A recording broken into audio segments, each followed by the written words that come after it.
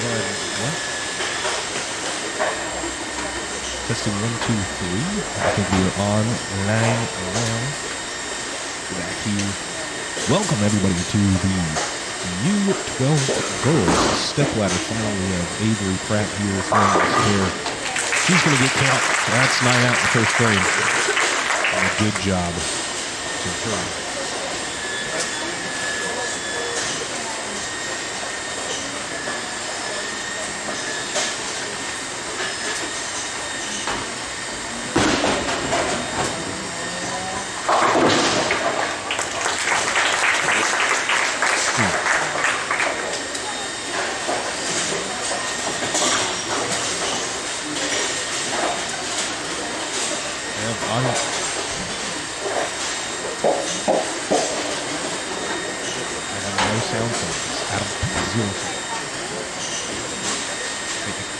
Then it goes black. Everything's gone.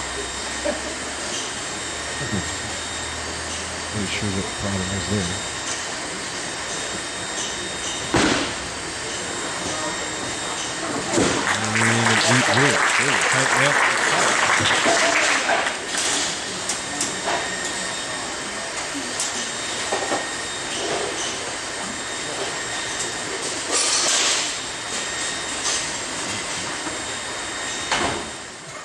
Oh, switched on me.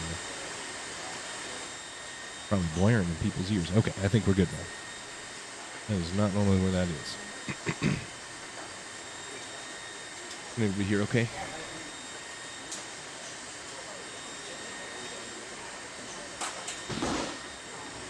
Ball's a little left. Going to touch that pin. Bang! Got it. There's the first strike on the board. There is the first strike on the board.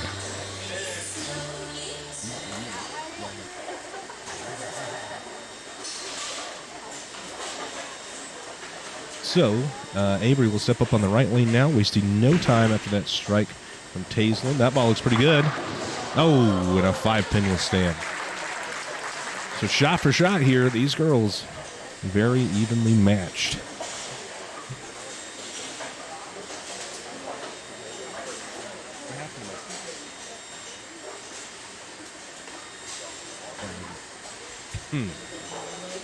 As Avery here gets ready for the spare. Avery is currently 10 years old. She is about to throw this 5-pin. Needs to hook a little bit, and it's not gonna. So an open for Avery, and Taislin is going to open up with the lead here in this match.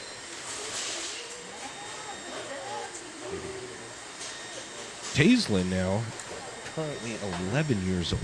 11 years old. She'll be up in the right lane, but we are doing match play format. These girls are doing a wonderful job of that. We're not bowling 5 games, by the way. Only bowling one game each match. That ball's much better. Hit the head pin. Oh, and gets 9. Good break there. It was pretty high on the head pin. I'm sure she will take that.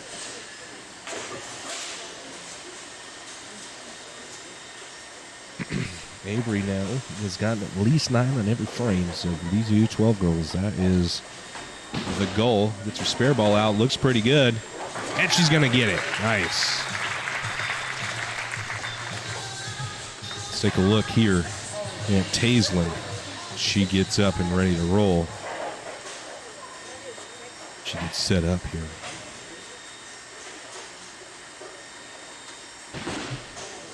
That ball's a little left off her hand. She's going to get a 7-pin out only. Taislin, again, 11 years old, started bowling when she was 5. Started bowling at 5 years of age with an early lead here, but that 1 count.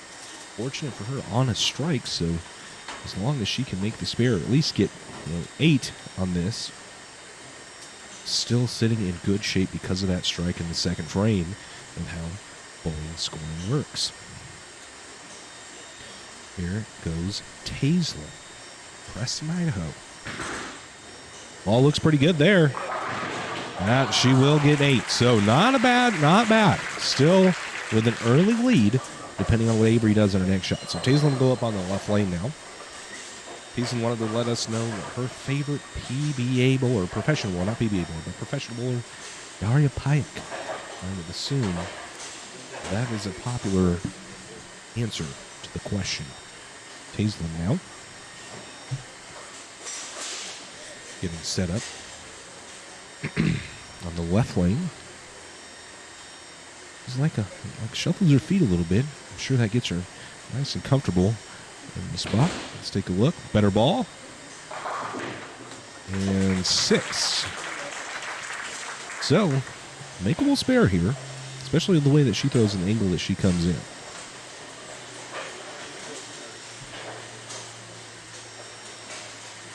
Parents sitting in the back here. Justin Studer doing a wonderful job on the arena to get us ready for these finals for these young women and men bowling in this event. I'm sure it makes them feel special with all their parents sitting around them. Let's cut back here. Let's see the spare attempt.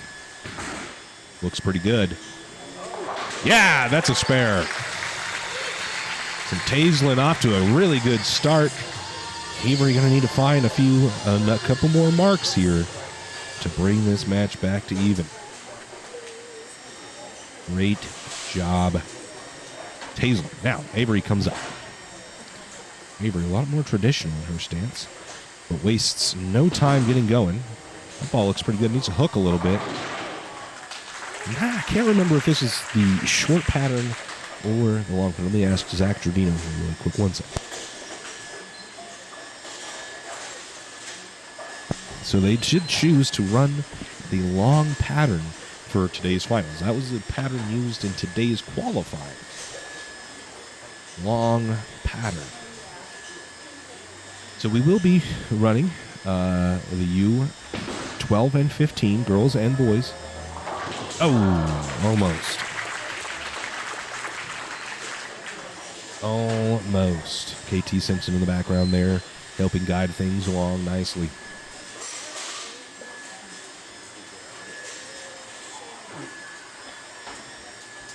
Parents sitting in the background, getting to watch their youngsters bowl in a stepladder final such as this. So, big shout out to proprietor here at Snake River Bowl, Justin Studer, for helping us bring action like this for these young women. That ball looks pretty good. It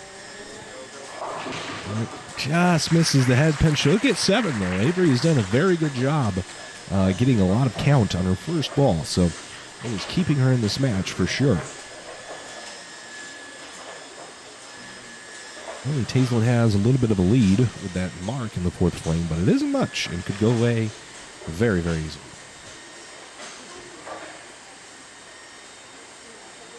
Just step up now on the left lane for the spare. Needs to hook a little this time, and she is consistently missing the same spot. So, tough break, but still off to a hot start. Taislan off to a little bit hotter.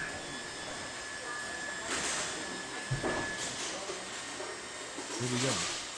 These are now on the right lane. Just touch the head pan. Doesn't quite. Okay, 7's not bad. 7's good count there.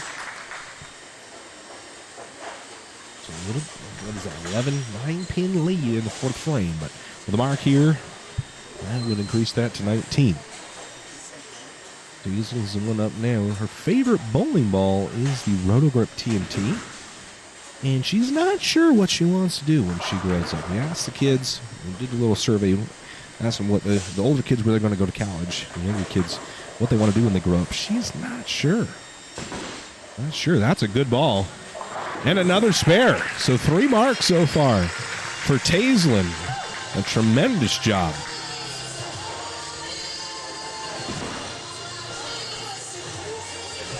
You can see here the set that we've got going on. Over there on lane 1, the girls are keeping loose. This is all the folks in-house for us for this event. You can see the trophies there on the bottom right. Taislan getting ready for her 6th frame shot here with a nice 19-pin lead, looking to extend it. Oh, another tremendous ball from Taislan. It's going to hit that pin. Oh, and now we're left with a split. Taislan's parents off there to the left. Getting some advice on how to pair this up. Telling her she needs to move a little left. Catch the left side of the 2-pin. So 210.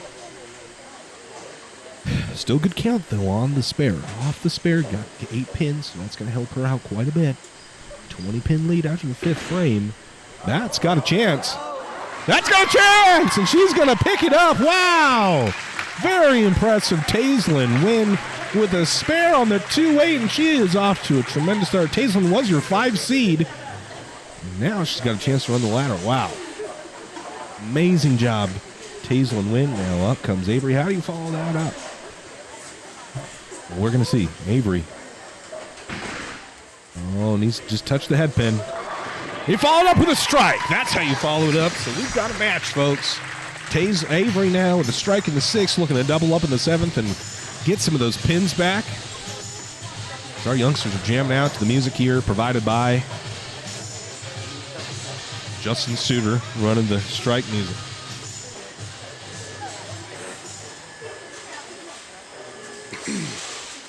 Okay, Avery. Avery started bowling when she was 8 years old from Emmett, Idaho. Let's take a look at her second shot off the strike. Little right. Oh, she's going to get 1. Fortunate for her, it's off the strike, so nothing hurt. Just a better second ball. Now, Avery's favorite bowler, professional bowler, that is KT Simpson. KT sitting right behind her next to Taislin. Taislin squeaked out the chair a little bit, but KT sitting right there helping. Oh, she's actually to the right here talking to the young woman in the orange. Guiding things, helping these young women in their first experience with this. That's a little bit better ball. If you catch the head pin, it might be okay. All right, well, 7 off the strike. She's got a 75 in the 7th frame. And she's down about 20, 30 pins, depending on what Avery does after that amazing spare of the 210. Here we go. Taislin now on the right lane. Pretty good. She follows up the 210 spare with another strike. Wow. Taislin did not show up to play games. Taislin's favorite bowling memory is watching her cousin fall. Ouch, savage. Savage from Taislin, watching her cousin fall. Emerson, one of our young men that will be bowling today in the stepladder finals, he also took a hard fall. It was a little scary, not quite funny. So hopefully this was a little funnier than that one from Emerson. Another good ball. If it catches the head pin, it could be good. Just not quite enough of it. Trips the 8-pin out of that, so it makes it a little bit more spareable. And she is left with a 2, 4, 5, 7.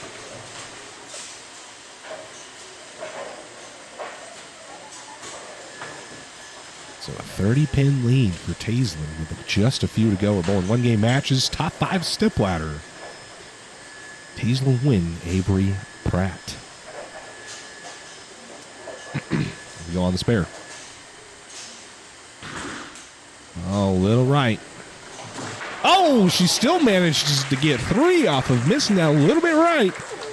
9 out, not bad off a strike. So 119 currently sitting in the 8th frame. Very impressive. Okay, here we go. Avery Pratt. Avery, her favorite bowling ball is the Fate, and she wants to be a teacher when she grows up. That's a really good ball. Go over 10-pin, not quite. All right, good shot. Good shot. Her favorite bowling memory is when she bowled a 202, so I'm sure that is her personal best. Almost going to need something like that in this game against Taislin. That's a little left. It's going to be a miss. So, going to need to kind of work a miracle here. An 84 in the 8th frame. And she is down 25 pins, 35 pins, I think. Yeah, 35 pin deficit. She's going to need to make up 2 frames. Here we go. Well, that ball's a little left. And she will get 1. So, fortunate for her, that's off and open. So the count doesn't really matter, but definitely going to need a mark here if she wants to get back in this game against Avery Pratt. Excuse me, Taislin. And finally, Avery's strike songs that she chose was Eye of the Tiger.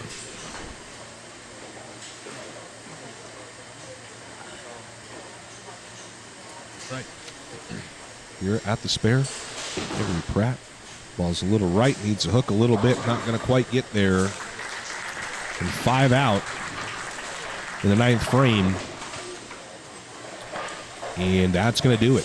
Taislin wins, going to advance to the next match. She will face Lainey Olson, the number 3 seed. Lainey Olson in match number 2 here of the U12 Girls Stepladder Finals.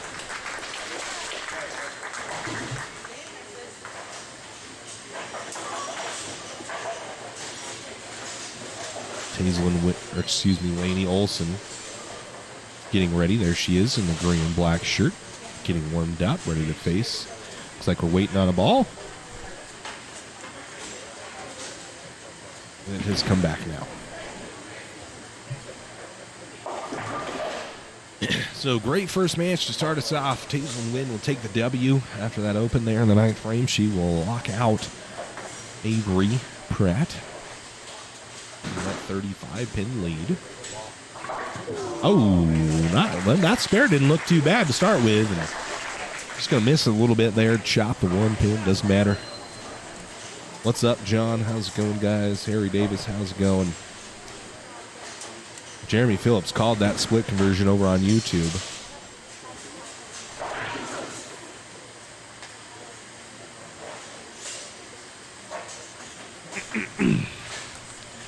Now, Taislin on the left lane. The ball, touch the headpin's going to be good.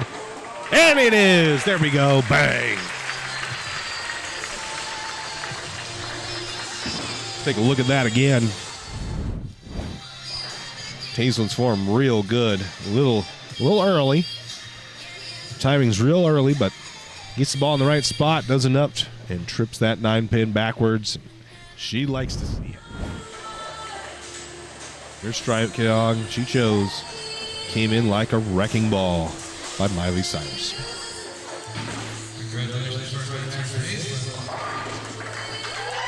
She's going to advance. She's going to shoot 136 or 7. Congratulations to her. And waiting in the wings now, Lainey Olson.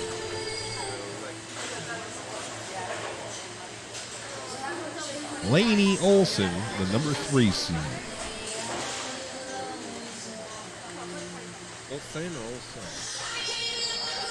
Olson. Congratulations to her.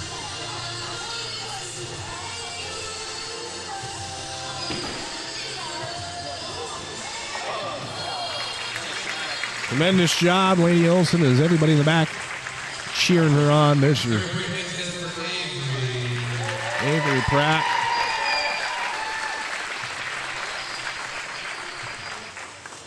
Congratulations, Avery Pratt. She put up a good match, but Taislin coming in with a fire. The ball's really good. Just doesn't quite catch enough of the head pin. She'll get a 9. Ow. Good job, girls.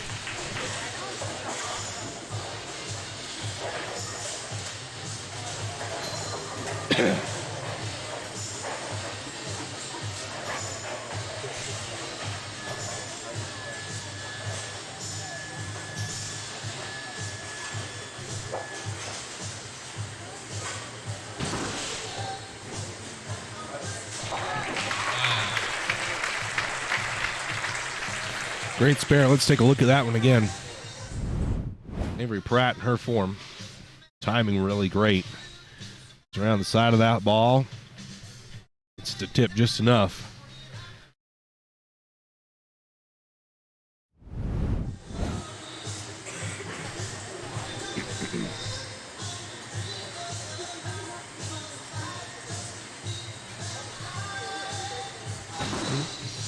I'm going to change this games to match. Oh, and a great shot there. Definitely could have struck. So we're going to change this to match.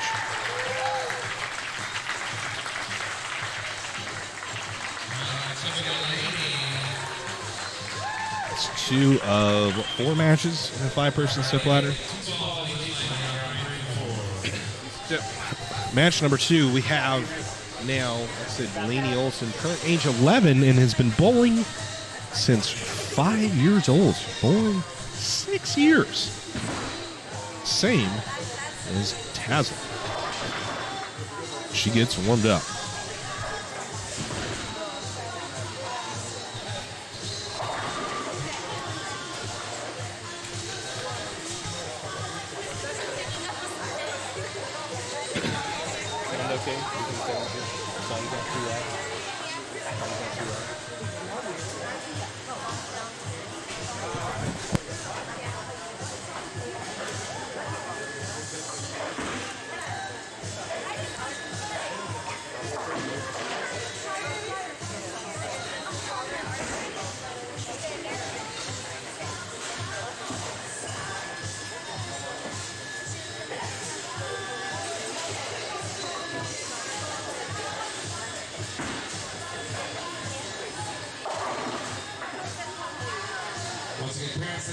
This match, if we can get you right behind the lanes directly. So if you're not in this match, if we can make room, so we have parents right here in the front row behind where these guys are sitting, it would be fantastic.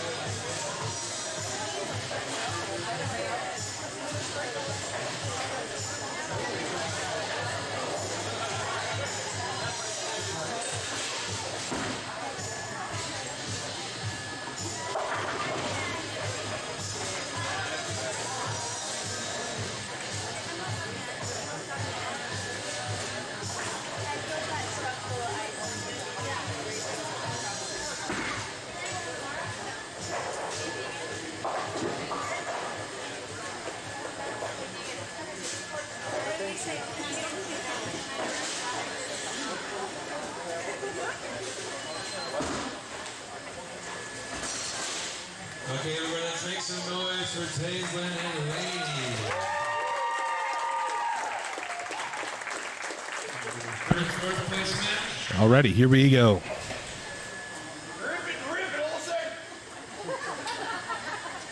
Our second match here. Lainey Olson, your number 3 seed. And Tazzle Wynn, your number 2 seed.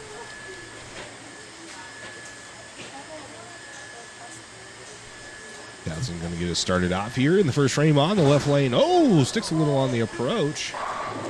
Still not that bad of a ball. We get 5 on our first shot.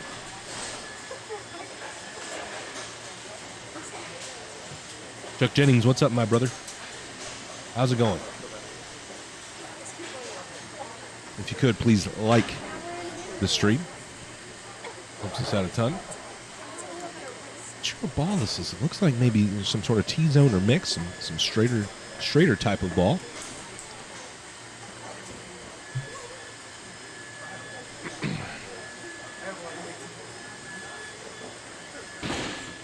That's not bad.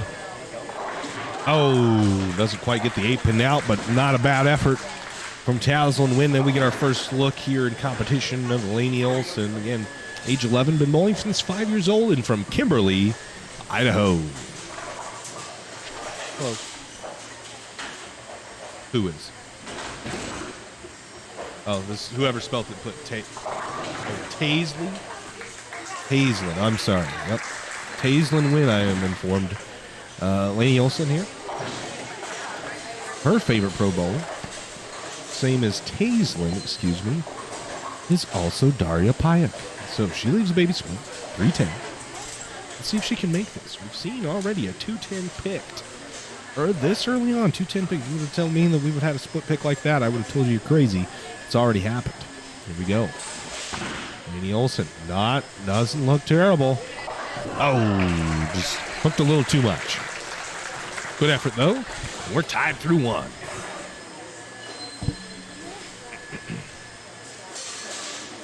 KT down there helping us out, guiding the girls in their first, I'm sure, stepladder final with the match play cadence, as you will.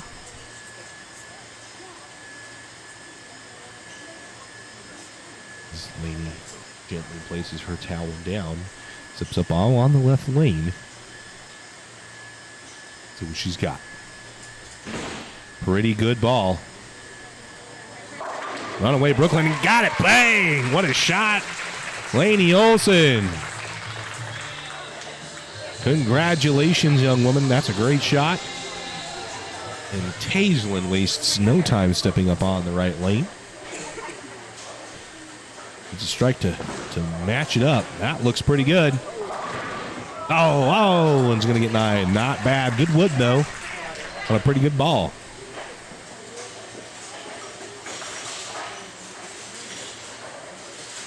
The family watching in the background, the U18, the co-main events, the U18 and the U18 boys and girls co-main events tonight. 7:30 p.m. Mountain Time is the scheduled start of those matches. They have 5 more games of qualifying to do in just an hour or so to decide their top 5, and they will compete once these 4 divisions are done. That looks pretty good. Great shot from Tazelin. So a tight match now. And Laney has an opportunity here. Tazelin has an opportunity to put a little pressure on Laney Olson. Tazelin wastes no time. She's ready to go. Her mom in the background telling her she needs to take a couple breaths, but she very, very deliberate and quick. So only thing she's waiting on is the ball. The ball could get back sooner. She'd throw it quicker. Go left lane. Number 3 here in the arena.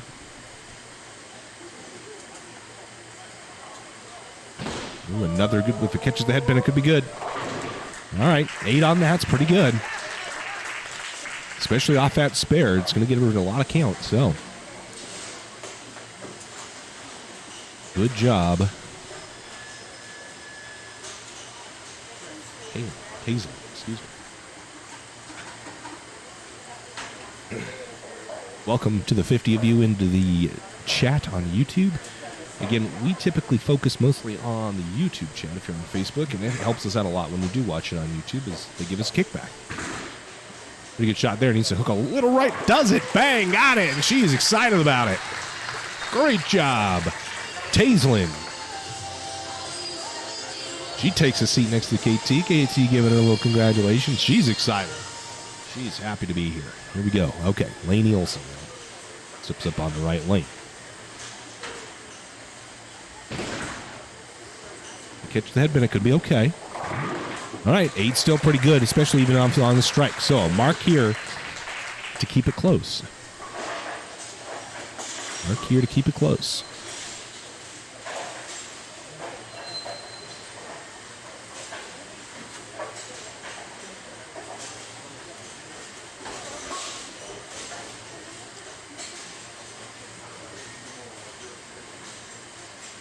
Here we go, Laney Olson at the 1-3 here. She's going to need that to hook a little bit. Oh, not quite. Not quite.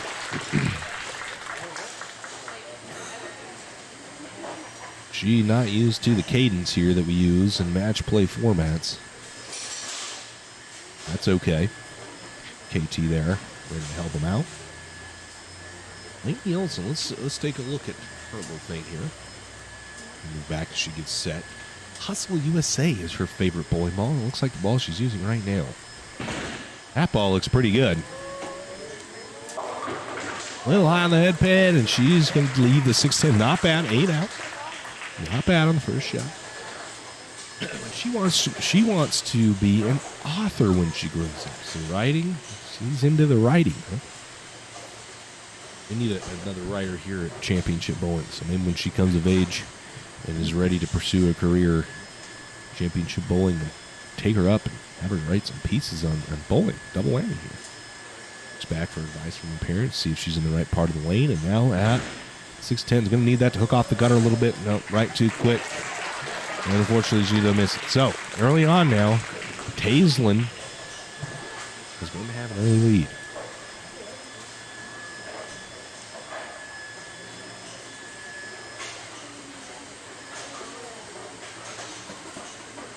He gets set and is ready to roll.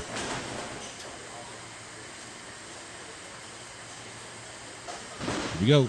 The ball's a little left. Not quite catching up. Doesn't quite catch the head pin. She's going to leave the 1-3-5-6. 1-3-5-6. Am I right? No, 1-3-8-6. 1-3-6-8. Yes. No. The 1-3-6-9. Wow. Your boy's bad. Sorry.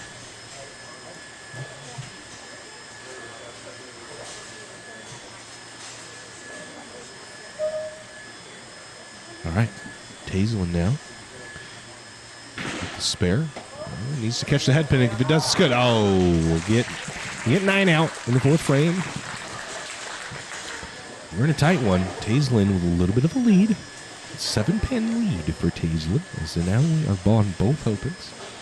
So in the 5th frame, Tazelin 7-pin lead. KT's lanes. Hey, thank you for having KT out here helping us out with guiding these young women and making them better bowlers. Here we go. Tazelin wasting no time like she normally does. That ball's better. Oh, in a 4-pin. Very good ball.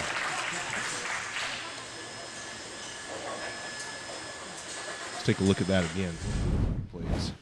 Done before she's ready to go because she is quick about it. The head pin just goes right around the 4-pin there.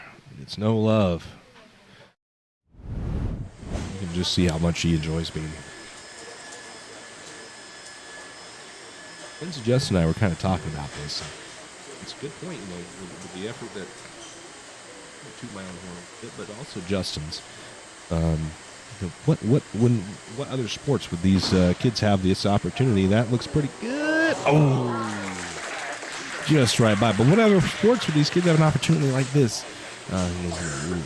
Basically as close to a TV set as we can get without being TV. You know, the budget that we're at. In an arena like this from Justin's studio, you know, what other sport are you going to be able to get an opportunity to bowl in such an environment like this or participate in the sport? You know, this is like playing in an MLB stadium on TV, basically. The pros aren't bowling on much different than what we're seeing right here on a set like this. So we want the whoa.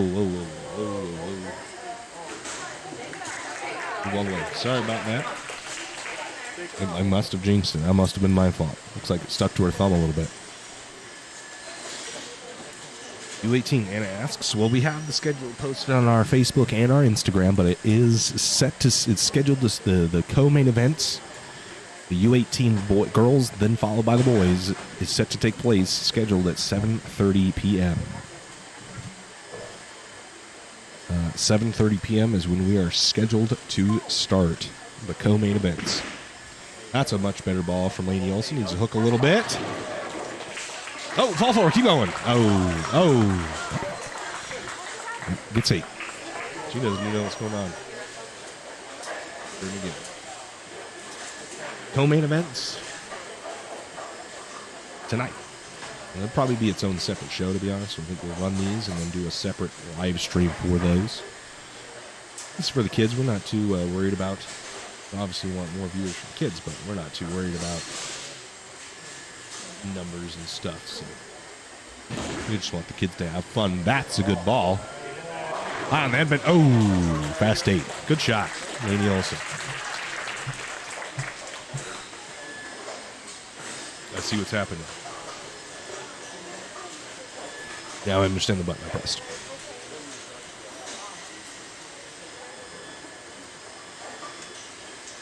Lainey says her favorite bowling memory is when she rolled 172 and her strike song is "We Are the Champions." Okay, Lainey now on the left lane at the 4-7. Needs that ball to hook a little. Oh, and it doesn't quite finish.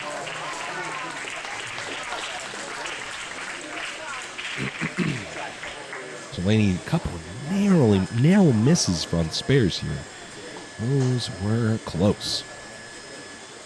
And we are still all tied up through 6 frames. Well, actually, now Lainey has a little bit of a deficit, depending on what Tazelin does here.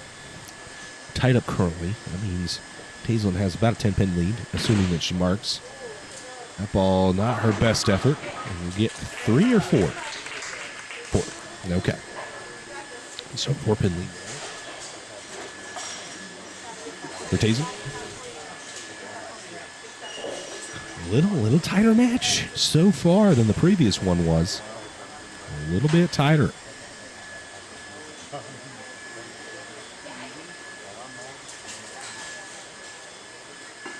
All right, here we go. Tazen. That's a better ball. Oh, and it won't quite make the spare. Very close, though.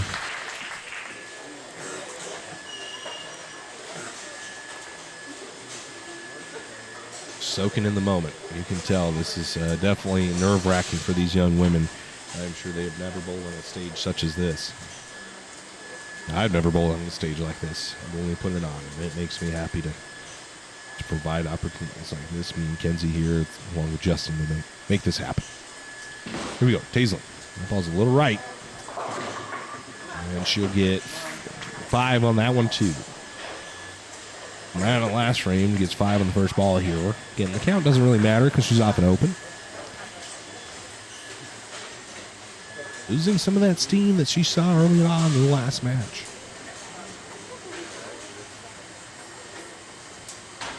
Archie, yeah, it did.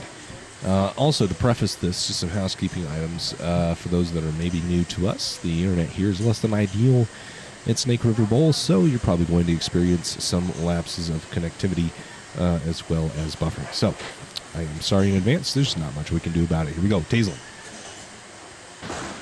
Well, that ball's a little right. And the door is now open for Lainey Olson. Although she looked a little disappointed, she has still gotten 8 or better on every frame so far. The same cannot be said for Tazen after that last 5 dash. So, an opportunity here for Lainey to get some pins back. She was down a little bit here going to the 7th frame. That ball looks pretty good. Bang! High flush! High flush. There's that song that's playing. Here we go. High flush. Lainey Olson. What a shot. Tremendous. Bang. Right there. High flush. Head pin trip. 7 out. You gotta love it.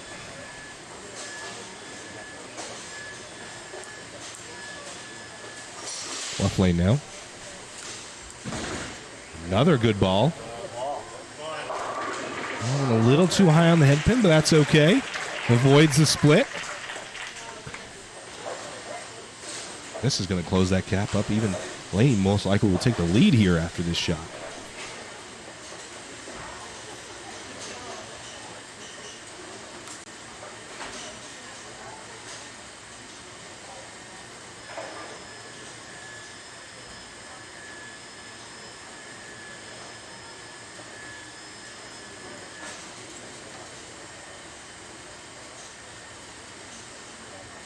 Okay, Lainey now on the left lane at the 610.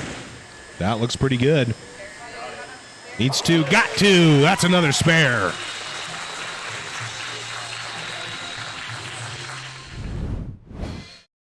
Run it back for me. That's a great shot. Tremendous ball. Right there. Just as we were running that replay, Tazen, again, doesn't waste any time. It looks like she hit her leg with the ball.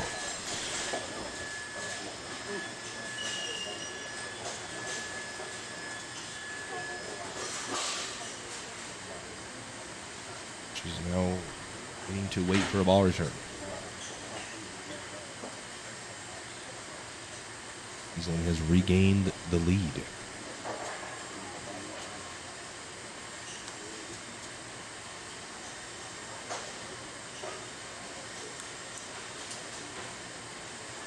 Here we go.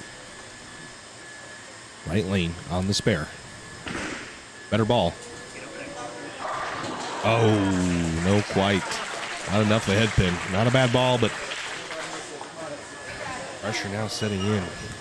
Sure on Tazen. First time she has been down in a match. 8th frame. She is now down 7 pins. 8 pins. I'm sorry. 8 pins. She has 91. 8 pins. Depending on what Laney does, the next shot could be even potentially closer to 18. But 8 pins is the deficit. Here we go. Laney on the left. Excuse me. Taislin on the left lane. That's a good ball. Bang! Got it! She's happy about it. Let's go. What a great shot. Taislin. Clutch. Down in the match, needing something to happen. And packs 10 right there. What a shot.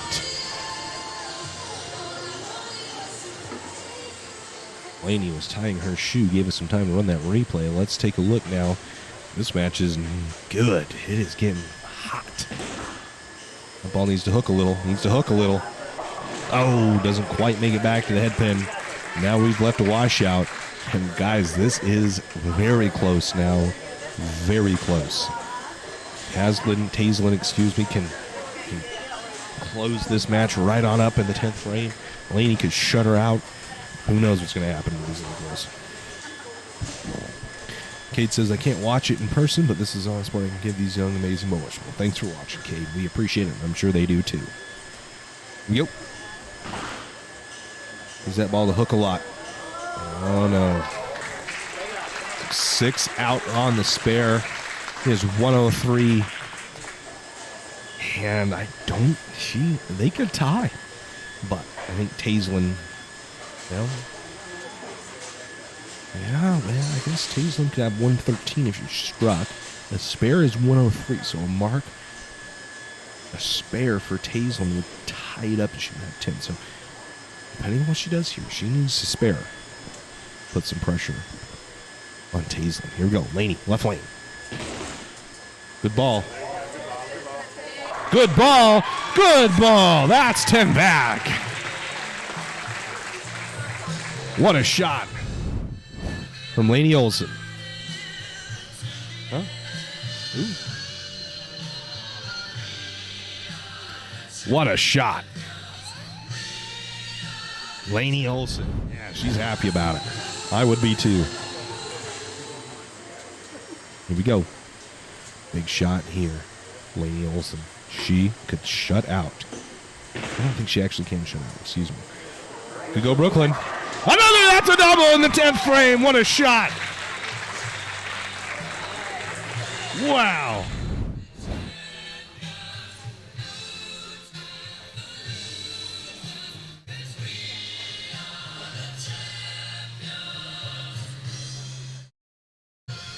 What a shot. Laney Olson.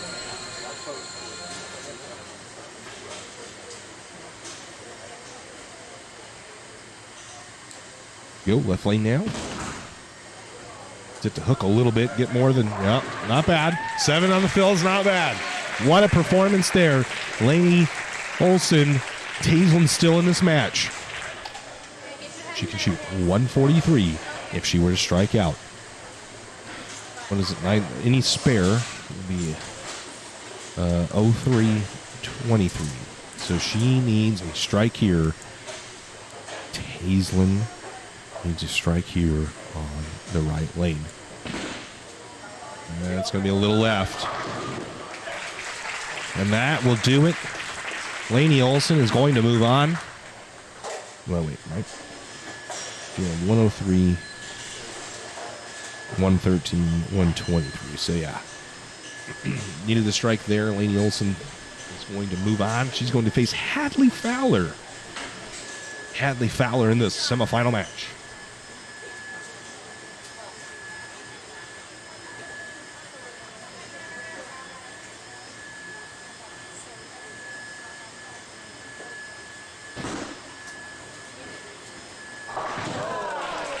Shot the spare. A great match from these two.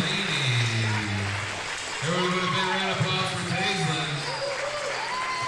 Taislin, wave your fans. They don't want to see your wave. Oh, they want to check.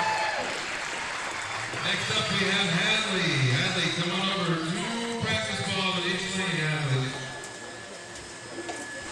great match that was. Great match.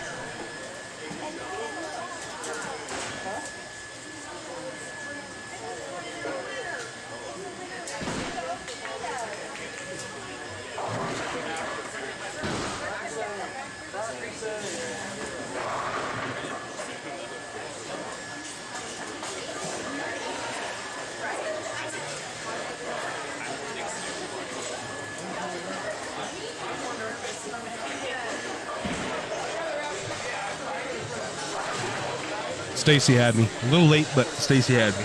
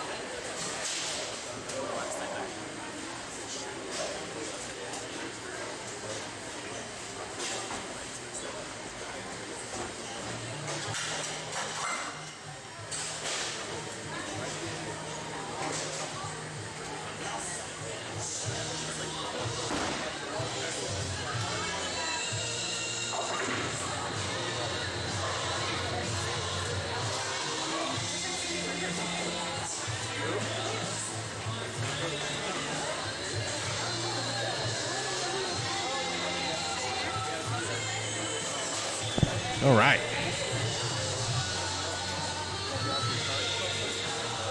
Hopefully there's nobody else live streaming here. If they are, it's kicking our butts a little bit. Well, thanks, Kate. We appreciate you working. Everything's been going real smooth as far as things that would be controlled in the back. So thanks, brother. Okay, here's the start of the match. We got Hadley Fowler, currently 9, started bowling at the age of 2. She's going to start us off. High flush and a plaque of 10-pin. Great shot, though, to start this match off. And Hadley Fowler, currently 9, has been bowling since she's from Boise. Her favorite pro bowler is Daria Payuk. She had a nice matching jersey on yesterday, and she's going to go at the 10-pin. That ball's a little left. She's going to start with 9 on the first shot, and it's not bad. So let's move on to Lainey Olson, who clutched up late, doubling in the 10th to seal the deal. Tremendous job, Lainey. Here we go. Match number 3. I need to update that really quick. I need to update who's in the match, too. Let me do that. This is match 3 of 4. Semifinal. Ball's a little left. Good wood. Real good wood.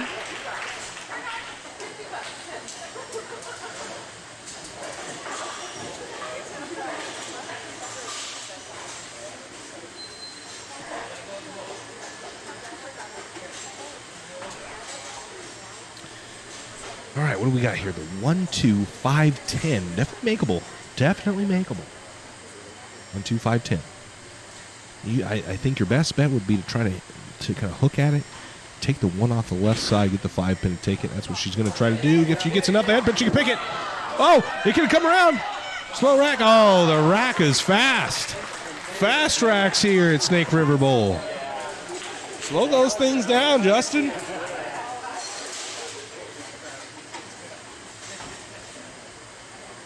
Hayden Wolf, excited for 18 tonight. Watch Brody do work. You too, Hayden. Thanks for watching, brother. It was a very good weekend for Taisling. That's a better shot. Oh, bad break on the Brooklyn shot. Tyler Fowler says, let's go Hadley. Wolf, I am excited to see the co-main events are going to be good. The co-main events are going to be good. Annabelle, what's up from Venezuela?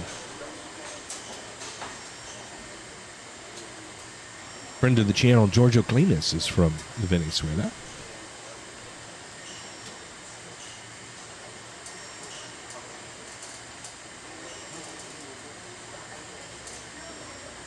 Here we go. Laney Olson. That ball's a little right. Not enough hook there on the right side to keep it on the lane. So we were all tied up, depending on here what Hadley does in the second frame. But through first frame, we're tied up. Hadley's family behind her, cheering her on in her Motive jersey. She got a good setup. And she's been taught well. Use that ball to hook a little. Oh, 1-7-8-9. Wow, that's going to be tough to pick. That is not going to be easy. We also want to give a shout out to a good friend of the channel and company, Sean Rash. Sean Rash called me or texted me Thursday night wanting to contribute, donated $200 to add to the scholarship prize funds of everybody here. That ball, if it hooks a little, could be good. Oh, close. So we're all tied up, 17 all after 2 frames.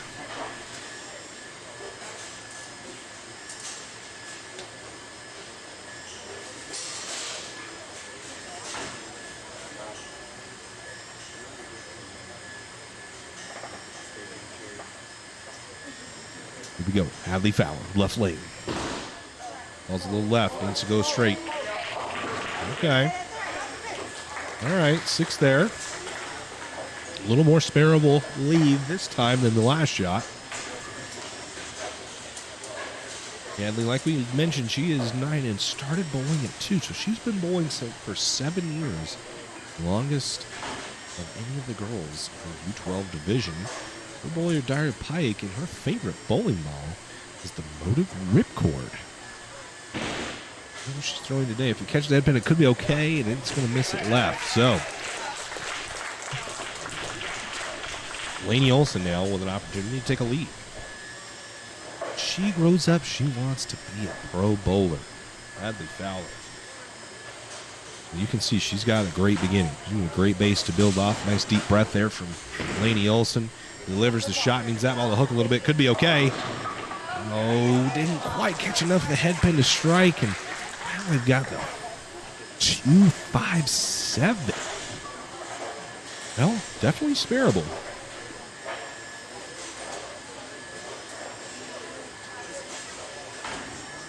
Definitely sparable.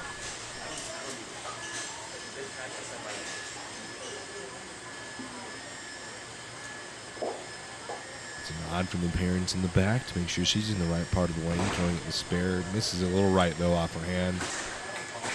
Not going to quite make it back with how long this pattern is.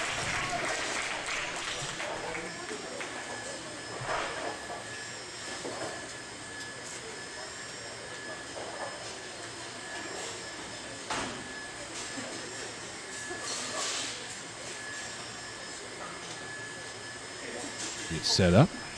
She's in the right part of the lane on her mark. And she is set to go left lane. 4th frame. Better ball that time. Oh. Better ball.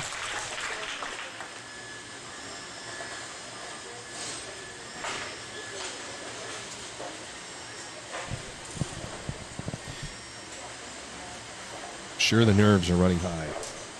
And it's setting like this arena. Gotta think. It is kind of tough to bowl in. I've never bowled in such an environment like this. If that hooks a little, it could be good. Oh, it just falls off. Just falls off. Hadley Fowler's going to get set, ready to go here on the right lane.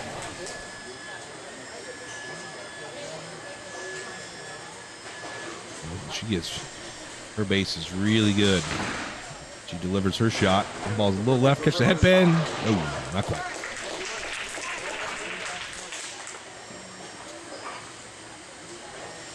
Hadley's favorite bowling memory is when she shot a 184. So her personal best, 184. so far is her favorite bowling memory. She is the youngest of the group bowling with us today.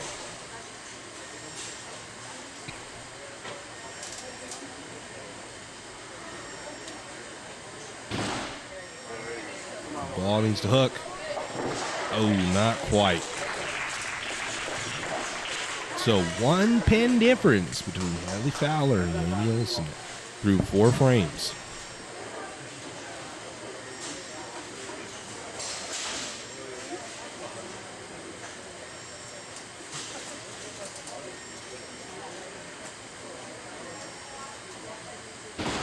That's a good looking ball. Brooklyn, oh, and the 6-pin won't quite come out of the gutter. Run that back.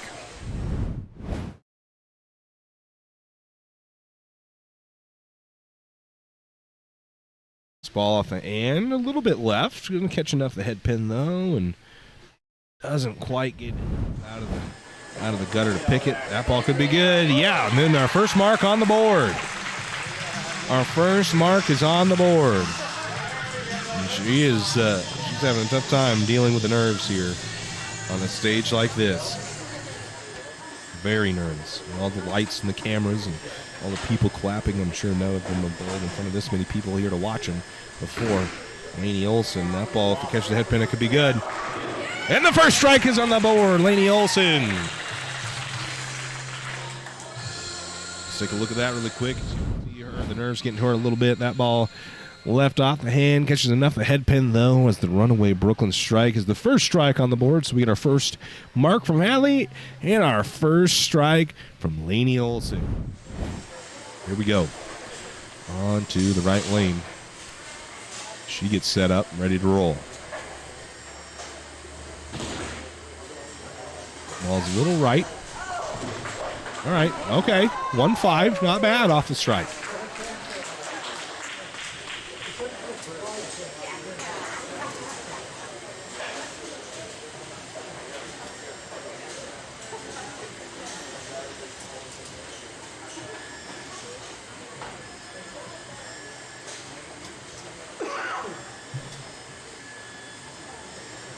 All right. Lainey Olson now left lane at the 1-5, the spare. It's a little left off the hand. All right. Both bowlers now off a mark. Hadley here needs 8 on the first ball to keep this game close. 9 ties it up. 8 keeps them at that 1-pin deficit they started the 4th frame with. Go, Hadley. And that's a good looking ball. Oh, 8 pins. So now, if she were to make the spare, she has 57 currently. She's 1 pin back. She gets 1 there tied. If she gets them both, she might have a 10-pin lead. 11-pin lead, excuse me. It stays there, it's good. It is good! Hadley Fowler, what a shot. Great job. Let's take a look at that again. In the perfect spot. Nice and straight. Gets just enough of the 2-pin, takes out the 7, and she is now has an opportunity to take an 11-pin lead with a good shot here. Uh-oh. Oh, no, off the spare, throws it in the gutter. The nerves getting to her a little bit, maybe a little quick. And now it is 1 pin, so chance there to take an 11-pin swing. Those are gone, and now 1 pin separates Lainey from Hadley. Well, I guess a spare here. It's a spare here would force Lainey to get a strike. That ball's not too bad. If you catch the head pin, comes away from it a little bit. She'll get 6. So 5. So 64 and 7. 6 pins. Burley ties it up. 7 takes a lead.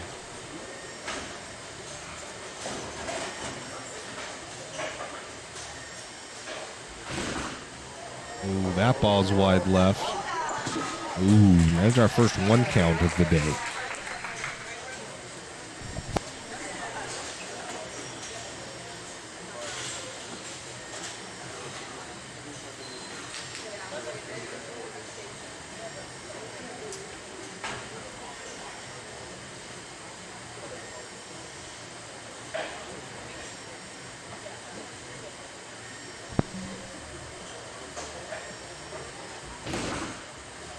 Better ball there.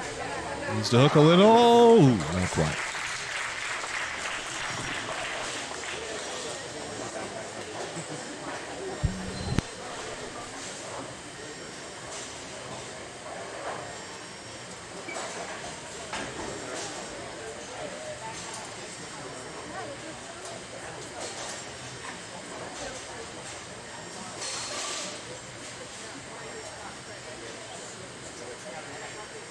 All right, Laney on the left lane now. That ball's not bad. Needs to hook a little bit. Doesn't quite. This longer pattern here proving to be a little bit difficult for these young ladies. Getting the ball to turn over.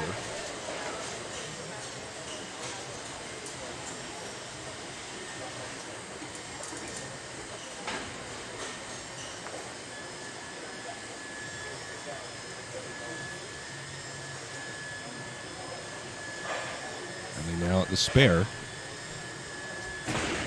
That could be good. Stay there. Oh.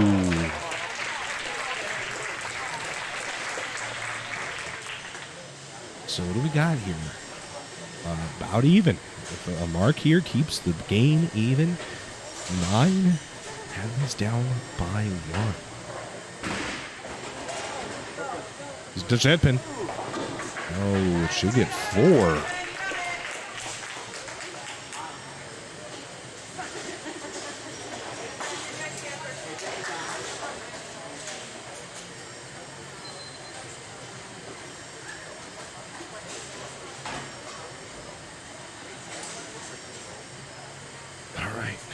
Right side.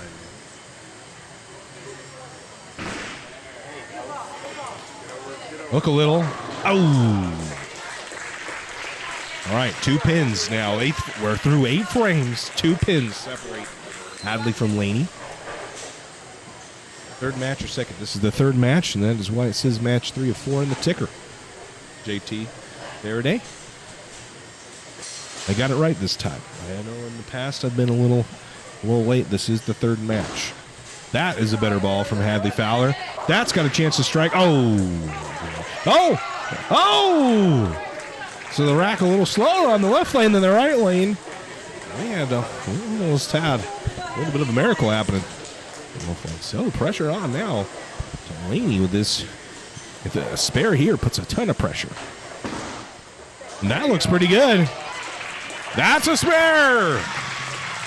Great job, Hadley Fowler. Spares in the 9th frame to set up her 10th. And that puts a little bit of pressure on Laney Olson to show up now in the 9th frame, the foundation frame to the 10th frame.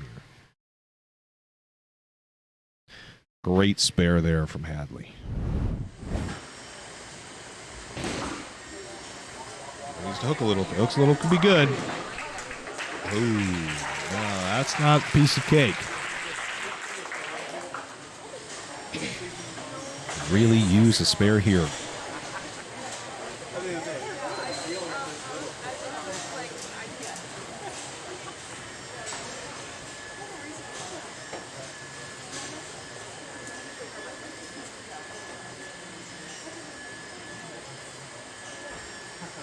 Go.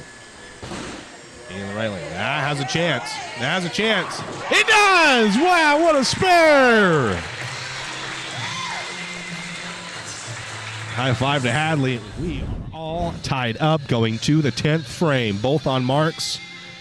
Excuse me, 2 pin deficit. Both on marks. So it is only 2 pins that separate Laney from Hadley.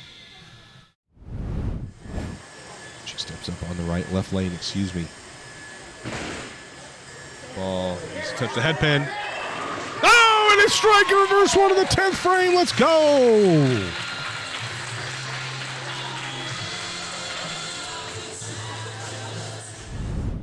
ball to come back. This one, I didn't know if I had a chance to touch the head pin, but this long oil pattern carried that ball all the way to the promised land and crumbles the bucket on the right side for a strike off of that spare. That is huge, folks. We start second frame, the ton of pressure here. She could lock it out. 3 strikes to lock him out. Ball's not bad either. Oh, all right. Some hope for Hadley. She is going to need a strike in the first frame. I think she'll actually need to double. 2-pin deficit. Strike spare is no good. So a double is needed from Hadley to stay alive.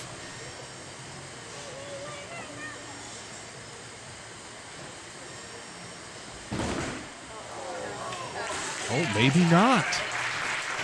She needs to fill 20 now.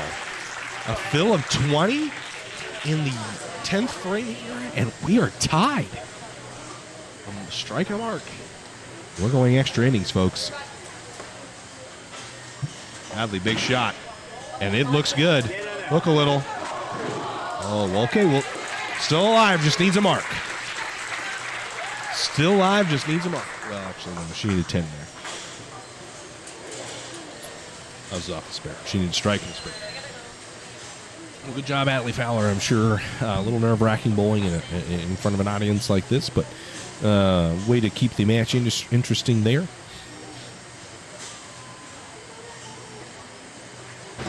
She finishes up her 10th frame.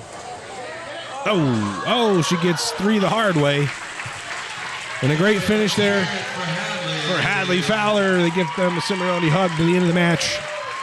And we move on to the final match here, the championship match.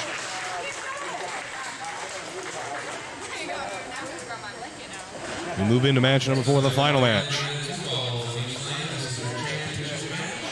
Lainey Olson and Braylon, and I don't know how to say Braylon's last name.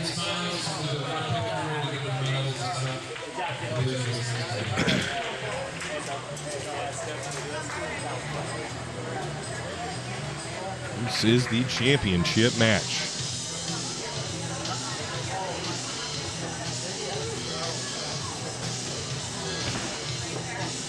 It is Lainey Olson, your number 3 seed, versus your number 1 seed, Braylon Giroux.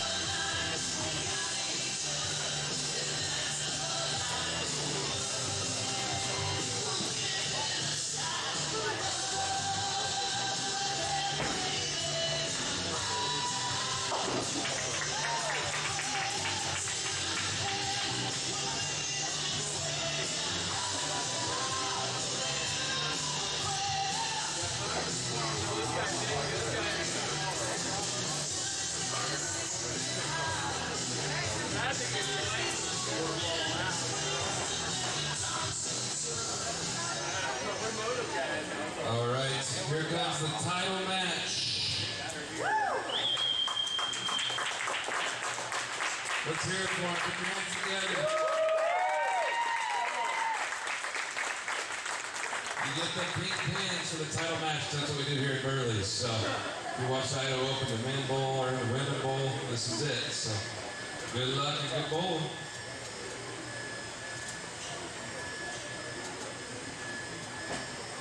Alrighty, here we go. Title match. Braylon was elected to start on the left lane. He throws it a little much harder than everybody else we've seen so far. She'll start off with 7. Braylon is 11 years old. She's been bowling since she was 5 and is from Twin Falls.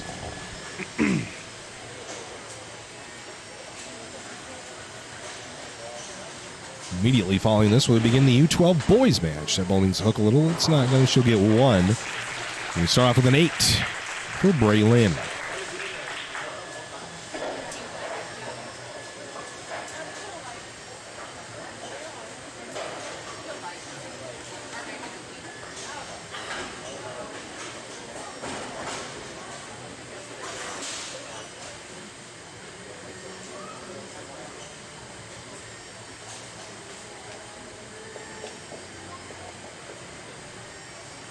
We go. Laney, her first shot, needs to hook a little. Didn't quite make it back.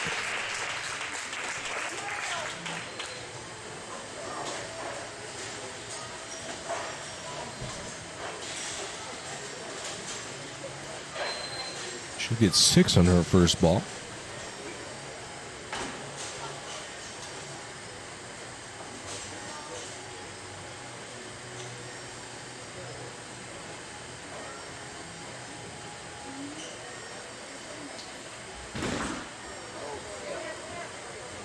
And we will start off tied. Both getting 8 out on the first frame.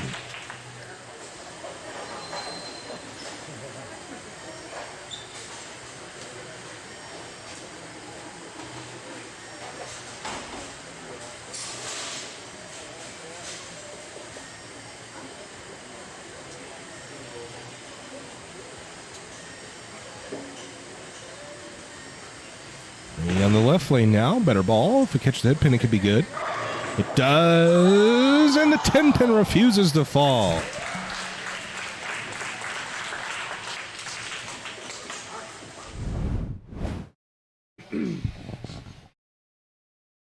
Gets hit there by the head pin, but not enough to get it to fall over.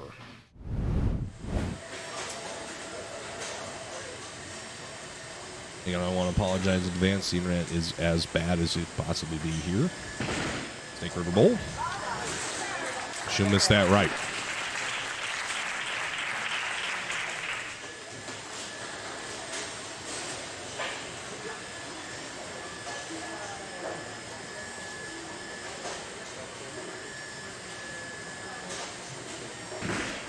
Alrighty. Braylon not wasting any time. This on the head pin. Ooh, she will split. That's a 4-6. Ouch. Tough break there.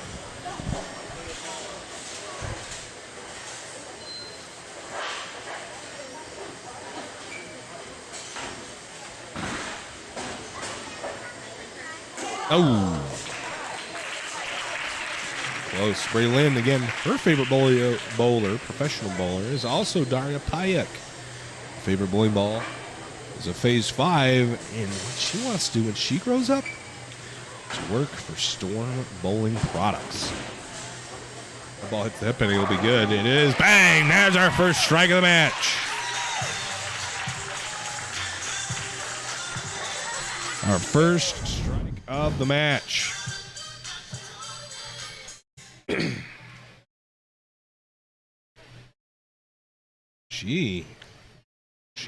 Braylon throws it way harder than the rest of our bowlers today.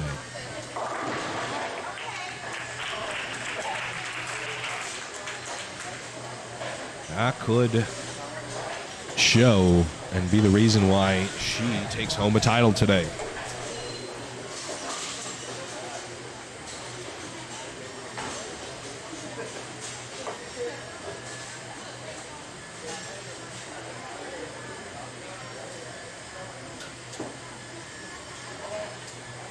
Go. Laney gets the spare. So she matches Braylon with a mark. And still has not got used to the cadence we do during match play. That's okay. She's got KT Simpson and her parents back there to keep her online. Guy here. Hustle USA in hand. Ball looks pretty good. And she'll get 9, so a good count. good ball after a spare, guys. It is very imperative that your ball after a mark, especially on a spare, is a good one, so you can take full effect of the spare you just made. You worked so hard to make, you might as well get full effect of it. So it is imperative that you get at least 8 or better, 7 or better off of the spare. Here we go. And Rainey has really struggled on those right side spares. Those have been tough for her, as we've seen her throw in the gutter quite a few times. And she has left a spare on the right side. And could take a 10-pin lead here with a mark.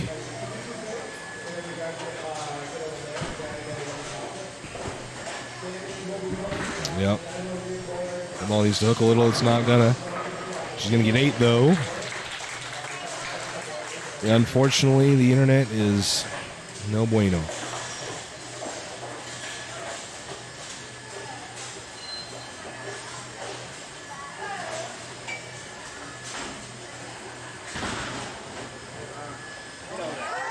That ball is not going to make it back.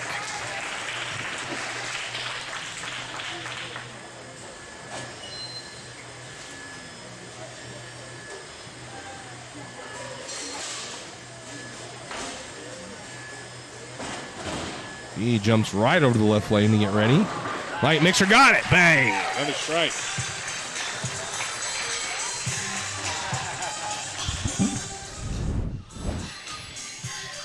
That nice high backswing gets around the ball just enough to make it hook enough.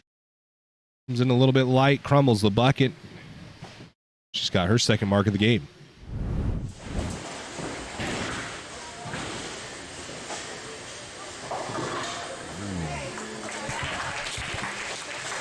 Two left.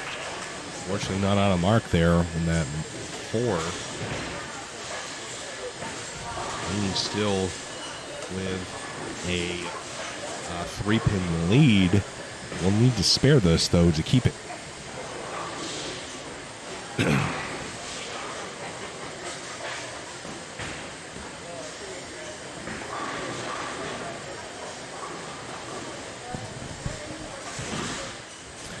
That ball could be good. Oh, not a bad spare shot, but doesn't quite make the spare. So Braylon now with an opportunity to take the lead.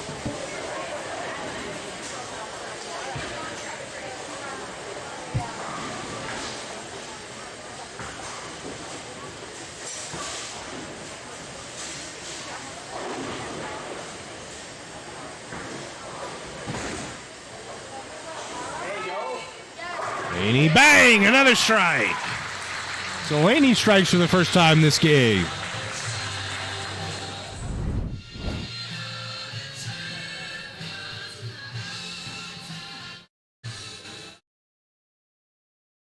Bang, what a nice shot. And she loved it. Ball's a little left. If it gets the head pin, it could be okay. And a 5-pin is left for Braylon. Braylon's best bowling memory is her first 200 game. Her strike song is Yeah by Usher.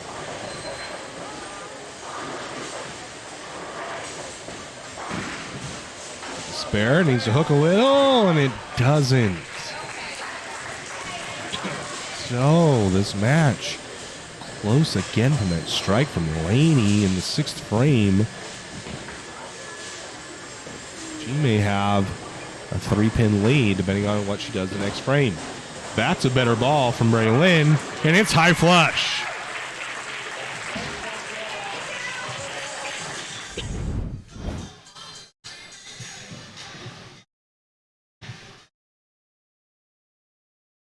Braylon wastes no time getting up, throwing her shots.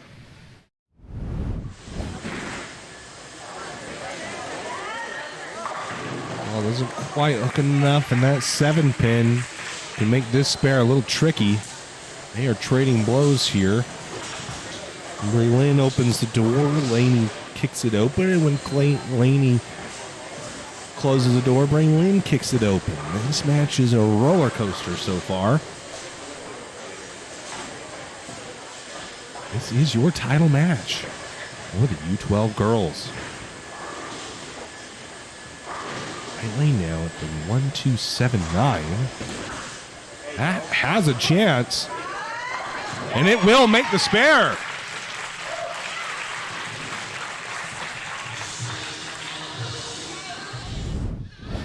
See that again.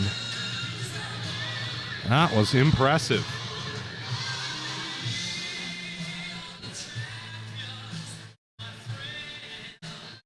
Textbook.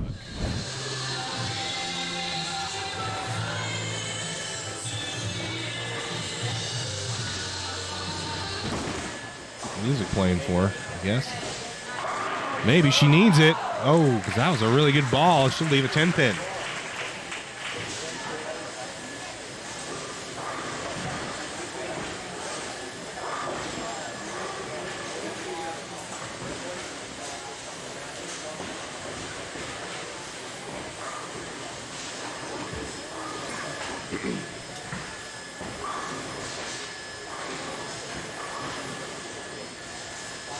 Pin now for Lee. Big shot here. And again, we see her problems with those right side spares.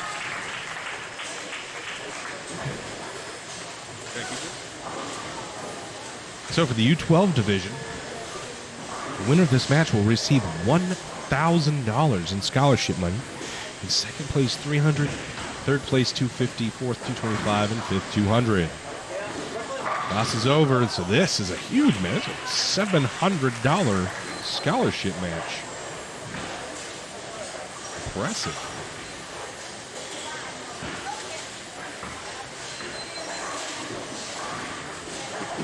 Very impressive. All right, big spare here for Braylon.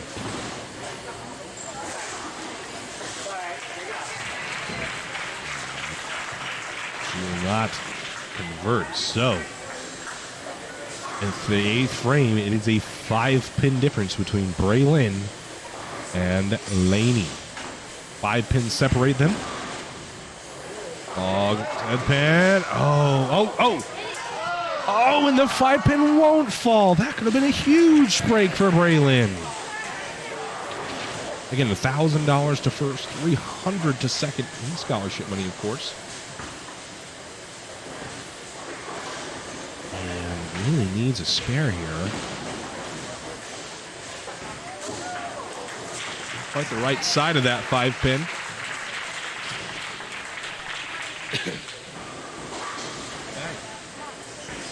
Well, Laney is going to finish us out here and can lock out Braylon. Now, will she? Probably not. She can apply a lot of pressure with a couple of good balls here. She can apply a lot of pressure here. That ball is pretty good. Oh, and avoids a spare. Or down over there, willing that ball, trying to get it to carry, and it carries just enough of the 10 pin that she does not leave the spare. So she has 109 now. If she makes a spare, it will obviously be more than that. 9th frame. That is 4 pins better than Braylon. Big spare. That's a pretty good ball. Count the spare for Laney Olson.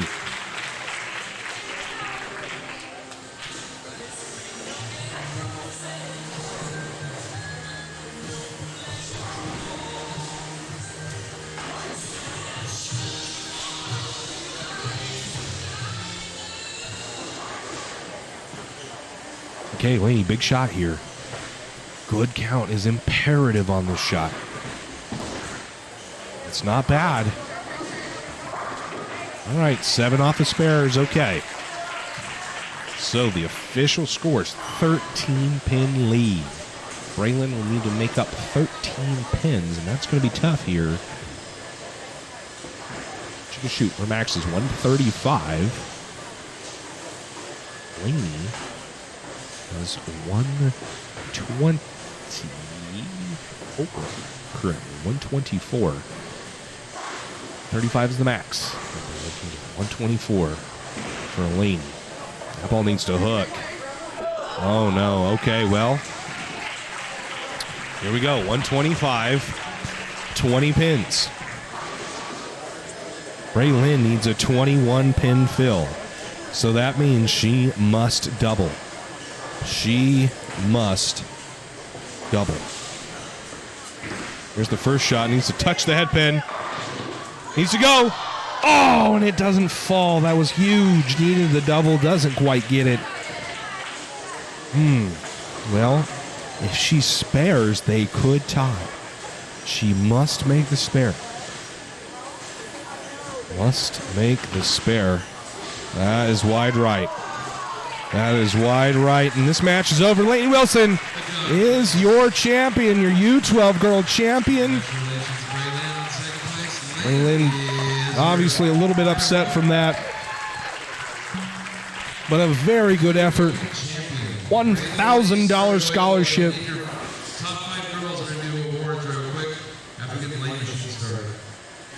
$1,000 scholarship to Lainey Olson. What a game, guys. That one was exciting. I'm glad we were able to capture. We will get set with our next game here in just a moment. Our next match, that'll be the U12 boys. I'm going to take a quick break, and I'll be right back.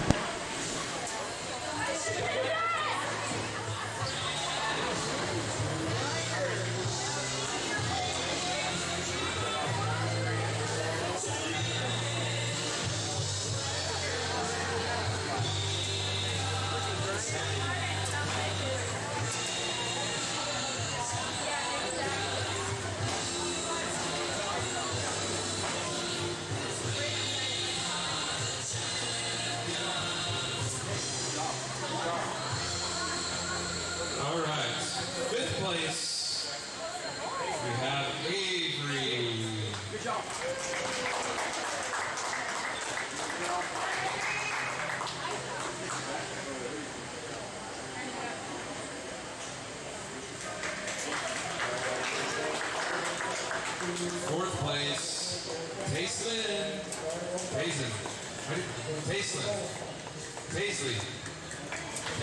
said Paisley.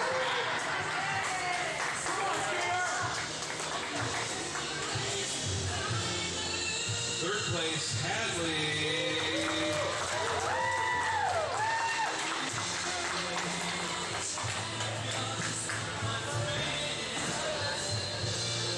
Second place, we have Braylon. All right.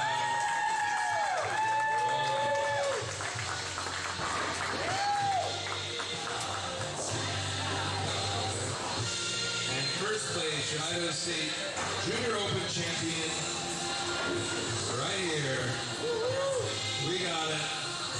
I can't read my writing. Lainey, I know your parents. Lainey. Get your medal. You got your trophy here. There's the top 5 girls for your U12 division. Idaho Junior Open.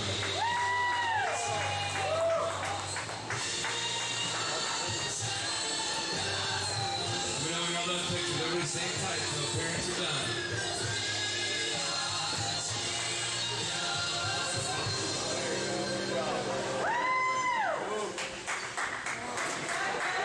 Alright, congratulations, guys. Scholarships will be hitting your accounts soon. Okay, U12 boys, as soon as we're done oiling lanes over here, we got about 5 minutes to loosen up all of you together. Then we'll squeeze you down to lane 1, and we'll bring over your 4th and 5th place here for 3 and 4 starter matches.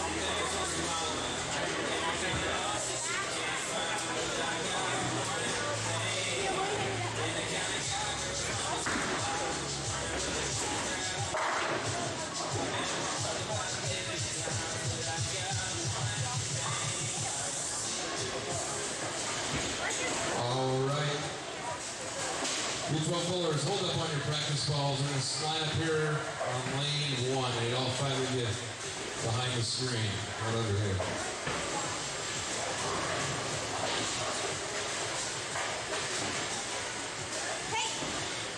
Alrighty, as we get ready for introductions for the U12 boys step ladder final.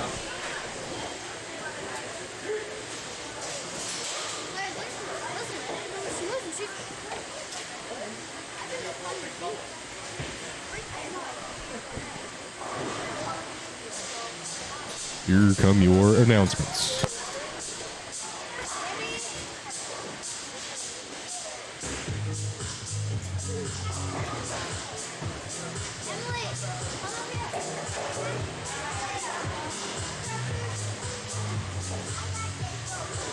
Thank you. Welcome on to U12 boys final.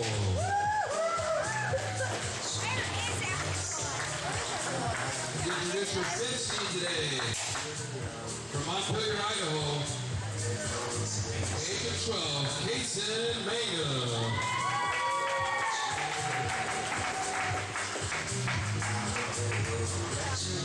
4th place, from right here in Hayburn, Idaho, Jacoby Bywater. Your 3rd place qualifier, from Burley Idaho, Colt Pandrowski.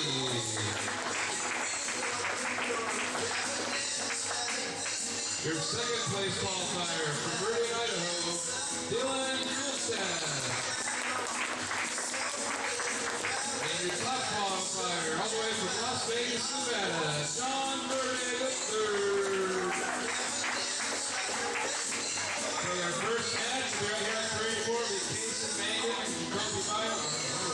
Yeah, Kason Mangum and Jacoby Bywater. We did 2 balls on both lanes. And then any of the others, you can stay loose on lane 1. We got pictures that we need. Okay, we're good.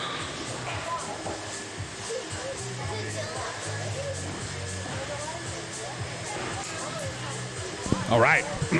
So we begin match number 1 of this step ladder. The U12 boys now. U12 boys. Yeah, I've got. Good. The internet's been a little rough over here, but mostly just out. It's not very good. Lately it's been a little bit better, but oh well. Can't control it.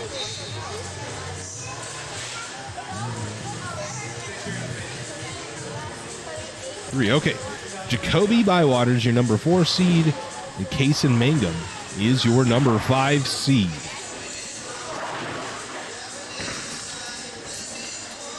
Katrina Hansen's from Preston. So proud of all of you. Is it Preston, Idaho? Nice. Welcome. Welcome to our chat. Welcome to our live stream. For those of you here, I apologize in advance. The internet hasn't been great. Looks like it's been a little bit better. It won't smooth out, but it is at least not awful. Before it was awful. Now it's fine, just not smooth. Earlier it was just bad. So hard to explain exactly internet. I'm not going to bore with you that. We're here to watch the U12 boys final. 10 games of qualifying got us to this point. Jacoby Bywater is 11 years old. He started bowling when he was 3 years old and is from Hayburn, Idaho. And Kason Mangum is 12 years old. He started bowling when he was 4, and he's from Montpelier, Idaho. So I'm sure Katrina Hansen is rooting for my man Kason. Girls put on one heck of a show.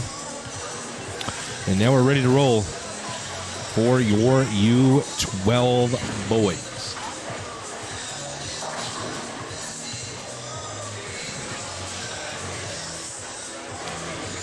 A little bit. It almost felt like someone was live streaming, but I don't know if that was, I can't obviously see, but I told Kenzie that these.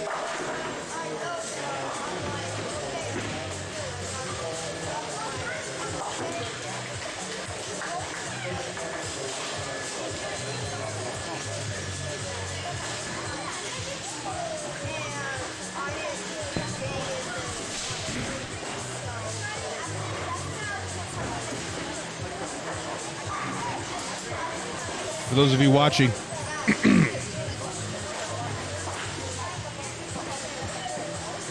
at home, our co-main events, the U18 boys and the U18 girls, our co-main events will begin tonight at 7:30 p.m.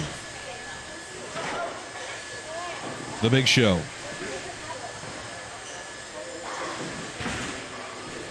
And we are set to go. Bywater the first to go. He's going to get 4 on his first ball, on a ball that leaked a little bit right. Jacoby Bywater, that is, to be specific.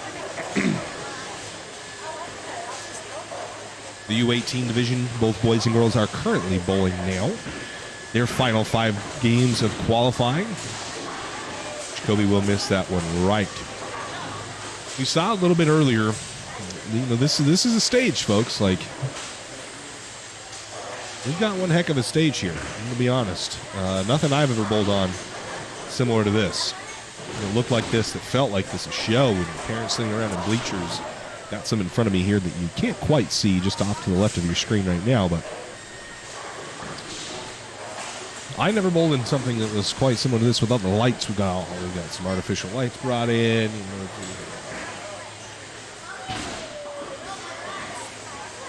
we cannot find his chamois.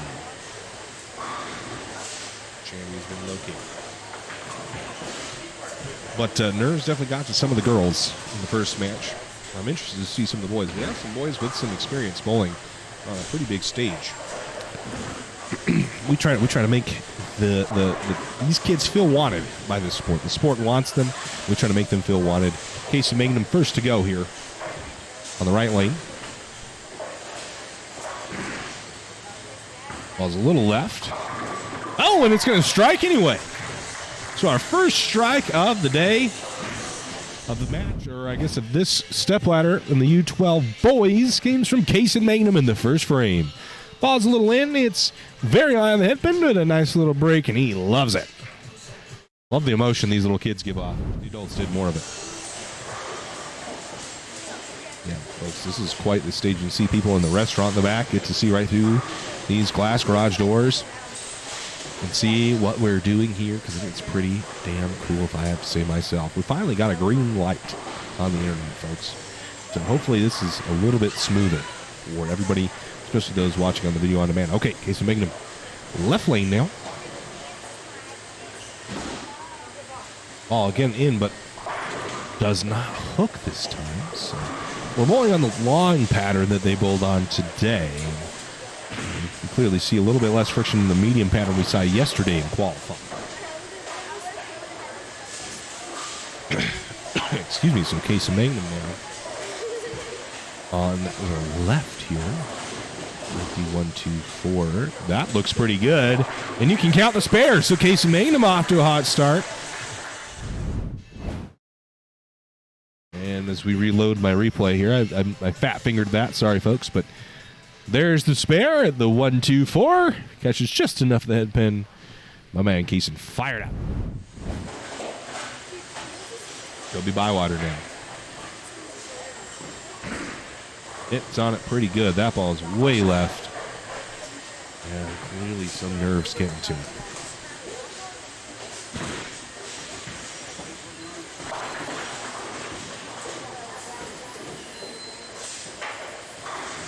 Clearly some nerves in this first match. Again, our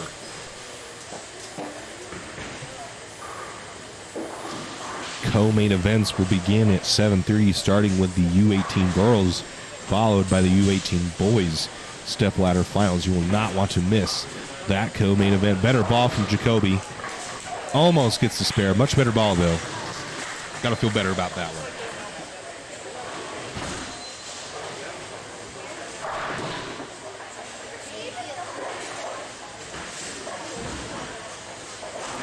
They are bowling right now their final 5 games to decide who will be moving on to that step ladder.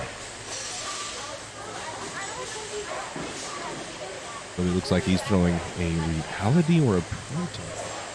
Quite tell. Something that looks like a reality, something looks like a proton physics. That ball's a little left. Ooh. Not a good break there. That ball wasn't that bad, but just went through the pins at the right angle. He's left with a split. 3, 6, 7, 10. Can he make it? That has a chance. Oh, not quite enough. Had a chance. Good shot, Jacoby. Now we're already also, we have the Championship Bowlers Tour. The CB Tour begins August 11th through the 13th in Lehi, Utah. $2,000 bonus to win the series championship, the points championship. $3,000 to win each of the regular events. $5,000 to win the Championship Bowling Masters, the lone major on the tour. Guys, if you want to find out more information on that, head on over to championship-bowling.com. As another light hit leaves 3/4 of the bucket. That's the 245, excuse me. So yeah, like I said, if you want to find more information out on the Championship Bowlers Tour, head on over to our website, which is linked in the description of these videos. Youth bowlers are eligible to bowl. We are working on a guaranteed scholarship fund for non-cashing youth bowlers.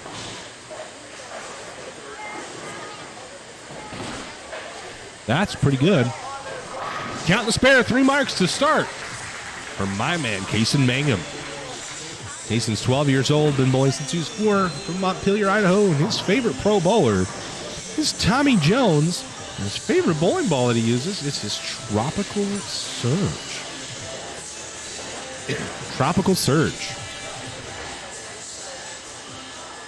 So now steps up on the left lane. Right lane of what you guys are seeing. That's the camera shooting towards him. Because of the arena style that Justin Studer's put on here, we're able to bring you action like this. That ball is pretty good. He's a hook a little, almost backed up. Wow. I don't think that ball was bad. Misses the headpin right. We want our kids here to feel wanted. And, pat ourselves in Kenzie's backs to our own horn. What other sport are you going to, are your kids going to play where they get this kind of treatment? I'll be completely honest. I didn't get any of this. Bowling, baseball, didn't matter. Not something that I was. So we want to try to make these kids feel wanted here when they bowl. And then that one's pretty good. If he catches enough of the headpin, it's good. 4 marks in a row. Kaysen Mangum. What a start. Impressive.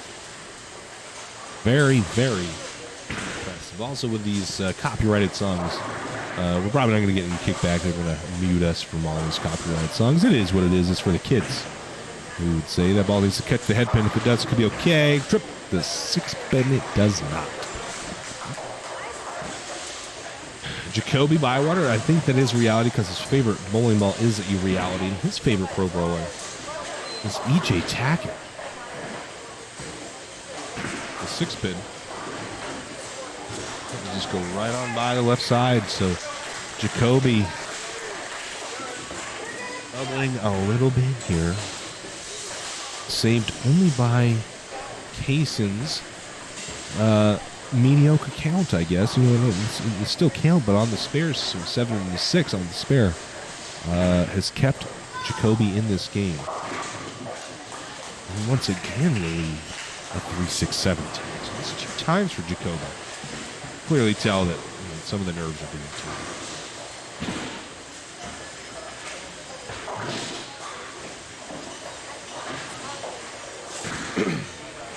He catches this.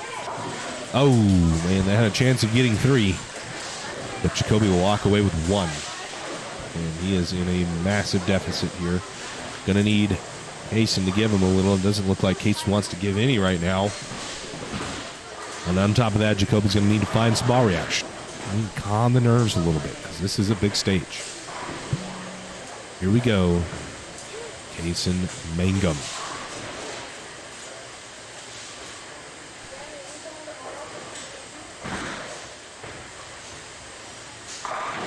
Oh, a little nice and flush, but leave the 10 pin. Close, but not quite. Jason Mangum.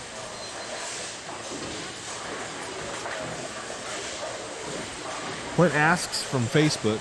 Again, Clint, I don't quite watch the Facebook comments as much as the YouTube comments, so I apologize in advance. But if you could watch on YouTube, it gives us a kickback when you do. But maybe not this time. It doesn't really because of the copyright music. Anyway, I'm not going to bore you with those things. He asks, Mr. Girls Final, can you recap the results? Yeah, we at our opening match, Aislinn versus, oh man. It's Aislinn versus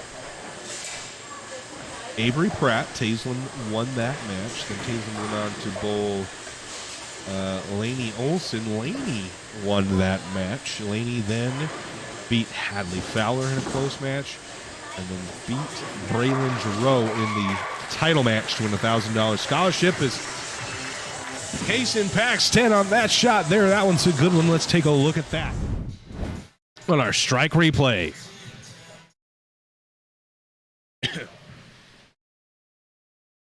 High flush Brooklyn is what I call it. Fist pump. He's excited.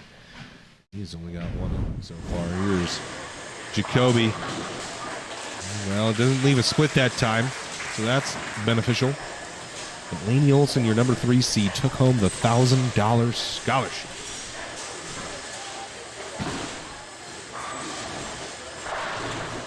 Rockaholic, what's up, brother? Oh, and our first mark for Jacoby Bywater comes in the 6th frame.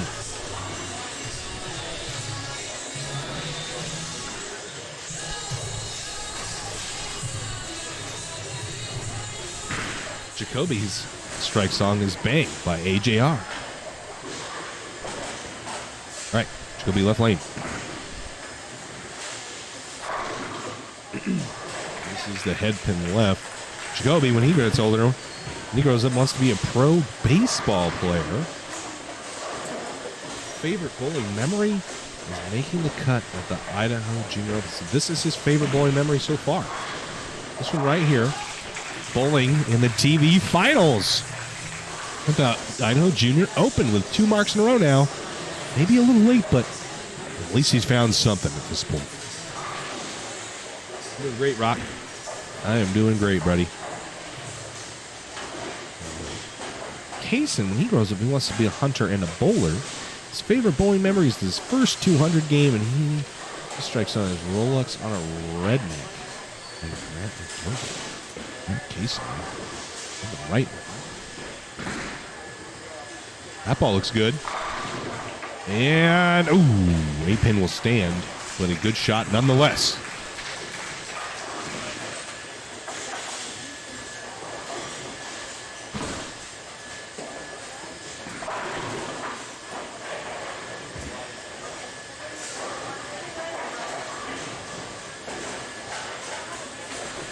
Good shot nonetheless. All right, Kaysen now at the spare.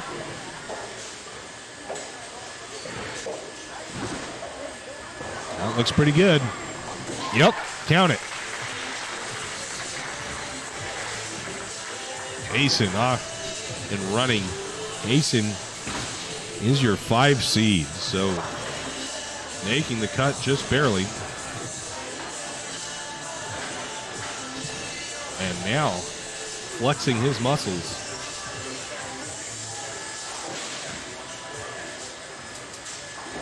In this first match, he is looking real good. This night, deep breath, push off. Here we go.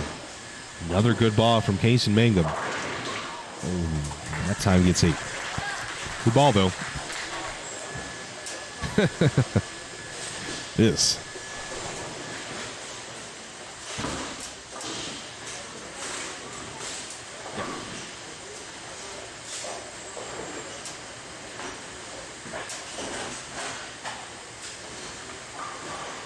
Kaysen now at the spare. That looks good as well. And he gets 2. Mangum 1 open through 8th frames, and that is going to be tough to beat in the U12 division. Let me tell you what. These guys, they have a challenge in front of them. John Verde is the leader from the U12 boys division. He is a player. There's a good ball from Jacoby. Packs 10. Now he's got 3 marks in a row. Much better ball from Jacoby Bywater. It's that ball on line and high flush. 10 back, baby. Great shot, Jacoby Bywater.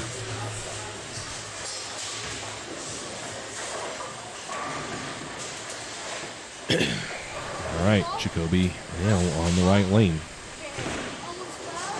Use that ball to hook. 7's not bad, though.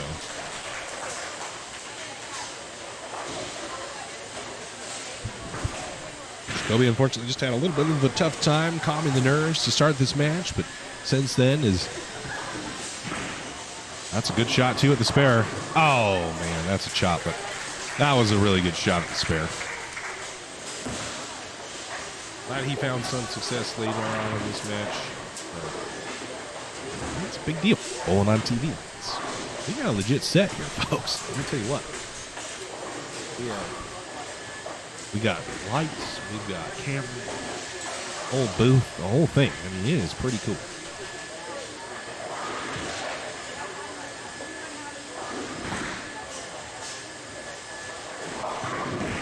Oh. Not a bad ball there from Kaysen, but a terrible result. Well, it may not matter at this point, but not bad. Love to see one-handed style still prevalent and the players just starting. Well, John Verde kind of wiped the floor with these guys. He led by a lot. A lot. And if I'm not mistaken, John Verde was two-handed, so. Oh, and they get none on the spare ball. So far, 143. Eason has shot 200 before, and I can see why.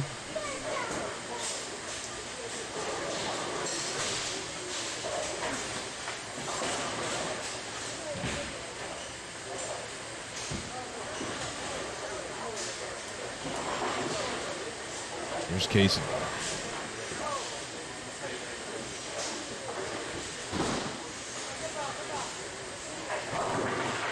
Backs up a little on nearly the 1-2. So, congratulations to Kaysen Maynard. He will be moving on to face our number 3. Number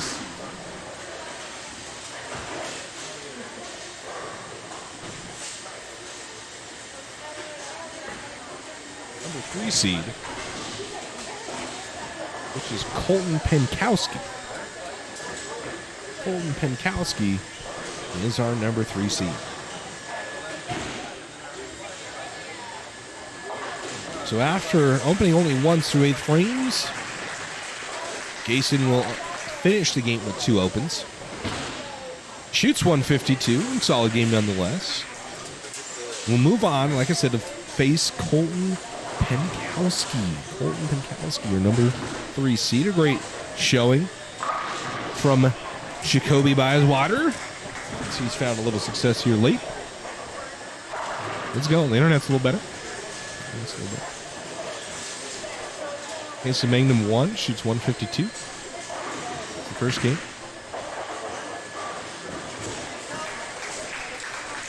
What game are they? Jacoby Bywater. Congratulations. Congratulations, Kaysen, on the win.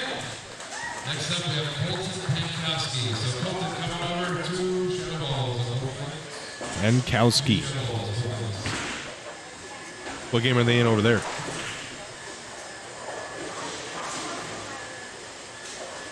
Really?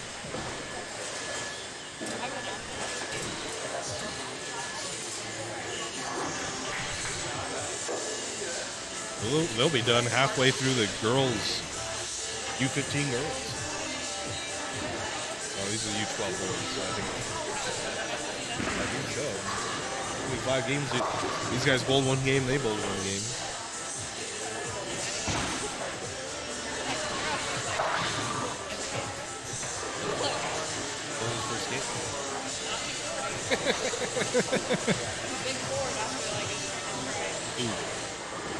Is he salty on the camera? Ooh. And he's like you might have to. I gotta go change this camera. I need this one to come up a little bit.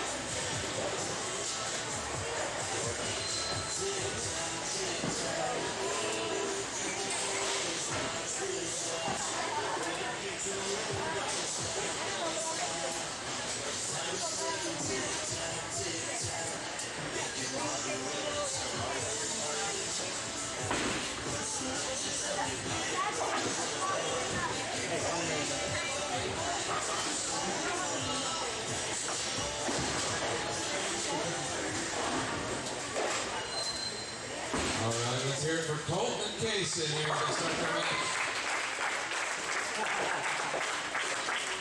All right, Colton, I'd like you to please. Thanks, Bonesaw 23. Bonesaw, that's the guy, that's the wrestler. That was the Macho Man guy from the original Spider-Man. Not the original one, the Tobey Maguire Spider-Man. Bonesaw. Colton Penkowski, our first look. All needs a hook. And it is not. That'll be 3 off the right. In our second match, huh?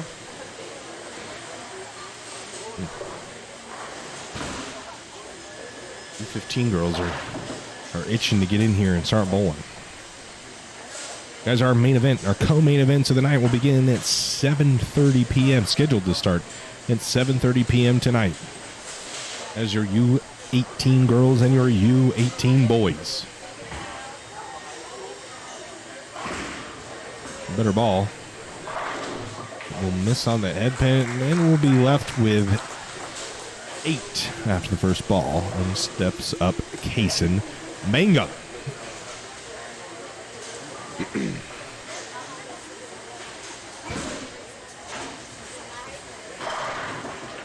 Is John Verde two-handed? All right, Kason Mangum now. Right lane.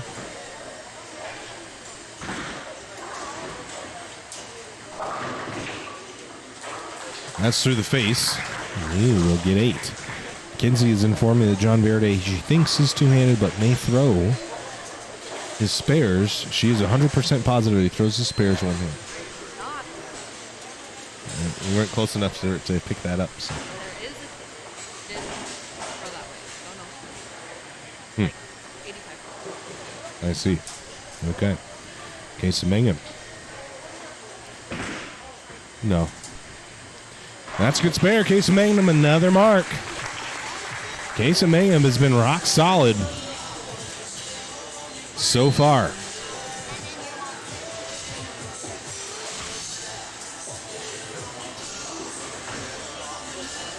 He wants to be a hunter hunter and a bowler when he grows up.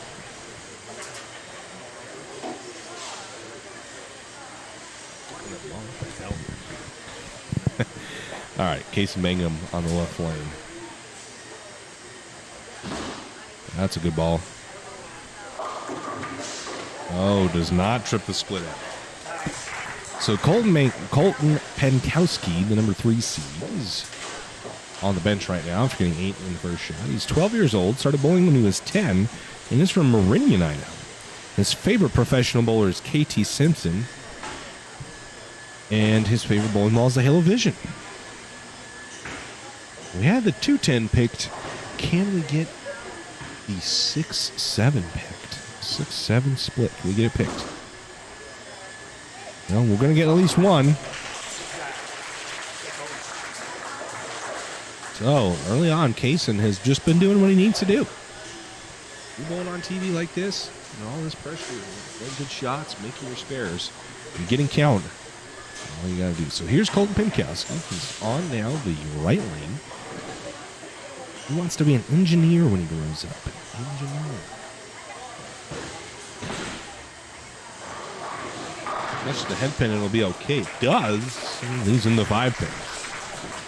His favorite bowling memory was bowling a 228. Wow, impressive. And his strike zone he's picked is the Coconut Mall from Mario Kart. Good Mario Kart Wii map. I don't know if it's a Wii map. I just know that it was on Wii. I don't know if it's an original Mario Kart Wii map, but the map. That looks good. That's because it is. There's a mark. There's your song.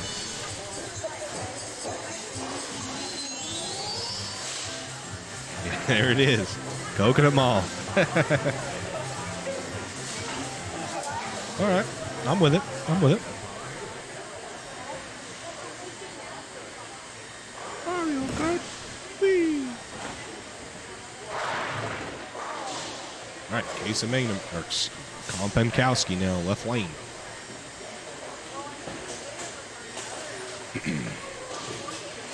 And if you guys could like the stream, we would appreciate it. That's a better looking ball. But it will miss that pin. And 1-3 is what is left. Yeah.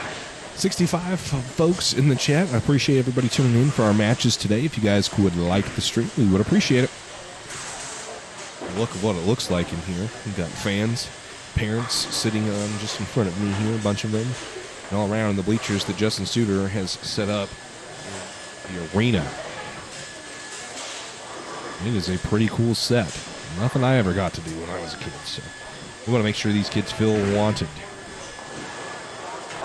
I would say this is the equivalent to, if your kids got to actually bowl or play a baseball game in a major league stadium. I mean, this is as close as you're going to get to what a PBA set would look like. Maybe like a minor league stadium, let's say. Where we have the bees, the Salt Lake Bees or whatever. You could go and play an actual baseball game in front of fans. That'd be great. That's what we're doing here for these kids. Kaysen. Ball's pretty good. And he will also 5-pin. So we've got a tight match here early on between Kaysen Mangum and Colton Penkowski. Both with 1 mark through 3 frames, but Kaysen could change that here quickly. And take a 12-pin lead with a spare here.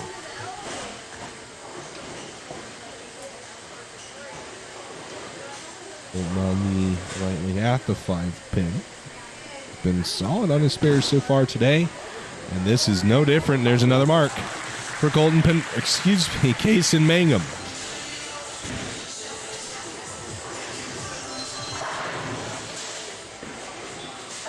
Rolling on a redneck. Rolex on a redneck. The strike zone for Kaysen Mangum.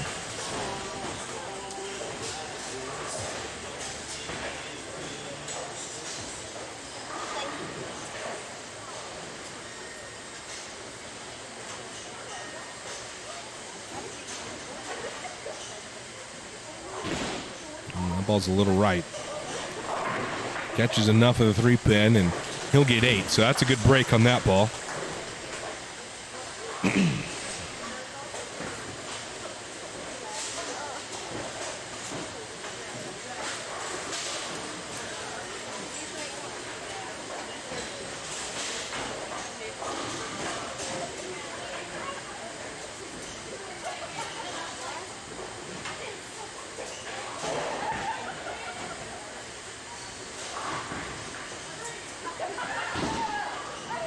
Another good spare shot from Kaysen Mangum. He has only missed 4 times so far through 2.5 games about. Or game and a half, excuse me.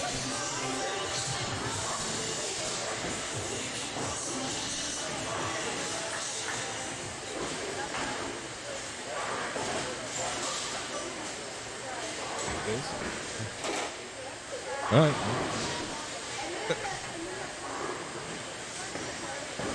All right, then. Zach has let me know that Casey Mangum is throwing a Tropical Surge as his first ball and a Daredevil as his spare ball. So opting for the stronger ball in the spares. Interesting tactic, but clearly one that has worked so far. Whoa, someone just railed our camera. Yeah, I have to go fix that here in a second. Oh, man, that's going to be not fun to fix. Oh, nice spare from Colton Pankowski. I'm going to go fix that camera real quick. I'll be right back.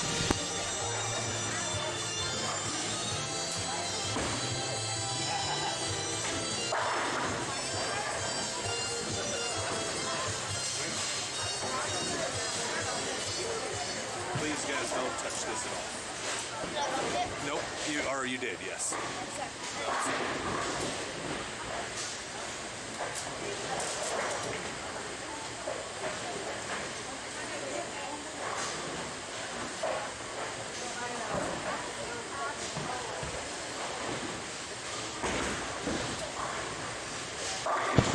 Wow, that was a cluster. Sorry about that, guys. Whew.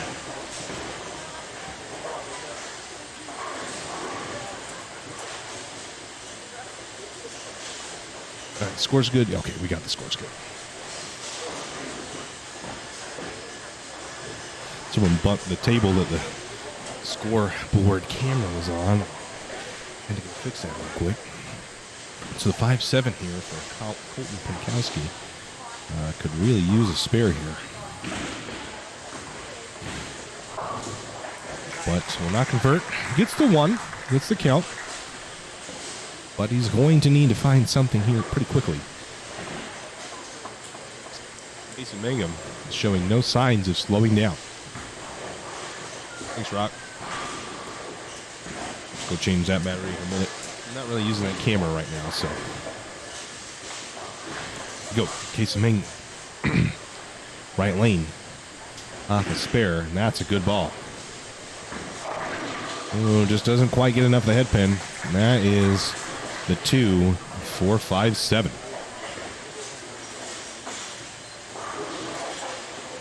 6 off the spare. That has been one of Casey's issues. That may be an issue when he starts to bowl John Verde, is the count he gets after a spare.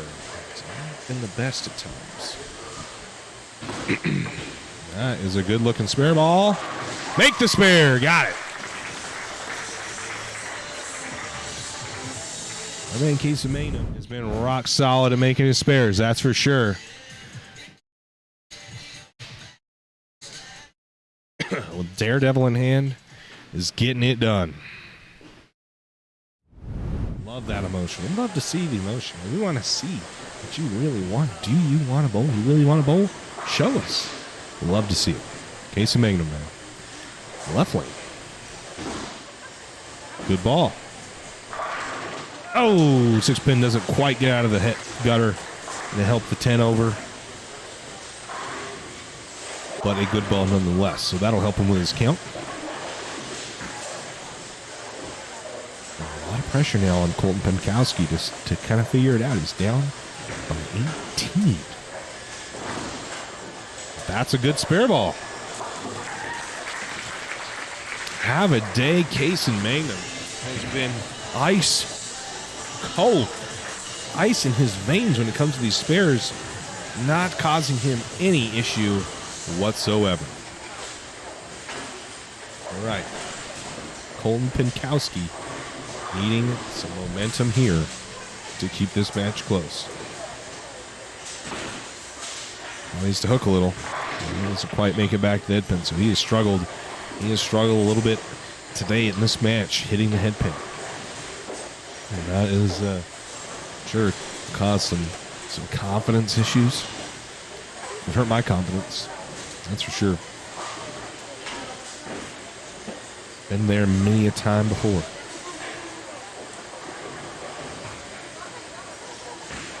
All right, at the spare. That's a good spare. All right. So a little bit of something to work with there for Colton Penkowski. It's a little disappointed with his performance so far.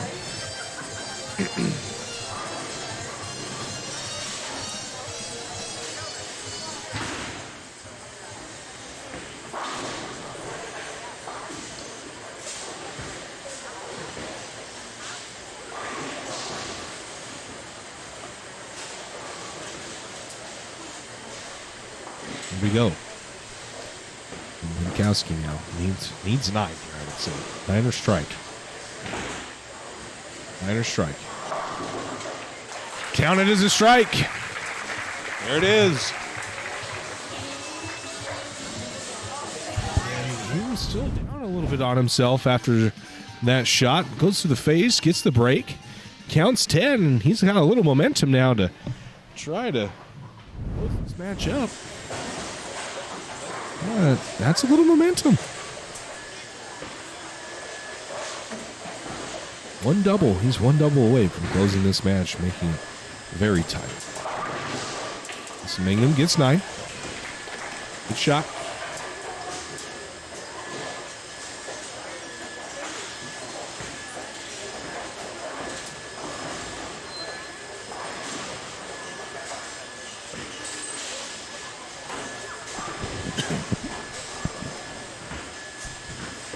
Alrighty, at the spare now.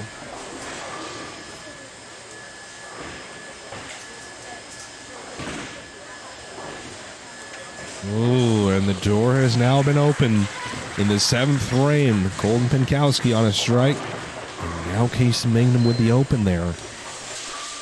Colton with a strike in the next frame could make this with a 6-pin match. She is tight.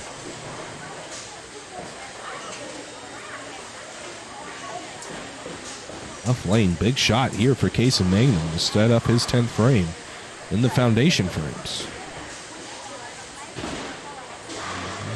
Oh, I'm going to miss that pin. And he'll get 7.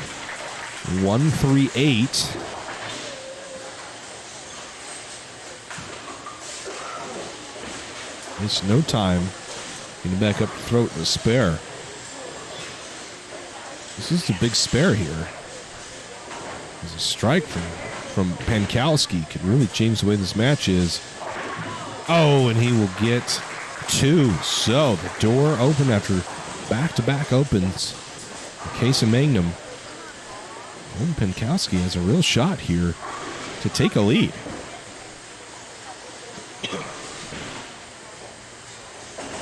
Thank you. Carrot Daria. Carrot Daria? Is that really right? Huh. All right. Colton Penkowski. That's a good looking ball. Oh, wow. We'll drop the 3-pin. Makes that much more spareable. A mark here is big. A mark here is big.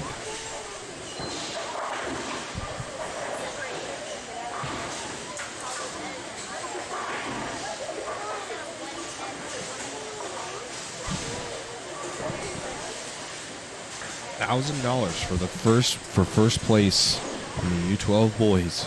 It's a big shot for Colton Penkowski. Mark the spare. That's big.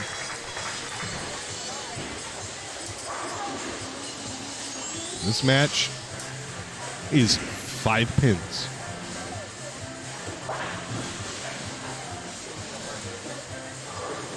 Five pins.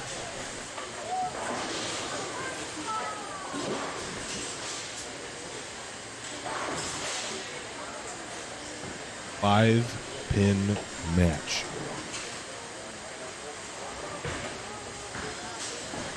Here we go. Colton Penkowski. Oh, needs to hook a little. Oh. Wow. Oh, Justin has delivered us some standings for the U18 division.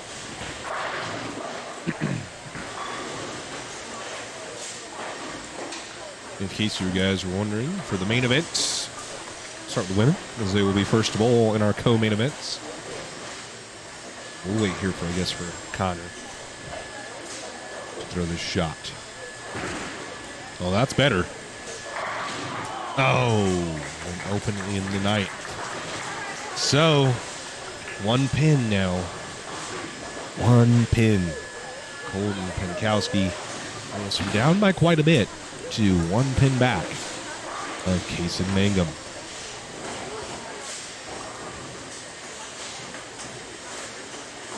There's quite a few new faces. The internet here is less than ideal. We've had quite a few spikes, so please bear with us. Kason Mangum, that's a great shot when he needs it. Count it, that's 10 back. Great clutch shot from Kason Mangum. Good count here, and that is going to force Colton Penkowski to strike in the 10th frame. This is now getting very interesting.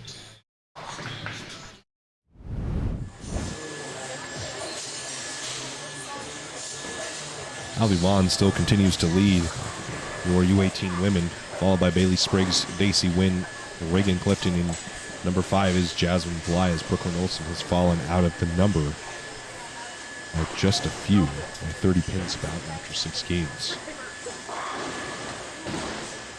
Big shot. That's right, but the count there, this doesn't really matter on the count. First shot off the strike.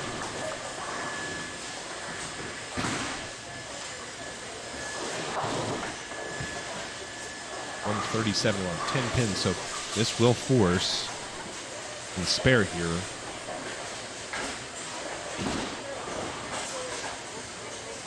Oh! Rod, good question. Yeah, we ordered new stickers. The stickers you guys are getting were a new set, and they just got to us. So we're mailing them out this week. We were supposed to have them the week after, but then I don't know what happened. We use a company called Sticker Mule to make our stickers. We make pretty good stickers, but something happened with their shipping, and we just barely got those stickers in. So we'll have them shipped out this week, mailed out to you. Don't you worry. 3 fill, so 140, 151. And Penkowski can shoot 155. He punches out. 3 strikes.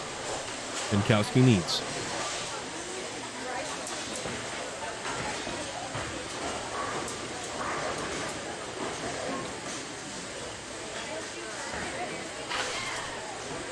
Three strikes for Penkowski right here. Needs him.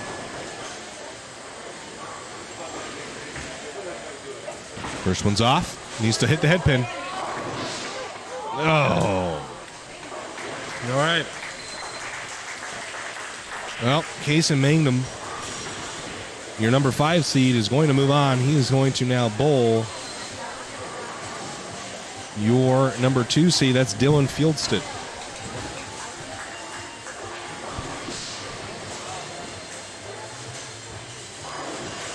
Dylan Fieldston. You can see Kason is ecstatic as he's about to run the ladder. That's a spare, and that'll do it. Kason is your winner for this match. Next up is Dylan Fieldstead. So Dylan, come on over. 2 balls on each lane, Dylan. All right.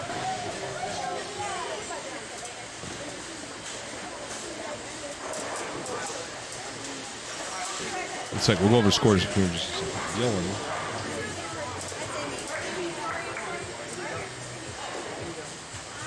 Fieldstead. Okay. Yeah. So that was we went over your U18 girls, right? Haley Vaughn still leads, 967 through 6 games. Bailey Spriggs at a 153.3 average. Daisy Wynn at a 152.67 average. Reagan Clifton 145 even average. And Jasmine Bly 142.17 average. And 853 is the number in the U18 girls. So that's through 6 games. Your U18 boys now. That's led by Brody Chatterton. He's at 1339. He is currently averaging 223. Aiden Piet, 1276, averaging 212. Cade Caporali. That's what Kenzie says. Caporali. Cade Caporali is averaging 210 with a 1260. Luke Brown is 4th place, averaging 1193. And the number is Carter Hull with a 186 average, 1118. As we had Landon Piet back down in 14th place. And Andy Farrell really struggled here today. He was in 35th place at 879. Struggled a lot.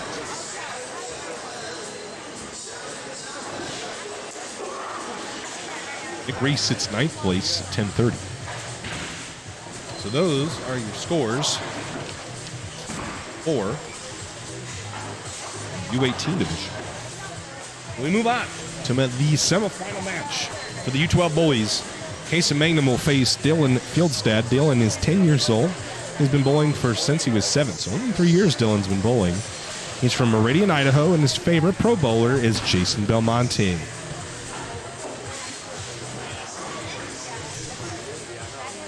is your second, third place semifinal match. Let's hear it for Casey and Dylan.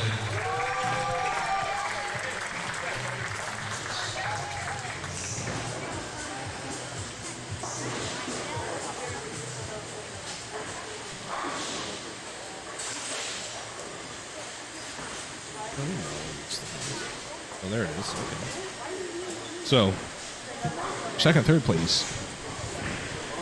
Third place is going home with $250 scholarship.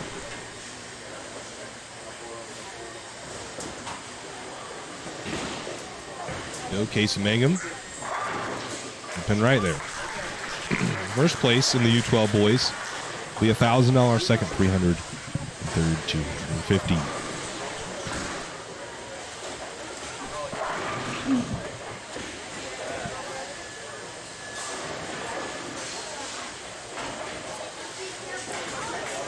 Okay. Jason, love lane with the 1-2-4. Make the spare. Unfazed still. Jason has not missed many spares today. Has not missed many spares.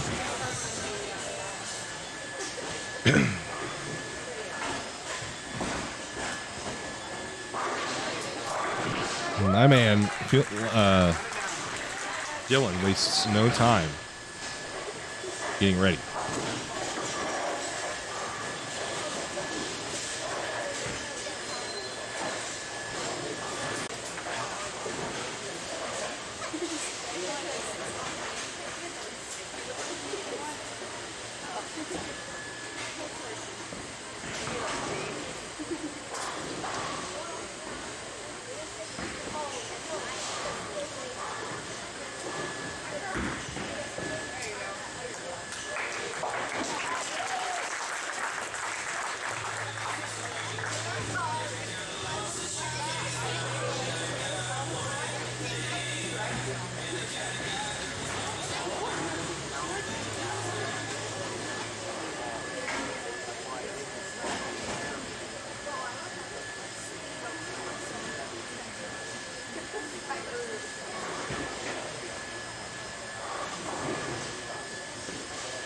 We just want to make the kids feel wanted. I think we've done a pretty good job with that. Case needs to hit the head pin.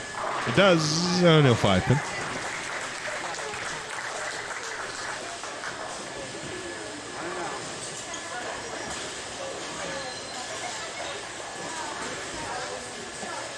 Do you maybe want to switch that camera's battery out?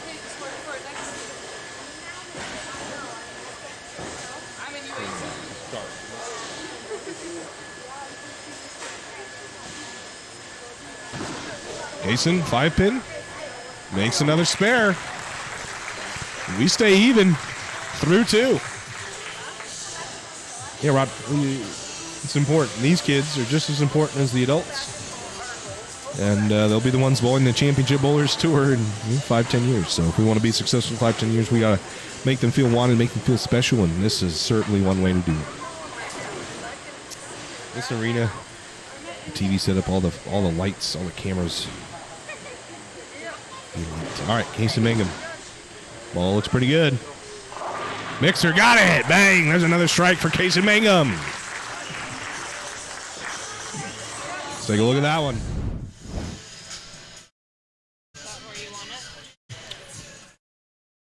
Thank you. Eason with the light mixer strike. Count it.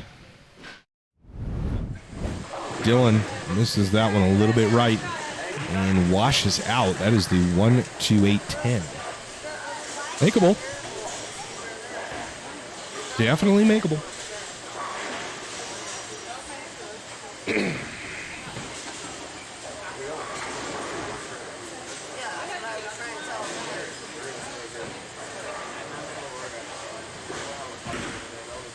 Dylan, that ball needs to hook a lot. And he will get 2. So, first slip up will be from Dylan Fieldstead. And Kaysen once again takes another lead in another match.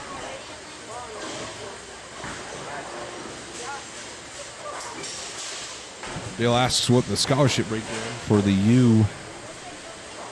U15 division is. Are you talking about the boys or the girls? Because they're different. Fieldstead, crumbles the bucket, gets 9. Not bad. These are the U15 boys. 1,000 for first, second is 400, third is 300, fourth 250, fifth 200 for the U15 girls. It's the same as the U12 divisions. That's 1,000 for first, 300 for second, 250 for third, 225 for fourth, and 200 for fifth. The ball needs to hook, and it does. A good spare from Dylan Fieldstead. Back into Young Goats, yes sir. Young Goats. These kids are good. They would have waxed your boy back when I was this age.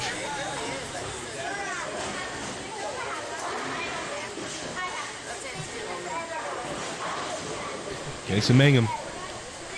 Nice deep breath, and he's set to go. That ball's pretty good.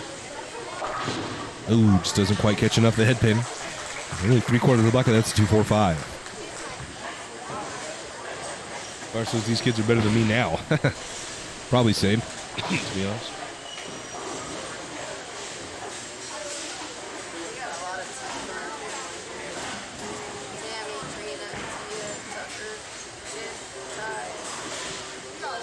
All right, Casey Mangum at the spare. The hook's a little, it's good. It does, and it's good. Another spare for Casey Mangum.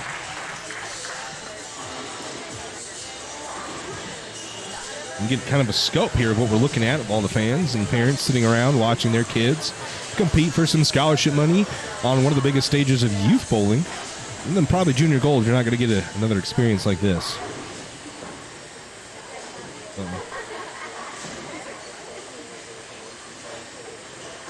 Watch your mouth.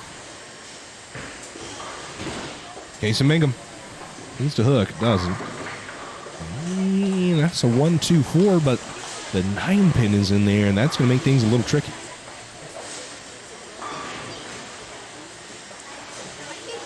That's going to make things kind of tricky.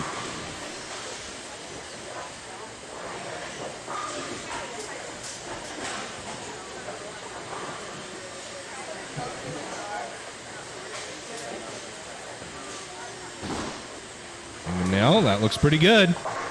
Oh, and just chops it. Wow, I got to take a look at that again. That was pretty good to not spare. Thought for sure he added. The ball just tips at the last second and doesn't quite get the deflection you need to make that spare.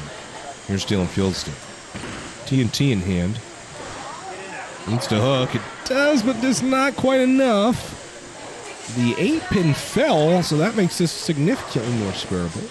Fieldstead's favorite bowling ball is his TNT. And when he grows up, he wants to be a professional bowler. So at the baby split, the 2-7. It hooks a little, it's going to be good. Oh, it hooked a little too much. It needed to be either a little less or a little bit more. And we'll end with an open. So this match, he is down 14 pins through 5 frames. Casey Mangum leads by 14. Dale says, sounds like it's been a pretty amazing few days. Thank you, Championship Bowling, for everything. Thank you for watching, Dale. Thank you.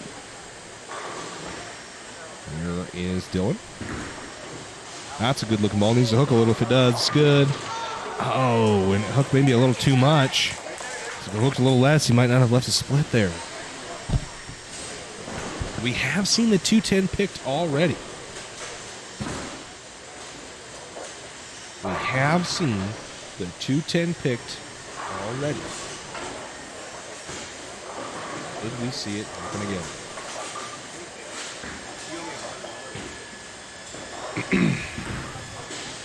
It needs to hook a lot.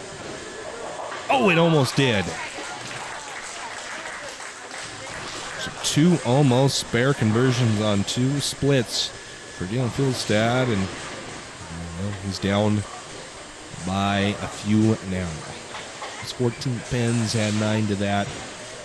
He is now down by 5, depending on what Casey Mangum does here. Mangum.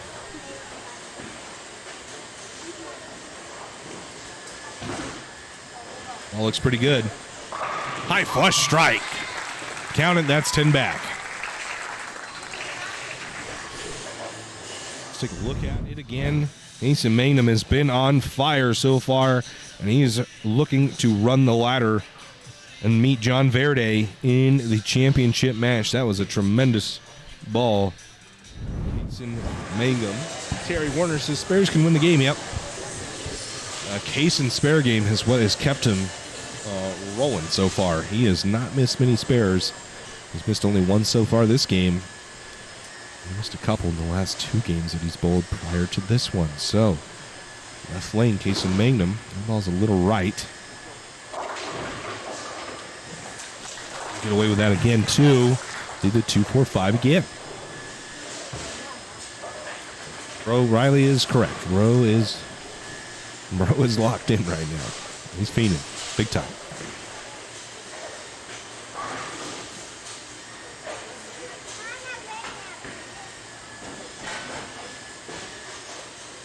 Here we go with the 2-4-5. Oh, his first slip up here. That ball's a little right. We'll get 1 off of it. Preface this to anybody that's new that's watching now. The U12 boys step ladder. Well, the internet here at Snake River Bowl is less than ideal, and we've had some issues ongoing yesterday and today. So if you see some buffering or some choppiness, that is most likely what it is. Dylan Fieldstead, that ball looks pretty good. High flush. Oh, it hooks just a little too much. Gets the break to trip the 7 out, so he's not left to the split. But a good ball on this sport pattern.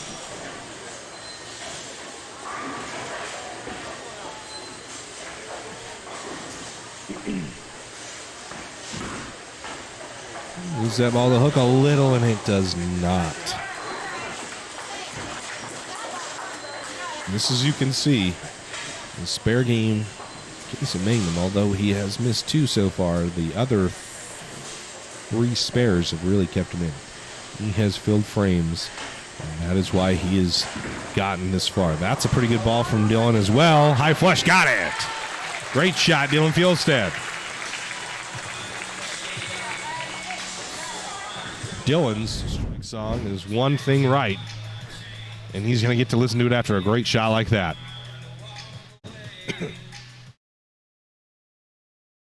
That was a tremendous shot from Dylan Fieldstead. Back here, Casey Mangum now on the right lane.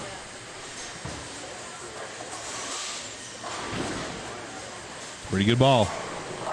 Light mixer needs to roll the 2-pin. Not quite.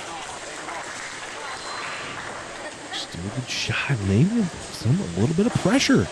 Casey is feeling that. Oh, that strike from Dylan Fieldstead. Dylan's thrown 2 great shots. He could double up. That would make this game very interesting. It's not the spare. He will make it. So even after maybe a little slip up in the last frame, right back on it goes Casey Mangum. With the mark there.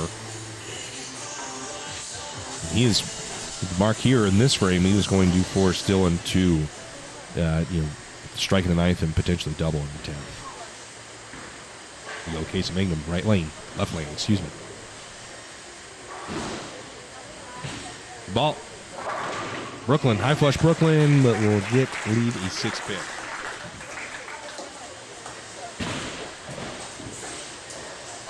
Riley, you should have come, homie. And then you could call the action with me, man. I got a second mic here. It's not being used. You should have come.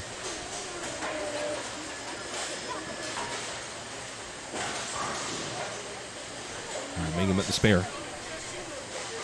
Spare here really will put a lot of pressure on Dylan. Oh, and it goes right by it.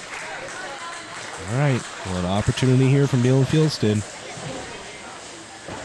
A strike here will even this right up. Dylan has been throwing the ball tremendously.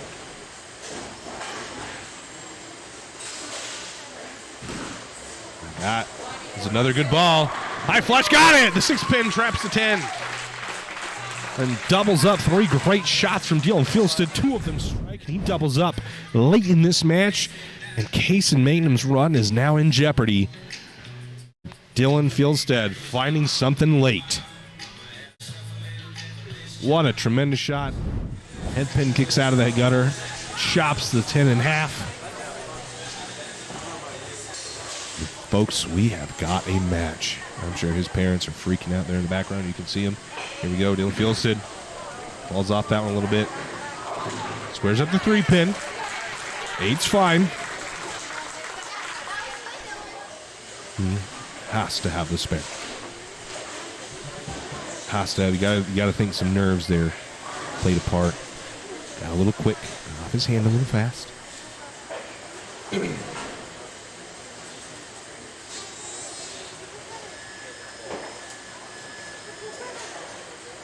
Now must have the spare. Must have the spare right here. This is big. That's pretty good. All right, Dylan Fieldsted with the spare there. Clutch spare 46. He'll shoot 156 with a strike, and he will force Kaysen to mark. Kaysen will need a 19-pin fill to win, 18 to tie. So now things are getting tight. A strike here was huge for Dylan. That ball's pretty good if it hooks. Got it! Another great shot. Dylan Fieldsted has made this interesting, and Kaysen Mangum wants to continue his run through this stepladder. He is going to need to have the clutchest mark of his young career right here. Kaysen Mangum steps up, needing a 19-pin fill to win. So that means he must spare on this shot. 19-pin fill to win. Good shot. Oh boy. What? That went from game over to very makeable. Oh my gosh. The 7-pin falls late. The 10-pin falls even later. All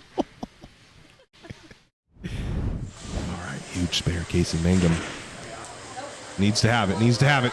Oh, and he just slips right on by. Kaysen Mangum, an awesome run. Dylan Fieldsted put together some great shots late. Those double spare strike to win this match, and we'll move on to bolt for the title. Great run by Kaysen Mangum, and a very exciting match to finish.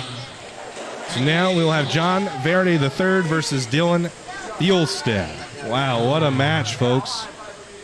We head into the title match. Wow, that was an impressive match. That's one of the closer matches we've called, period. Adult or youth, doesn't matter. John Verde III. We'll get our first looks at John Verde III.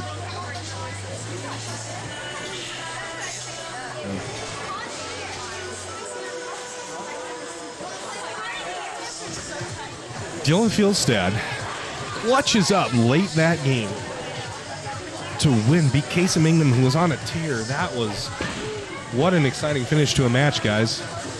Now we'll face John Verde, who led this division by quite a bit. But Dylan Fieldstad, when his favorite bowling manner, he shot 600 at Tough Guy Lanes, it looks like. The strike zone's one thing right. So we're going to meet John Verde. He's 12 years old. Been bowling since he was 6. He's from Las Vegas, Nevada. Comes to us from Las Vegas, so made the trip up here. Hope to see him on the Championship Bowlers Tour as well.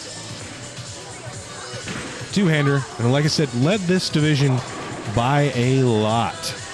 By a lot. Over 200 pins. Very tough break. It was a match, Rod. I was too. Very exciting finish to the game. Everybody that got to see it. How was the barn burner? Riley's bowling the U12. He's like lame, Riley. You could have hung out with Kinsey. She had a hell of a time taking pictures of everybody. She could have used some help. You. Keep Riley Woodard. Keeping track of all the photo packages she was selling. Kinsey needed an assistant. If anybody wants an internship, Championship Bowling's looking.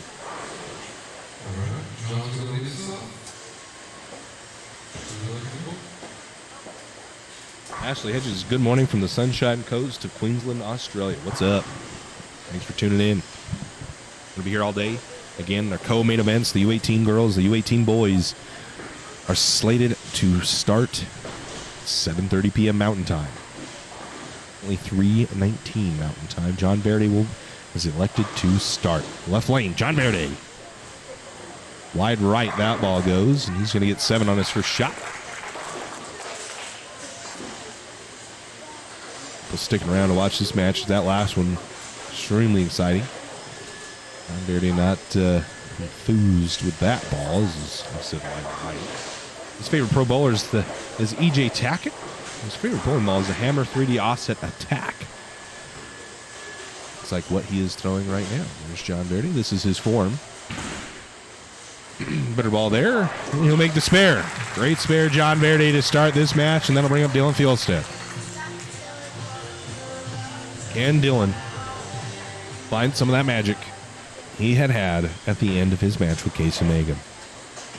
This one was looking like he was going to be unbeatable. John and Lance, Dylan Fieldstead found a way to get it done. That ball's a little left. Does not catch a piece of the headpin. He will also get 7 to start his match.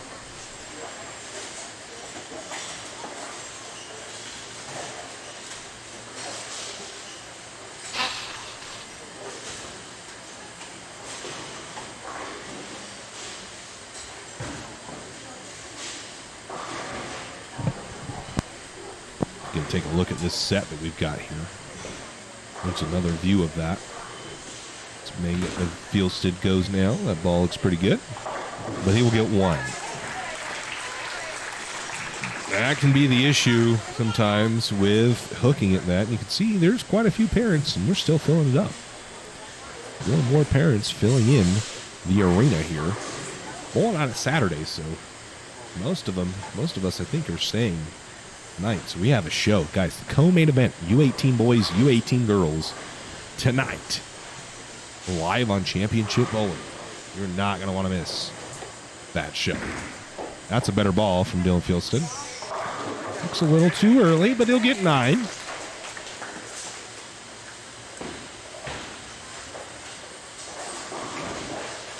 That's if you want to see action like this.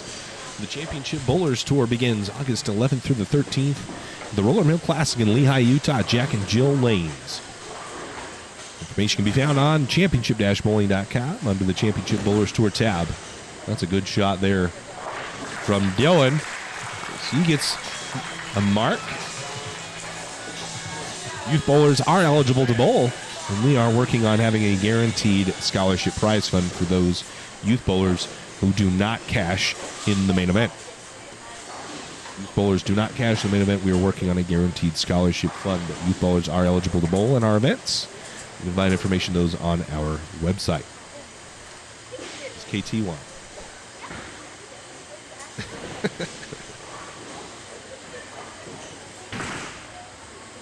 That ball is left this time for Verde. Blows it through the nose and trips the 3-pin out of the baby slit, and will be left with a 10. So again, I'm going to be honest, guys. Again, like I said, other than Junior Gold, where are you going to be bowling an event in an arena like this with all the lights, all the cameras, and all of these things that we've done for these kids? The nerves definitely got to be playing a factor here. The lights, the noise. We haven't bowled on these pairs before. We've been bowling on the high end of the house. So a lot of different factors these kids probably aren't used to doing, especially even if they bowl other sports. Like I said, what other sport do you get to play at a near professional level caliber? It simply just does not happen much.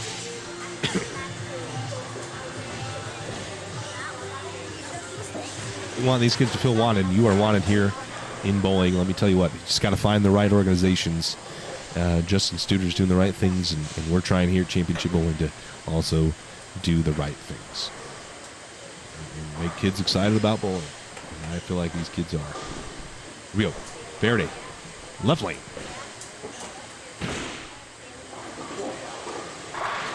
That one will miss a head pin. So Verde a little lost. And Verde led qualifying by over 200 pins. And it's the first time he's seen this side of the house. Certainly plays a little different. That is showing its teeth now.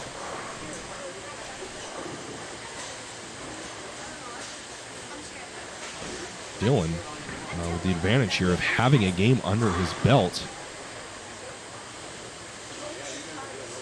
We can transition. We get 2 balls on each lane. They've definitely transitioned a little bit since when they started. That's the spare for Verde. Makes it very easily. The man Dylan Fieldston's got that Ryobi fan keeping him cool. It is kind of warm in here today. Warmed up. Yesterday was cold outside. Today, much, much warmer than it was yesterday. Instead, that ball leaks it right a little bit. Ooh, that is the 1, 4, 5, 7, 8. That is no good. Yes, everybody's bowled on fresh. That is correct. We're running them before every step ladder. That could be good. Oh, he does make it. Nice. Dylan Fieldstad. Great spare. Let's watch it back.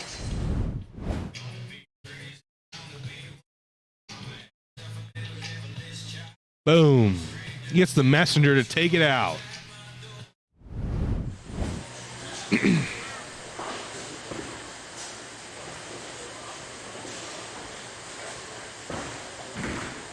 Switching balls. Interesting move. That ball missed the head pin. I'm not sure exactly the thought behind moving away from the TNT. The ball doesn't seem to be picking up early enough on this long pattern. We've personally stayed with the TNT, but I guess after that shot at the spare, he felt he had something going on.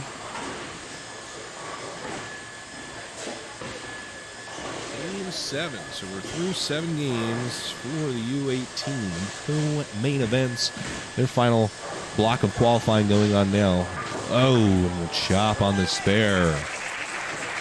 So, Brody Chatterton still leads. Had a bad game, though, that last game. His average 15-29. His average dropped to 218. Aiden Piet, 207. He is tied. Cade Caporelli and Aiden Piet are tied at 1450. Luke Brown 100 pins back from them at 1350. And Wade Christensen has now gotten into the 5th spot with a 13-14 to 187 average. Carter Hull has dropped to 7th place with a 178.14 average. John Verde goes to the face. That's a 3.610. Now for your U18 girls, Bailey Spriggs has jumped now into the lead. She is at 11.33 with a 161 average. Haley Vaughn is at 11.31 with a 161.5 average. And Basie Wynn hangs on to 3rd place with a 155.71 average and a 10.90 set so far. And Reagan Clifton is in 4th, 10.53 with a 150.43 average. Here's Verde now at the spare, and he will make it. Not the way you draw it up, but a slash on the lane on the scoreboard. No. Gabrielle DeBenny now jumps into the 5th spot at 141.86. She's at 993. Fly Jasmine and Brooklyn Olsen trail her by 30, respectively. So, 6th place, Samuel Combs is at 12:56. Carhole at 12:47. The number's 13:14.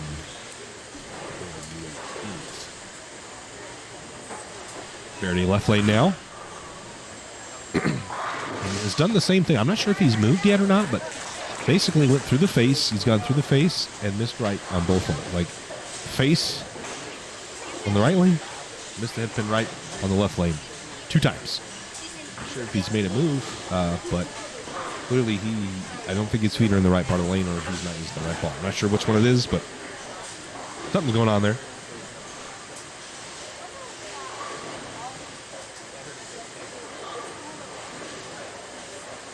Now at the 1-2. Hitting 8 this time instead of 7 makes a spare. So Verde clean through 5 frames. Instead has 2 opens and 2 spares. He's going to find, and he's going to need a few strikes here or some help from Verde to bring this match a little bit closer. Here is Fieldstad. Brooklyn, no go. Leaves the 6 pit. Still running with the new ball.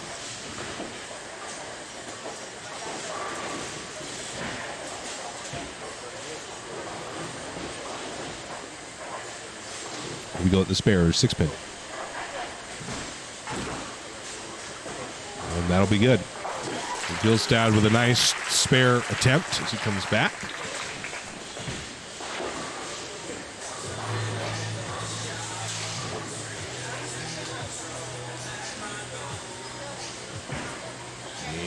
Gets set to go. Now switches back to his TNT. That's right off his hand, but you can see that surface pick up. Oh, almost the 7-10 there. 7 pin gets nudged, doesn't fall. 10 pin gets nudged, but does, so escapes an open. That ball clearly the better ball. I'm not sure exactly why he cheated. TNT, the ball that looks the best, I think, for Dylan. It stays there. It's good. Yep. Count the spare. Dylan Fieldstad, 2 marks in a row now. Keeping it somewhat close here. John Verde. Verde says his favorite bowler is EJ Tack. He wants to be a pro bowler when he grows up. And his favorite bowling memory is winning Baker team event in Arizona. In the Dream by Morgan Wall. One thing at a time, we're living the dream. Morgan Wall is the strike song. A move by John Verde. Mixer does not go. 2 pin is stood, but a little better than what has been transpiring for him. It's been a little rough for John Verde so far as his first ball reaction has kept himself in the lead with his spare game, which is clearly good. But he's struggled to find the pocket. There we go, Verde, the 2 pin. Oh, misses left, and he's going to whiff on it. So the door open now for Dylan Fieldstad. Dylan was ready to roll, but he doesn't understand. He's forgotten the match play cadence. He was asking why he's not ready to go.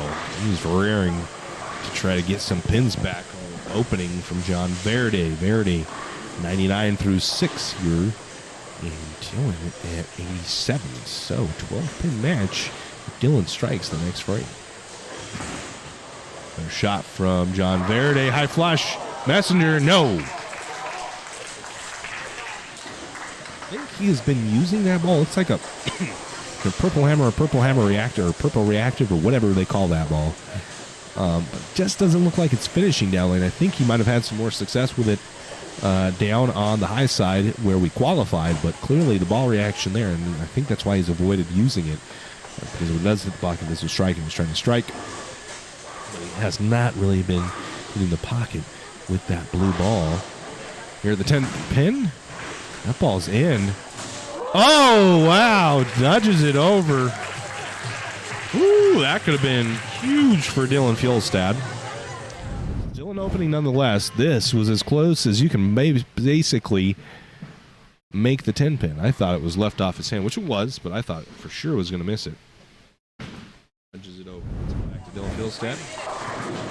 Oh. Big four. Decent ball at big fours.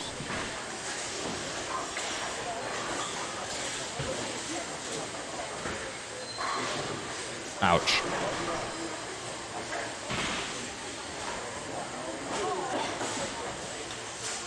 Well, the momentum that Dylan Fjolstad at one point had is now gone. He's down about 20 pins.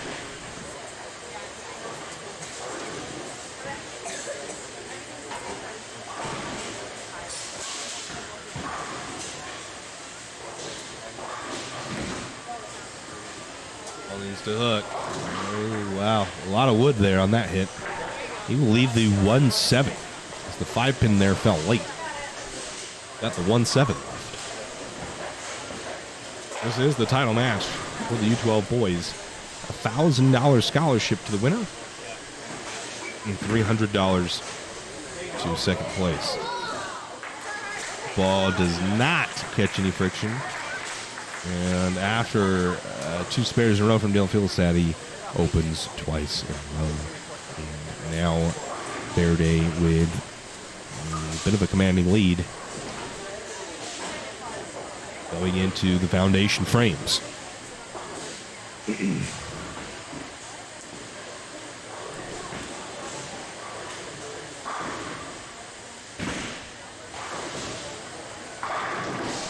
Does he get enough of the 10-pin? No, he does not. Does not want to fall.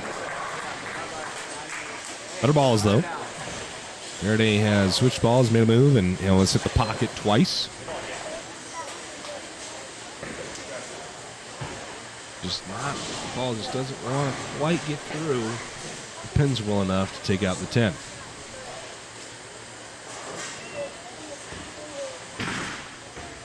Oh, that one might miss it. That one doesn't. A ton of pressure being put on from Dylan. Oh. Dylan. They're in the third game over there.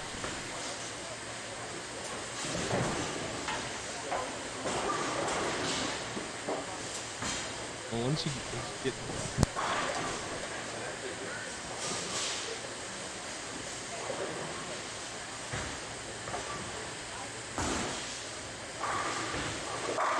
There's a high flush shot from John Verde in the 9th frame to set up his 10th.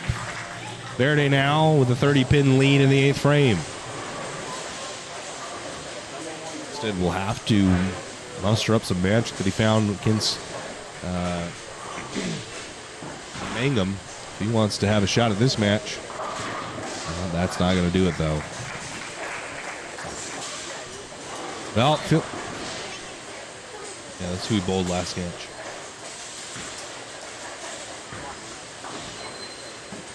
Well, Dylan had a good run there, taking down Case Mangum, who looked unbeatable for a second,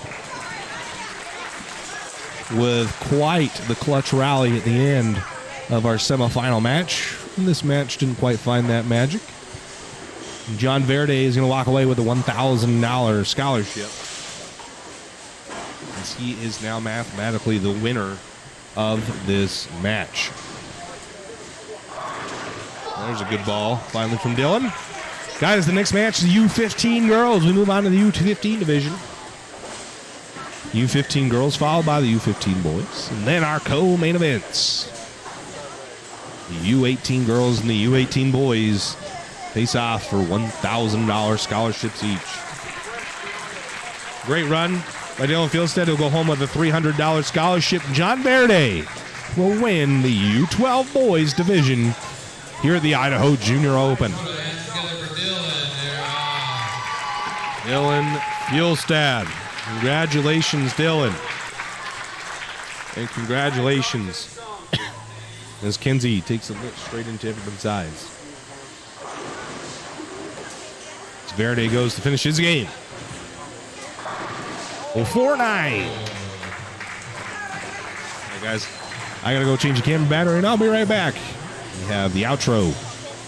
The U12 Boys Division.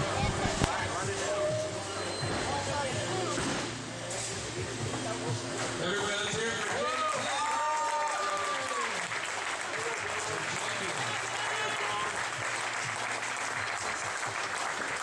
gotta hold that thing up so everybody can see it.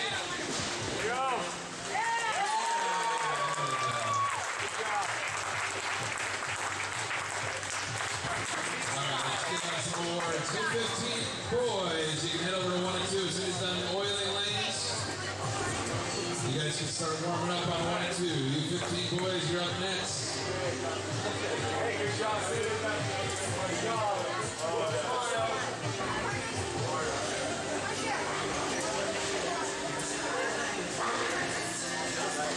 All right. We're getting position. 5th place from Burley, Idaho, and Jacoby Bywater.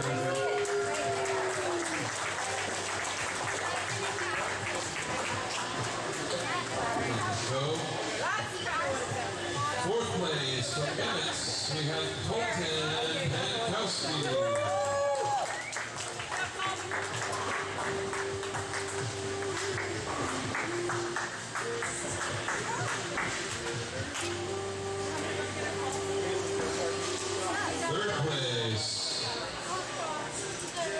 From Preston, we have Kason Mango. Montpelier. Not bad. Good job. I'll write down. You don't have time to read. 2nd place from Nampa. Brady, you suck so bad at this. Dylan Fieldstead. Good job, Dylan. Bring your trophy with you on 1st place from Las Vegas, Nevada. John Burden.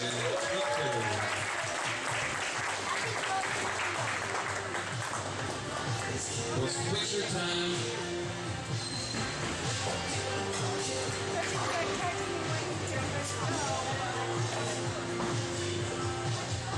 Everybody get pictures they want? Come on up here if you want better ones.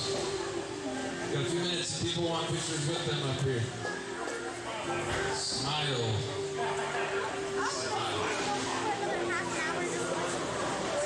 Okay, you 15 boys, you can warm up here on 1 and 2 as soon as it's done oiling.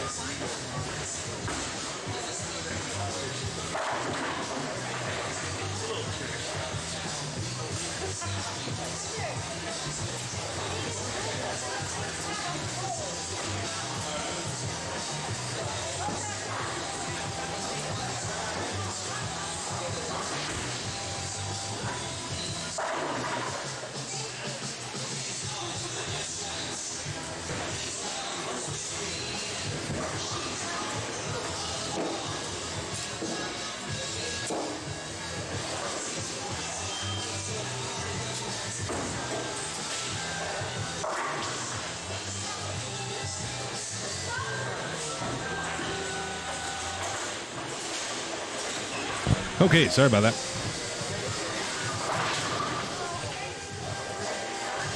So this is the U15 boys step ladder now.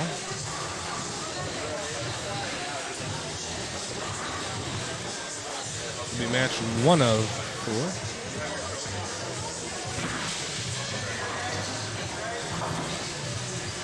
4. I'm not sure yet who the matches are going to be. So I'm going to take a quick break, and I'll be right back.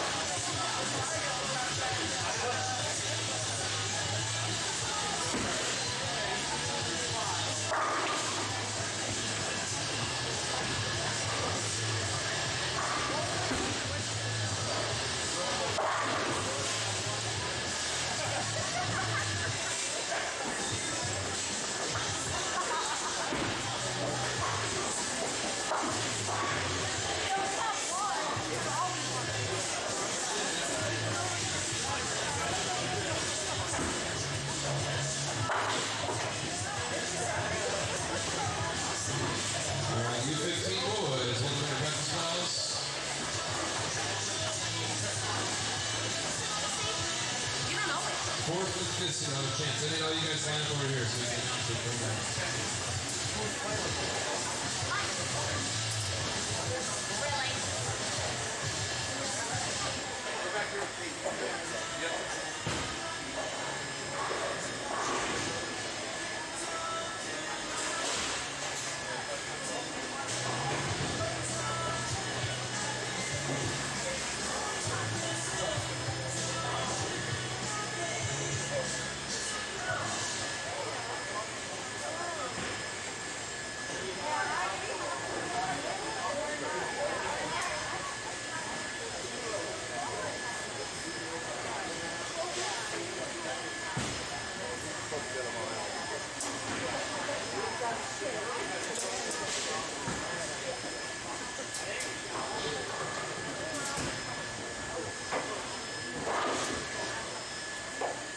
All right, and welcome everybody to your U15 boys final. And let's do it like that.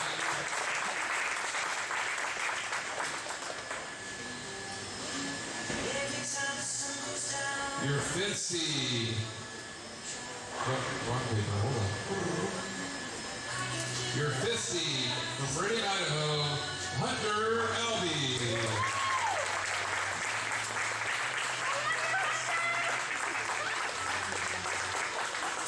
Your fourth seed from Billings, Montana, Bay Brecht Strobel.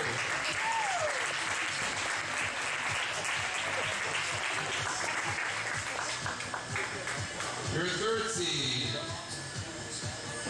from Portland, Oregon, U15.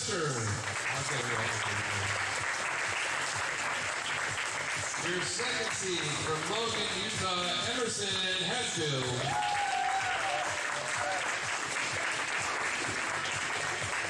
And your top seed from Vancouver, Washington, Tahoon Kwan.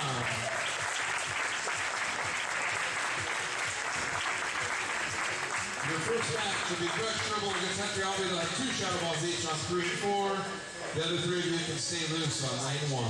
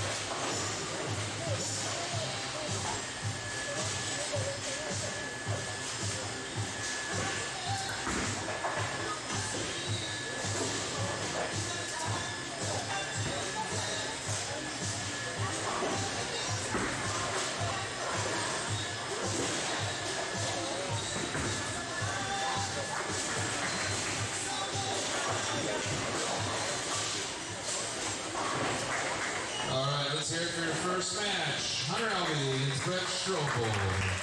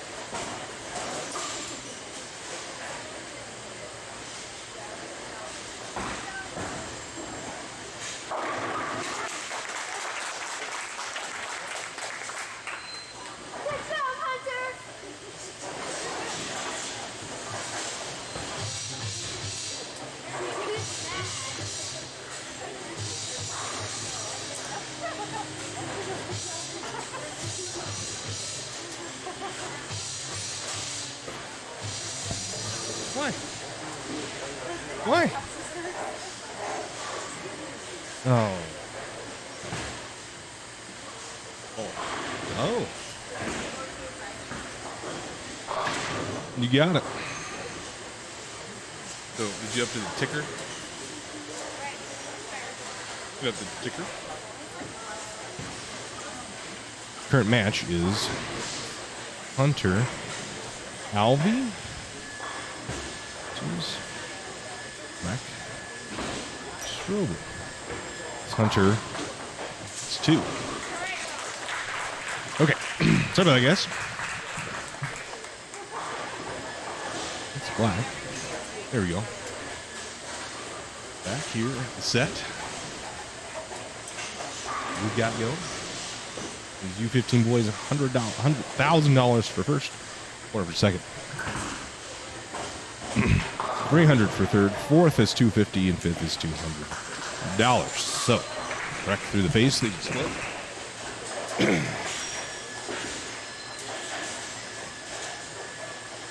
John Smokers, he's currently leading the U18 division. The U18 is the main event, the co-main event. Oh, almost makes the spare.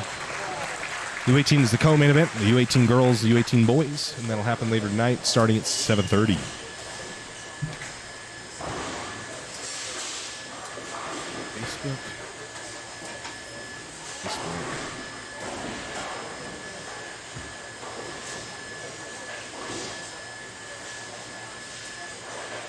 The pattern's long. I don't know exactly the length of said pattern.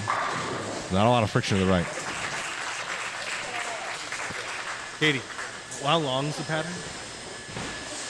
How long is the pattern? 43 feet is the length. So there's 38 or 39 for the medium, 43 today. So the short side of long, I would say. I guess the medium. No. Long. I don't know how to say medium, long. The medium side of long is what it was. All right, Brett. I'm playing here at the 1-2-4-7. Makes the spare. Good spare there for Breck Strobel. So Breck starts spare, open, spare. Then Hunter strikes and then opens afterwards. And sitting in the back there. Kids bowl. Hunter Alvey gets set in the U15 division.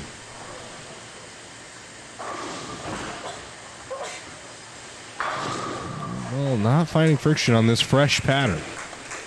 A little bit of a, I don't think. Well, I guess they've been running one while they practice, but I'm sure a big change from going to finishing after 5 games on the long pattern over on the high side of the building and coming over here, which does play totally different, and bowling on the fresh. Especially for those who may not have that much experience. But Hunter Alvey will make the spare. Hunter is 15 years old. He's been bowling since he was 13, so only 2 years he's been doing this. He's from Burley, Idaho, and his favorite pro bowler is Anthony Simonson. Hunter is your 5 seed. And for only 2 years. That is about as long as I've been bowling two-handed. Already better than I am. Heads off that shot a little bit. And he's going to miss the head pin right again. I'm not sure what ball he's throwing. It looks a little shiny for what I would expect on this pattern. Especially on the fresh. I'd like to see a little more surface on this pattern.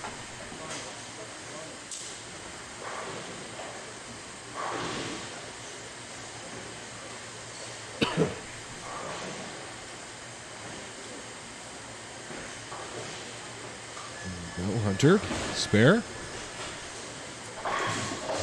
You see that ball? Even then, that ball didn't look bad. It's not picking up. I would definitely be looking for something that picks up a little earlier. We go Breck as he gets set up. Orange pants, orange shoes, and the tropical paradise jersey. There you go, TNT in hand.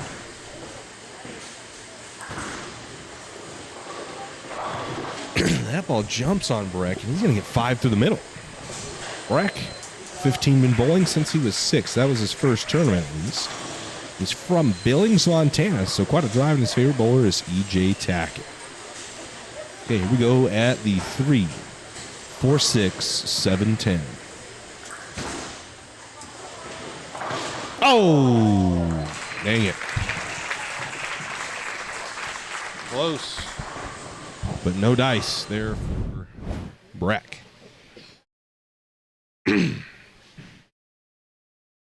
Didn't quite cut it enough to get the 4-pin out.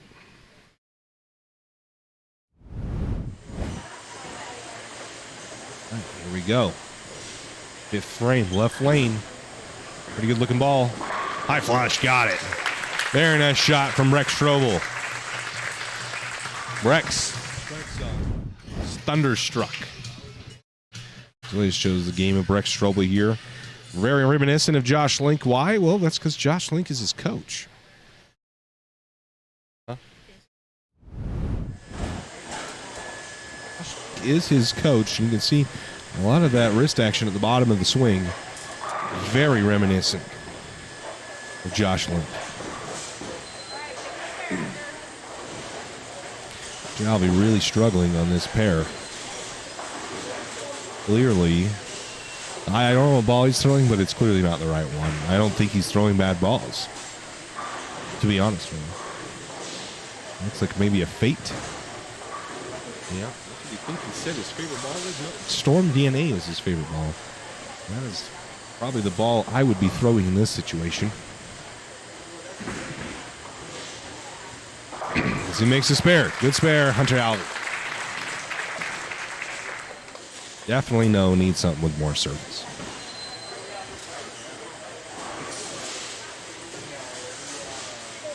Just want to say thank you for everybody tuning in.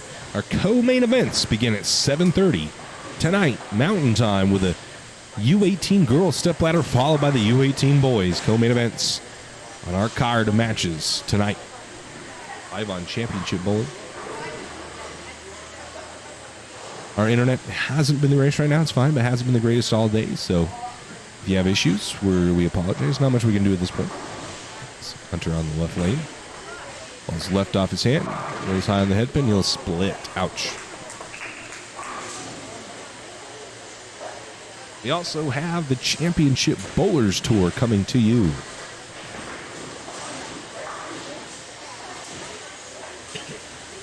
Excuse me.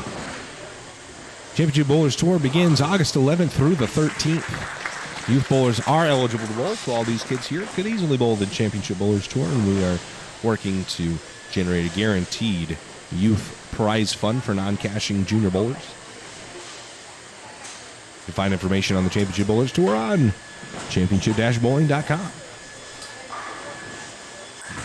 That ball's in. Yeah, high flush messenger doesn't take out the 9. Trip the 4, though, and avoids the split.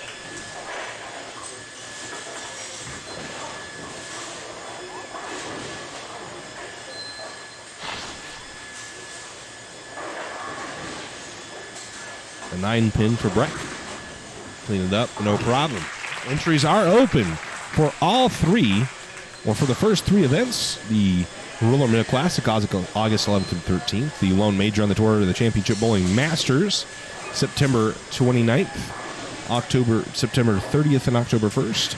And the Coach K's Scholarship Open, October 27th through the 29th. Signups are open, and you can sign up on our website, championship-bowling.com. Breck, ball's right, needs to hook. Does not. And the washout, a 1, 2, 4, 8, 10. Not the easiest spare there.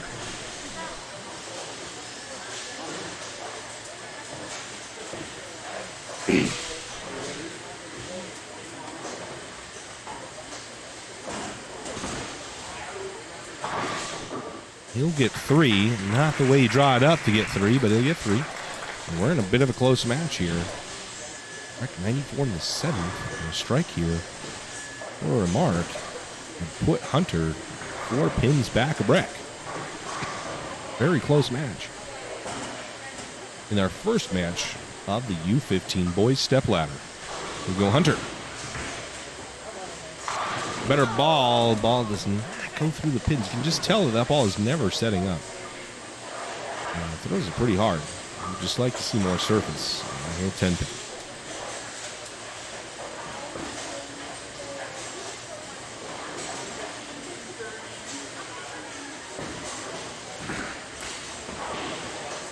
And we'll make the spare.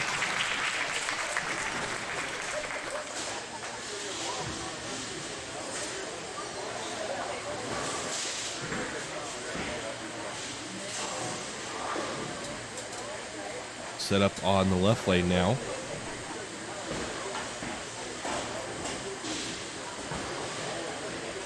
Four pins back with Breck, looking to make that maybe a lead here. Good shot. Oh, and this time leaves the 8 pin out of it. So the 6 pin gets out of the gutter, kicks the 10 out, so that he avoids the split. The 8 pin stands. And now a 5 pin lead. Hunter Alvey. 421. How's it going, buddy? Go, Hunter. Make the spare. All right, so beginning of the foundation frames for our bowlers. Hunter Alvey goes in with a lead. 5 pins. Really needing a mark here to keep this match close.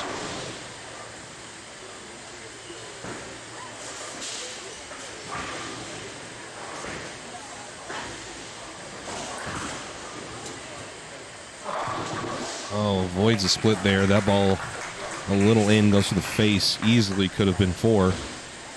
Gets it. 8. And now with the chance to mark, which he will need to maintain 5-pin deficit.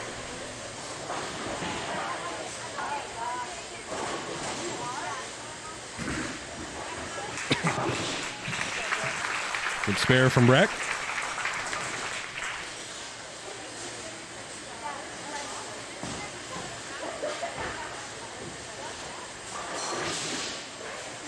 So he needs to make something happen here in the 9th frame on the left lane. This is a big shot for Breck Strobel to move on. Needs to hook. Got it. Bang. What a shot. Breck Strobel. Clutch in the 9th frame. Some pressure on Hunter Alvey. As this match is very, very close. That strike massive. Hunter now should maintain the lead. Will need a strike. That's pretty good. This time it does slap the 10 out. So we have got a barn burner, folks. 5 pins separate these two. Heading into the 10th frame, Hunter Alvey will be the first to throw between our two competitors. We've got another exciting match here in the arena at Snake River Bowl. Hunter Alvey, Breck Strobel. Blow for blow at this point. 5-pin lead to Hunter Alvey as they head into the 10th frame, both working off his strikes. Here comes Hunter with his effort on the left lane. Wants to go Brooklyn. Oh, wow, what a break that is. Trips at one point sitting there looking at an L, and the 5 and the 7 fall late. And that went from basically him losing to now an opportunity to shut out Breck Strobel because the 5 and the 10 fall so late. Wow, what a break. Breck needs to match everything. Well, a mark here will force Breck to double in the 10th. Good count, basically, will force Breck to strike in the 10th. Here's the shot, and it's pretty good. Oh, and he 4-9s this time. But I don't think it matters. So 147.50. He has 55 right now. So that was enough pins and count to force Breck to double. Breck must double in the 10th frame here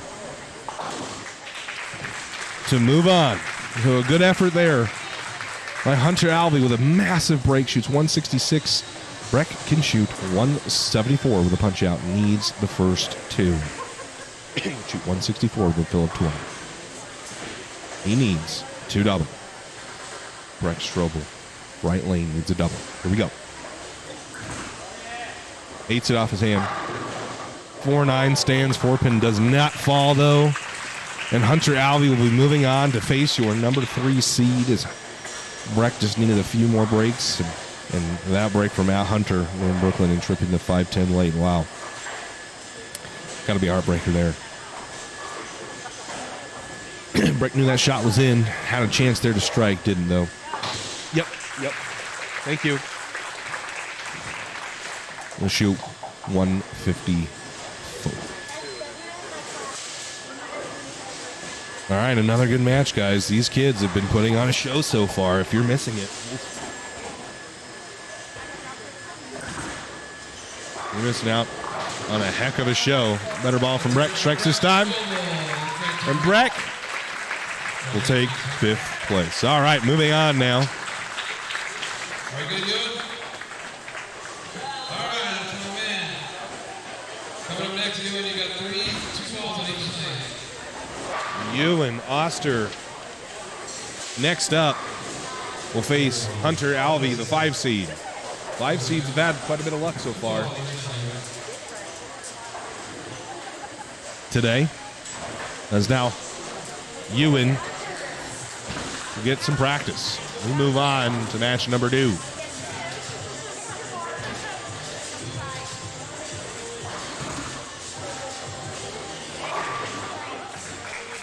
Hunter Alvey will face Ewan. Yep. Just came. Oster. In the second match here.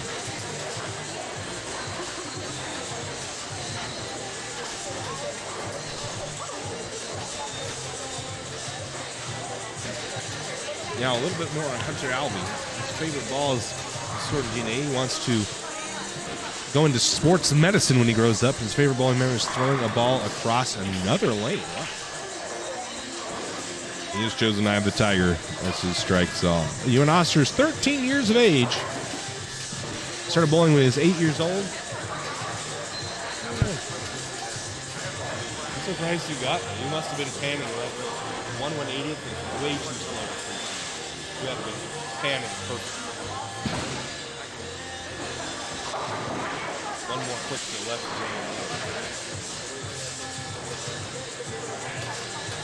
Go like 1.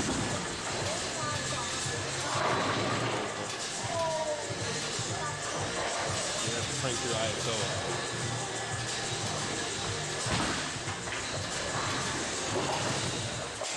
I'm surprised you got me. That's pretty impressive. You have to pan like exactly. You must have caught it right when the ball stopped and been panning at the same speed as well.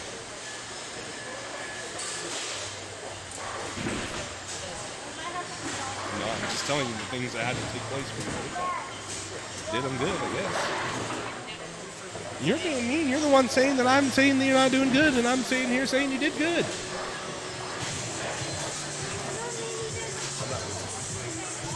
I'm not going to move out of your way now.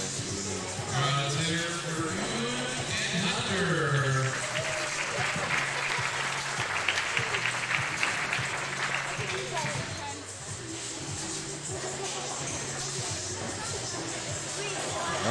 Hunter Alvey, Ewan, Oster will face you off here in match number 2. Your number 3 seed versus your number 5 seed. Ewan is from Portland, Oregon. Kingpins of Beaverton is his home center. And his favorite bowler is Jason Belmonte. Here's Ewan Oster. Messenger, yes, catch it. Let's go. So we're starting off with a bang. Ewan Oster, his debut. You're not ho. Love on the right hand, two-hander. It's the ball in the slot. A great shot. Sends the messenger across the deck. Bang.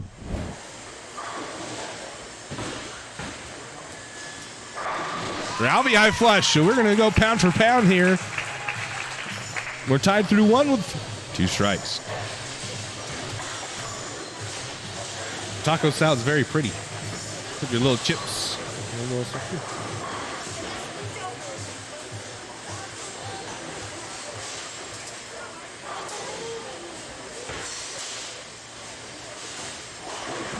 All right. Hunter Alvey now on the left lane.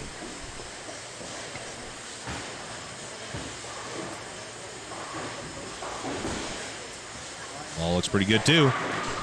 Ooh, but this time the 6-pin doesn't quite have enough to get out of the ditch. Leave a tempo.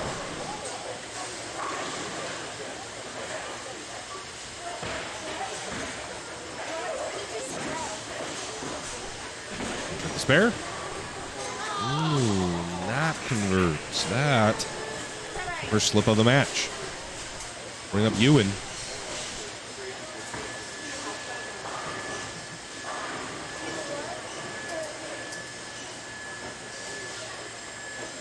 One seat over there. That is Do-Hoon Kwon.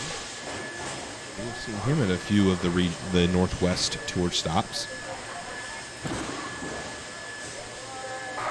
Ball's wide right. Ewan. His ball speed's up there.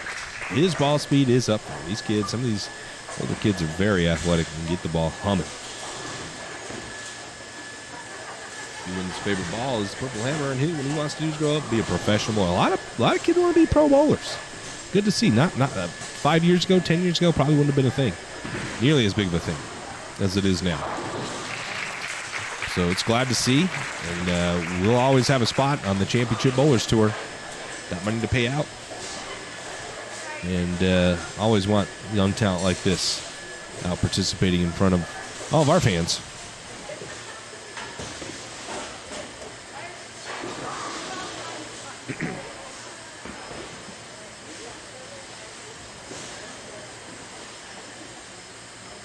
What he's throwing, it might be the purple reactor. Ball's in. Shims a lot, packs a 10. So there's Ewan Oster. And he's clean through 3. Strike 7, spare strike.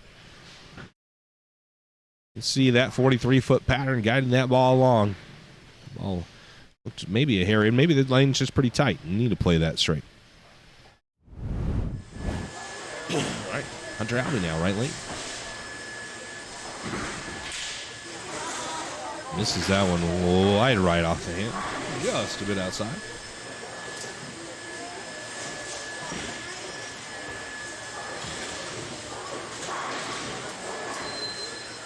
Dale Coombs lets me know that Ewan also bowls at Houston's Hazel Dell Lanes with Do-Hoon. Nice. That's cool. Wait, is standing posted online? I believe so. Maybe in the Idaho Junior Bowlers Association or something. I'm not sure. I'm not sure what standings you're looking for either. Hunter. We'll get 9 on the spare attempt. Bone Sauce is Oster versus Kwon. It's going to be a killer match. So you're thinking Oster is going to go the distance, huh? I think he's going to number 3 seed. He's going to beat. He's going to have to beat Hunter here, and then he's going to have to also beat Emerson Hatfield, who's your number 2 seed. That's what Bonesaw's predicting here. Hunter now on the left lane. Better looking ball. Much better result. Great shot. Hunter Alvey.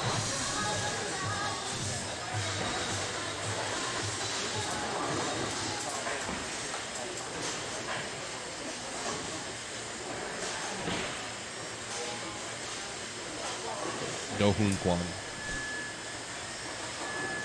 I'm assuming. Or Donkey Kong. Or Diddy Kong. Oh no. Well, both shots now on the right lane have both first shots on the right lane so far have been wide right. Hunter Alvey threw it in the gutter, and that ball was about as close as you could get to being in the gutter before it hit the 10 pin.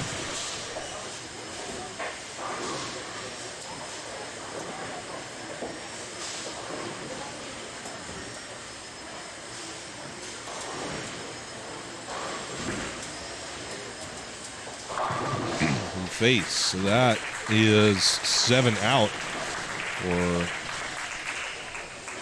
Ewan. And we've got a 6-pin game about.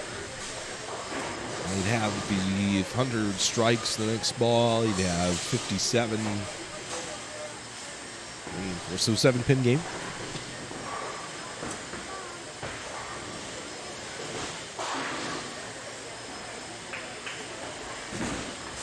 Better ball from Ewan. Needs to hook. It does. Got it. Got some standings now for, I know someone was asking about the standings, and we have them now for the U18 division. Through 8 games, so they got 2 to go. I would assume they're in their 9th game right now. Start with the girls. While Hunter gets up. Holly Vaughn continues to lead, but not by much. Bailey Spriggs is making a run.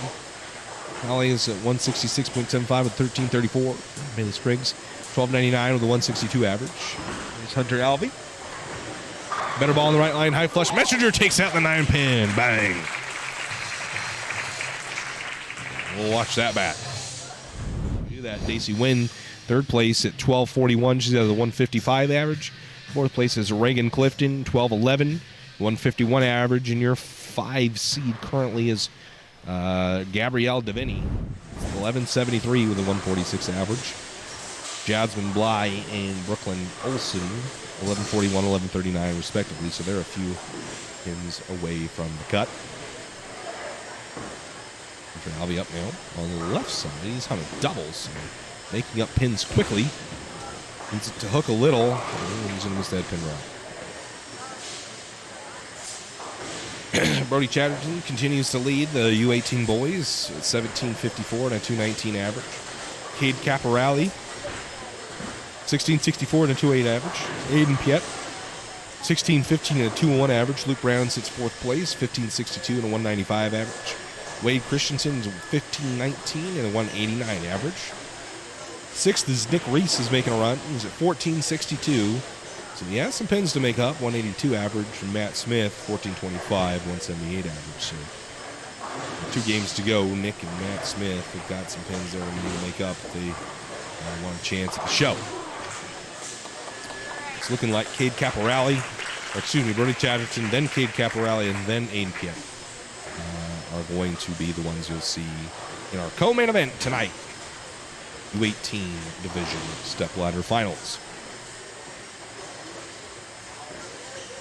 All right, Ewan Oster now steps up on the right lane after that open from Hunter Alvey. Off a strike, looking to make these pins up, back up. Mixer, and that's a 210. Doesn't look like the 8 pins back there. It's not.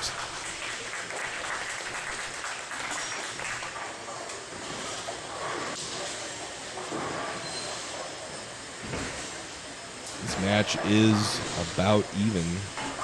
Everyone was looking to make some pins. We've seen the 210 pick before today. See it again. Could be. Oh, that's not quite enough.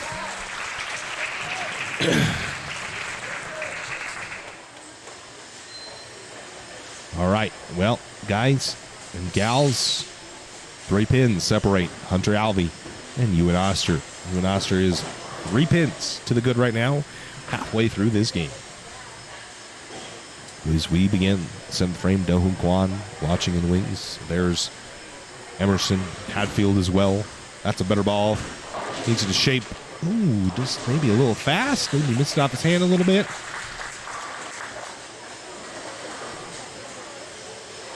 Tough break. I'll leave the 4-8. 4-8, not a gimme. Not a spare. I would have thought he would. Not a spare, I want to. Very choppable. Fortunately for him, he does not chop this time, but I have chopped that all way too many times.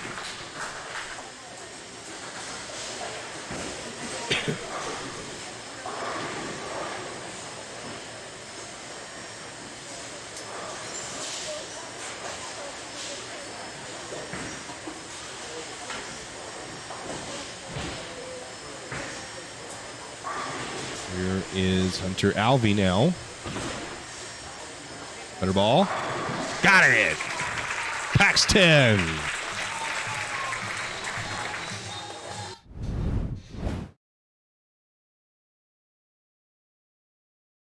Pressed the wrong button, huh?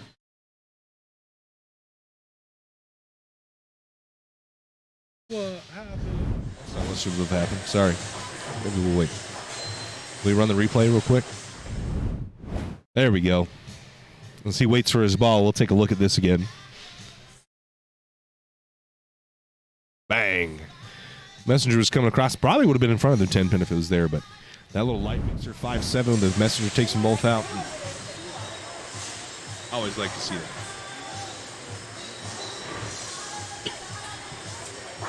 All right. Alvey now.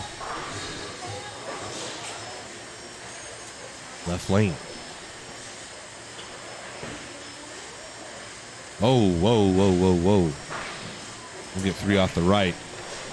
Almost went down. We saw Emerson Hadfield take a bad fall yesterday during qualifying as well. Fortunately for Hunter, he was on a strike, so he can make those pins back up.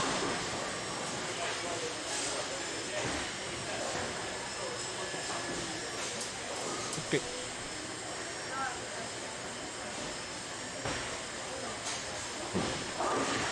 Is Nick going to make the show? Is Nick trying to make the show? Yeah, I know he's close in the standings. That's good. So Hunter, well, gets 7. That's a tough frame here, and a good opportunity for Ewan to extend his lead over Hunter. Ray found what I was looking for, Tournament Bowl. Thank you. And Tournament Bowl, apparently they're not using Tournament Bowl. Dale said, my son's first tournament outside of Oregon and Washington, he had a ton of fun and learned a lot. Finished ninth. Nice, Dale. Awesome to hear, man. Wide right, gets the trip on the 4 pin, but the 1-2 stands for Ewan.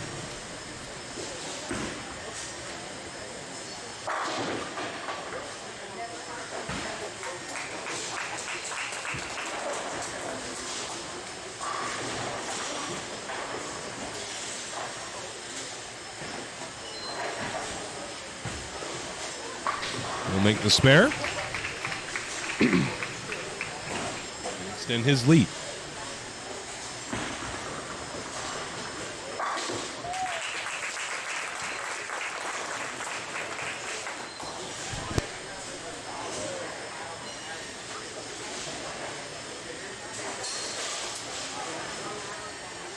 All right, left lane now. Ewan's got the cruise control on. Ball's way left. And fortunate to not have a split there.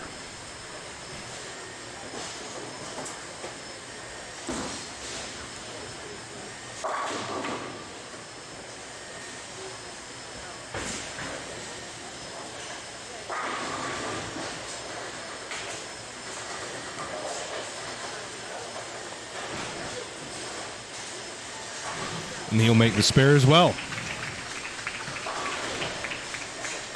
Checks the score. Sees that he now has a 15-pin lead and potentially more.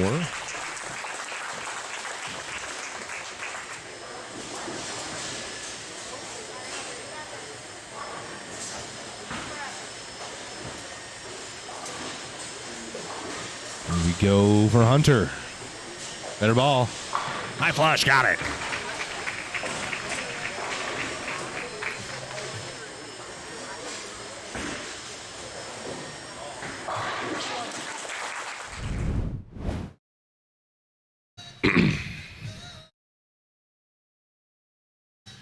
Much better ball. He's kind of pointed. I really wish he would throw a ball more. Maybe he doesn't have one. Maybe it doesn't fit. I don't know what's going on. He said his favorite ball is the DNA. I would much rather see him throwing that right now than anything else. But he's managing. He's surviving. So put some pressure on. Could use a strike here. That would help him tremendously in this match with Ewan.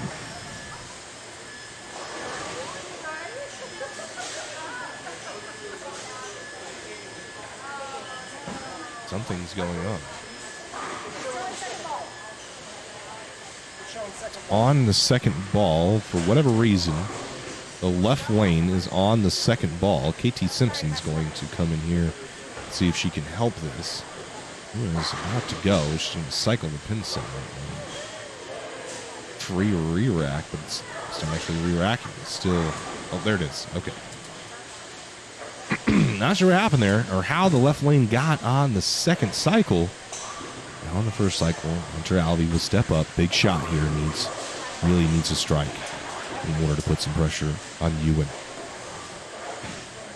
That was wide right. Missed the head pin right.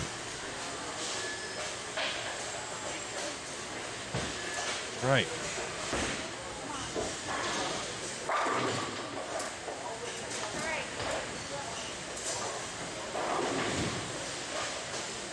And he will chop the spare. Andre Alvey will finish with 141, and I think that will just make a good count here in a mark for Ewan. What he needs to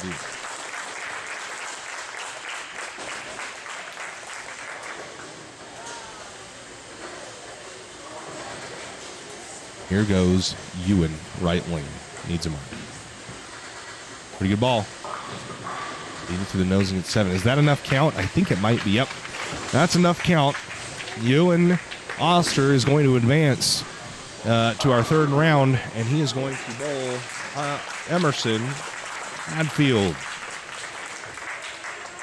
Emerson Hadfield in our semifinal match. And the winner of that match will go on to face Do Hoon Kwan. Good job, Hunter Alvey. Great bowling. Let's hear it for Hunter. Emerson with 2 balls. 3-4. So your number 2, St. Emerson Hadfield versus your 3 seed, Ewan Oster, up next in our semifinal match.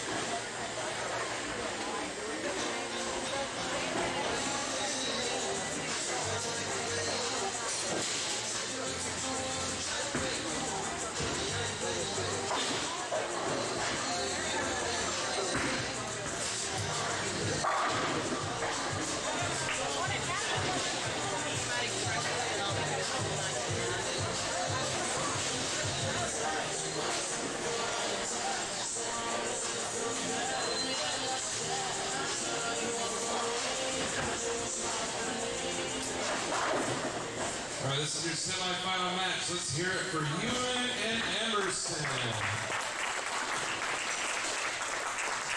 All right, Emerson's going to lead us off. Emerson Hadfield on the left lane. First shot, looks pretty good, and he's a hook. Mixer got it, crumbles the bucket.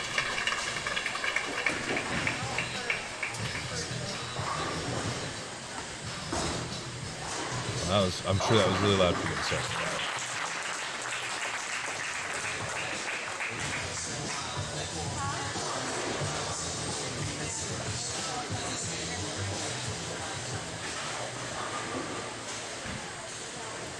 And here is Ewan Paxton again.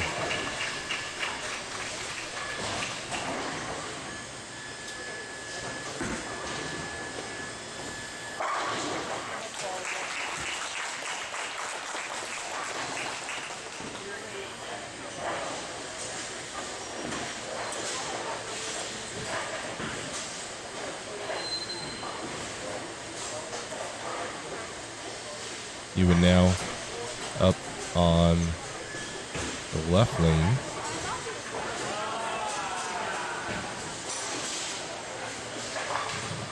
That is through the face.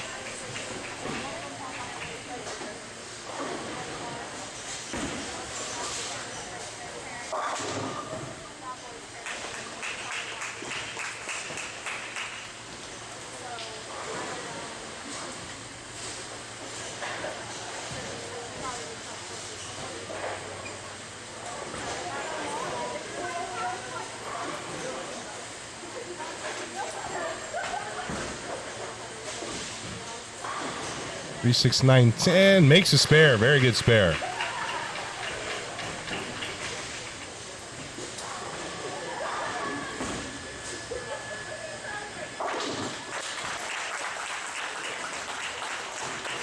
Now we'll see Emerson on the right lane working off a strike. First ball is pretty good. He throws it pretty hard. So when he fell, I was pretty worried about the guy.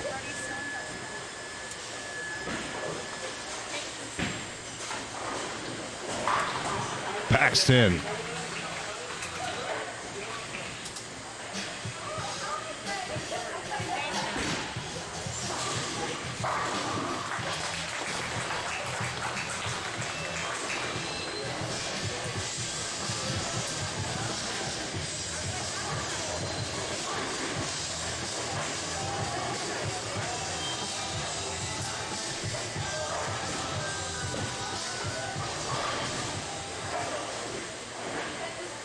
All right, Emerson right lane now. That ball's wide right.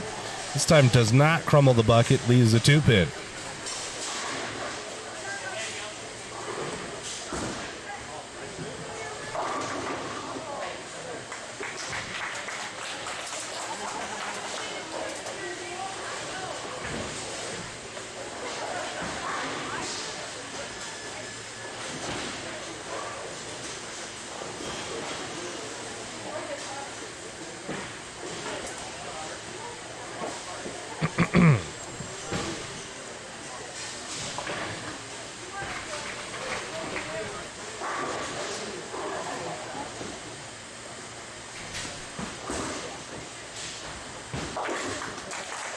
All right.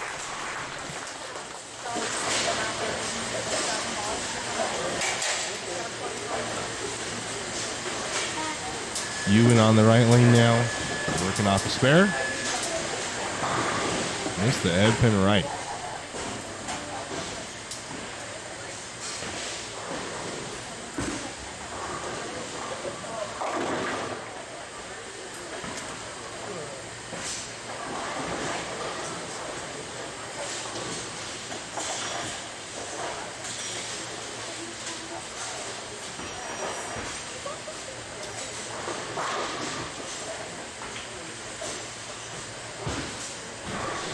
Is that the 248? Fix it.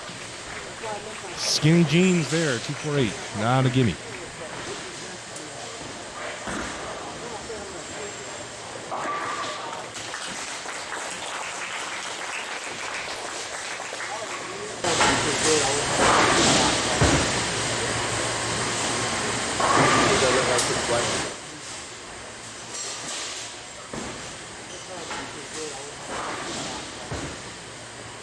Sorry about that. Mobby. And now that ball looks better. Ooh.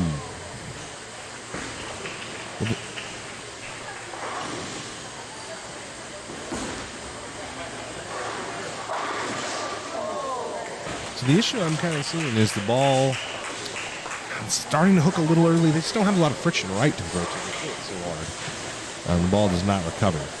I can get it. Oh, almost. Wow. That would have been really cool. Dang it.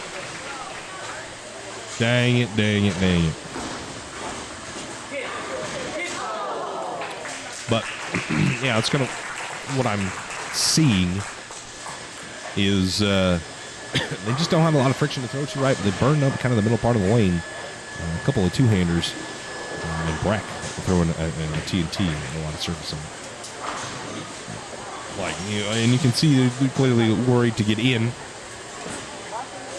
and give away the pocket. So struggling right now to strike. Emerson, he's 14. He's been bowling since he was 9. He's from Logan, Utah. He says his favorite pro bowler is Jason Beaumonte, but Simonson is a really nice guy. Make the spare. So Emerson here goes double spare and off to an early lead. His favorite bowling is a fast pitch. I like fast pitch too. Maybe wants to be a bowler when he's older, and winning his first JBT was his best bowling memory. Ball's a little better.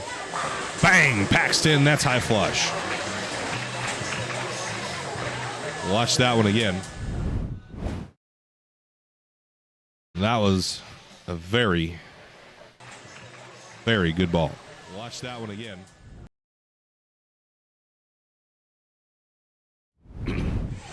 Back here to Ewan. Ewan wants to be a pro bowler when he gets older. That ball is wide right. I don't know if he made a move. Almost crumbles the bucket. Wow. His favorite memory is the youngest JBT bowler to win a scratch tournament, or a scratch JBT. He was 12 years old. He chose to not having strike zone. And clean up the spare.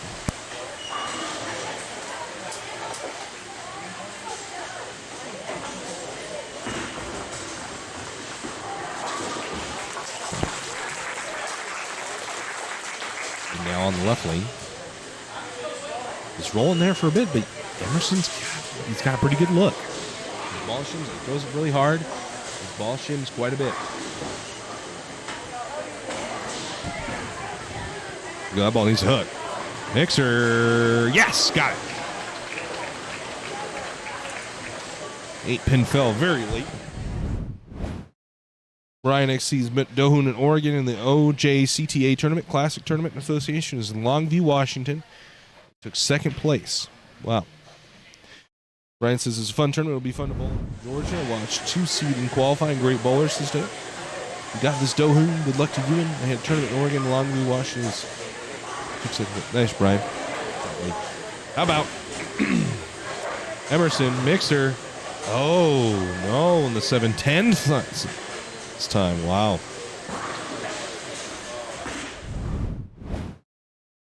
Yeah, he can do whatever he wants. He can be a camera guy. He can commentate. He can do everything.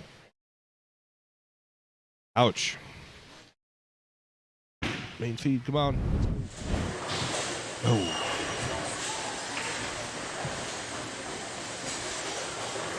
No dice on the spare. How's Nick doing? You gonna make it?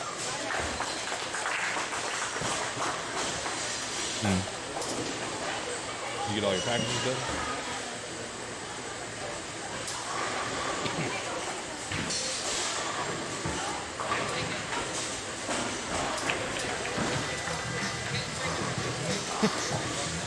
Good shot there from Emerson. Better ball.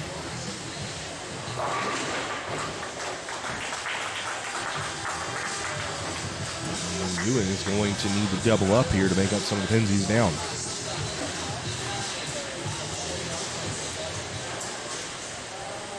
Emerson, ball reaction looks pretty good. He's hit the pocket 5 times this game. And that is more than everybody has so far.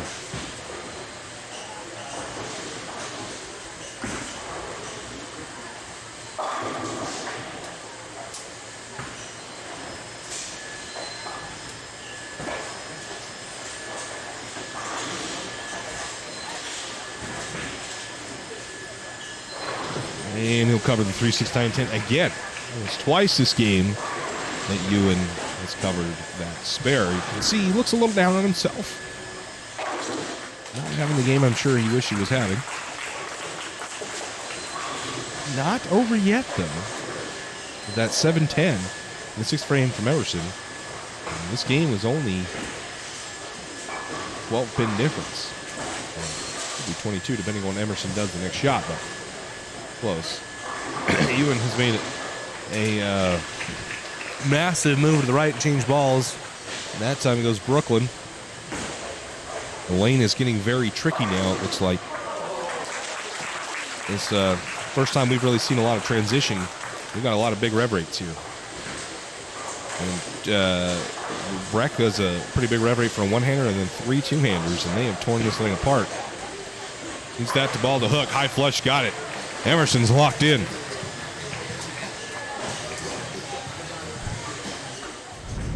Great shot, Emerson Hadfield. This game is really good. Gets that ball right in the slot. Nice high speed. Doesn't get around it too much. A lot of forward ball roll to keep some control on it. And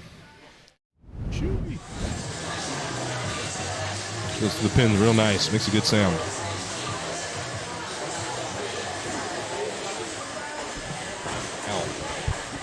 Emerson stepping up off that double in the ninth frame could really gap himself between him and Ewan, but he's going to miss one wide right. Fortunate there not to wash out.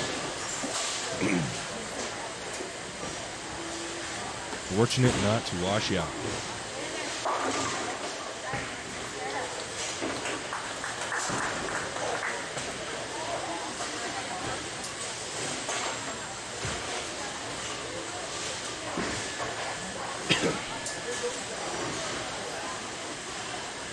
The 1-2-8. Not automatic, very easily choppable. But really could use a spare here to not let Ewan in. We'll make the spare. So, we could see our first 200 game here from Emerson. He can shoot 82, 92, 212, 53, 83. So, Ewan needs to punch out, and he would win by 1. If Ewan punches out, he will win by 1. Right? Does it count? No, 53. No. Oh, because of the spare, yeah. Well, he's not going to. He got 6 on that ball. I think he could, right? 23, 53, 83 in the ninth. Emerson going to have 82 in the ninth because of that spare. But Ewan got 6 as a 1-2-4-7. Not a gimme. Very easily choppable.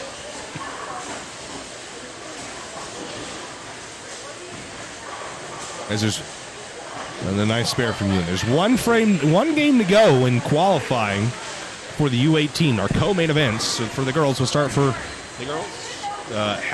Bailey Springs has taken over the lead now, 15:03 by 1 stick over Haley Vaughn at 15:02. 167, 166 averages, respectively. Daisy Wynn remains in third place at 14:30. Reagan Doe catching her at 14:06 in fourth place. In fifth place is Gabrielle Deviney at 13:14.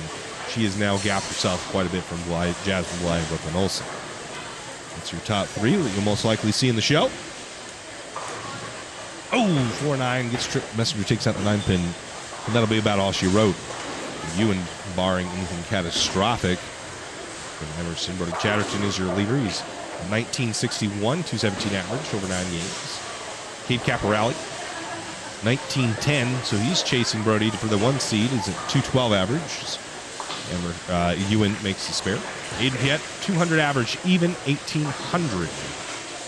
So Cade and Brody really walking away with this one. Luke Brown, 1736 and 192 average. And Wade Christensen sits 5th place, 17-17 with 1 game to go.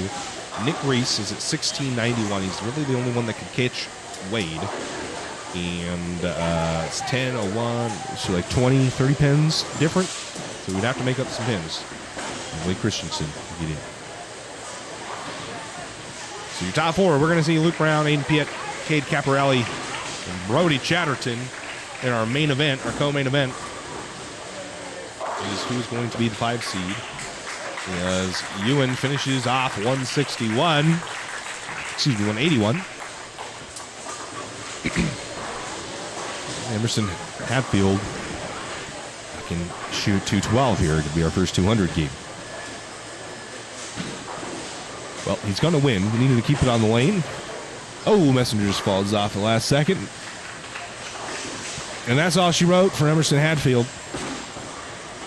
He's going to move on and bowl for a title against Do-Hoon Kwon and $1,000 in scholarship.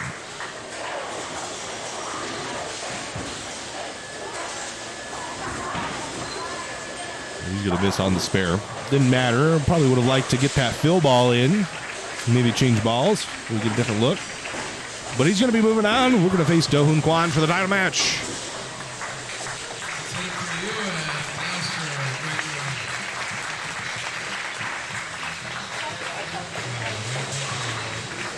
So our 1 seed versus our 2 seed.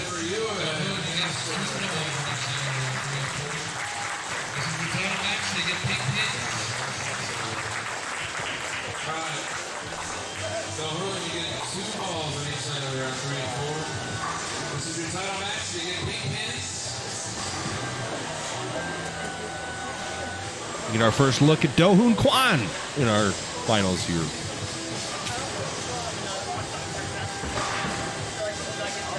This match is for the $1,000 scholarship. Second place is worth $400. So that the third place match, third place was only worth $100 less than the second. Now this is where the big money comes in. $600 is the difference between first and second in this match.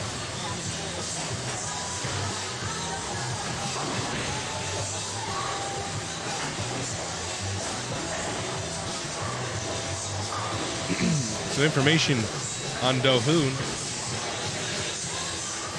Do-Hoon's 13 years old, been bowling for 9 years. Bowls out of Hazel Dell Lanes in Vancouver, Washington, and his favorite professional bowler, is E.J. Tackett. At only 13 years of age, Do-Hoon Kwon has taken 6th place in a regional. That is his favorite bowling memory. Chose no song.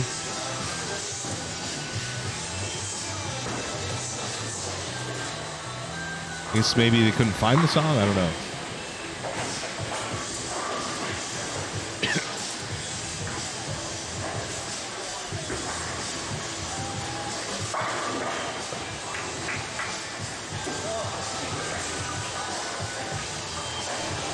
But does want to be a pro bowler when he grows up. All righty.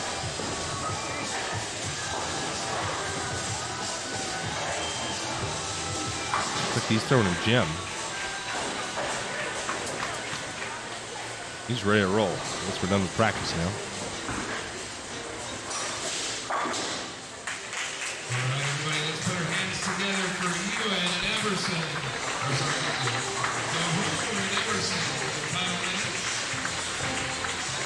All right, everybody, let's put our hands together for you and Emerson.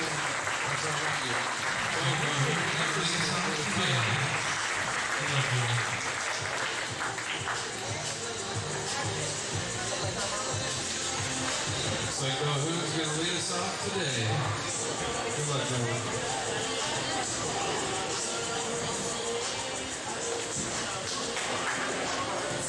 These kids, man, they like to go first. In the adults, you rarely see the higher seed choose to go first. But in about every single match we've seen so far, the higher seed has elected to go first, which means they would finish last.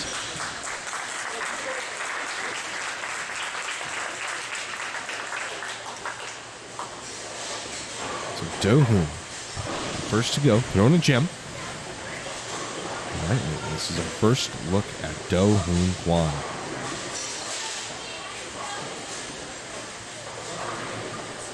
Ball does not quite make the corner. You'll get 8. You get to see is the first look at his kind of.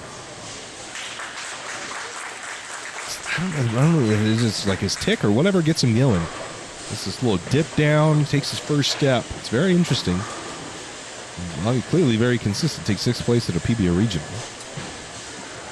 His gold bowling shoes on.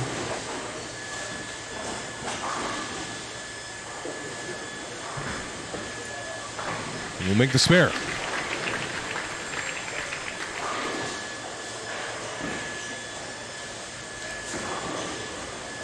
Apparently he's won an OBA title as well.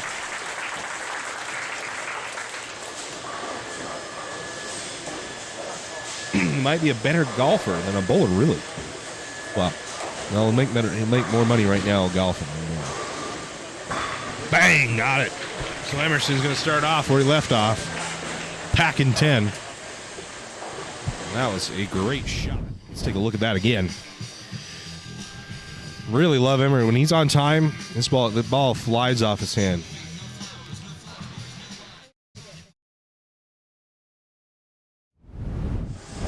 All right.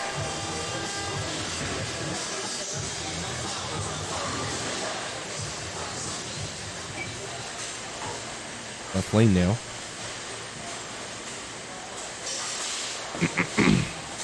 Another good ball from Emerson. Packs 10 again. Great shot for Emerson.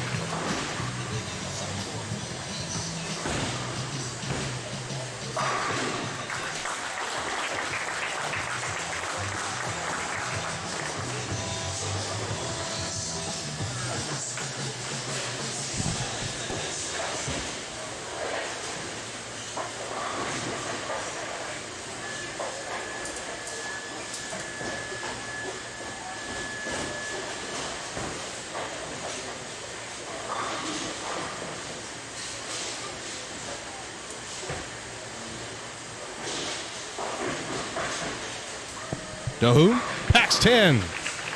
So Dahoon answers with a solid strike of his own.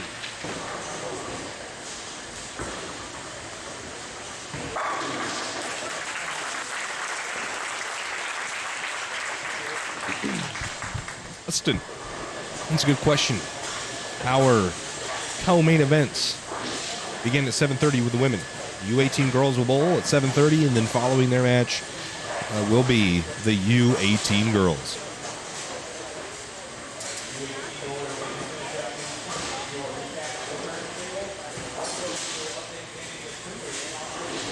Dahoon will step up on the left lane.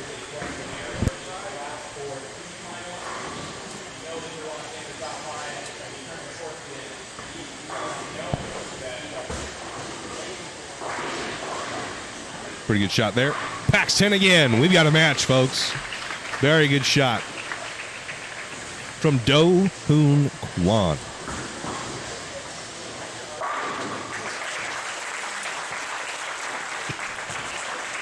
For all the new faces here, we appreciate you tuning in. This is the championship match of the U15 boys, but the U15 girls immediately following this. Our co-main events will begin about 7:30. The U18 girls and the U18 boys. Packs 10 again. It's a strike fest here in the title match of the U15 boys. If you're also not aware, Championship Bowling, we have our own tour beginning August 11th through the 13th, the Roller Mill Classic in Lehi, Utah. You can find information on this tour on our website, championship-bowling.com, which is linked in the description of the video. You are eligible to bowl, and we're working on a guaranteed youth prize fund in any non-cashing youth bowler. So you're going to want to check that out because it's going to be epic. Ball's wide right for Emerson. Gets a nice break. Doesn't bucket. Leaves just the 2-pin. So after a 3-bagger to start, Emerson will get 9 on that shot.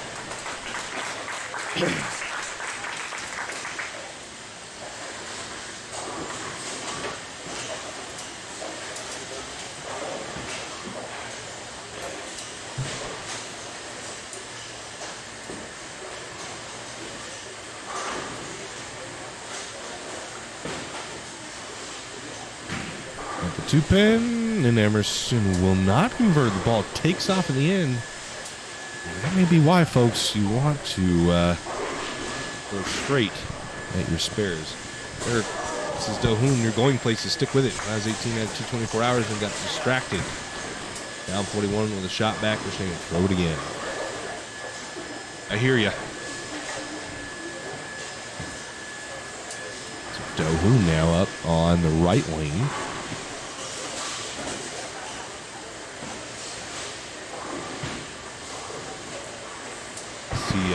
Pooter's Pizza kitchen in the background.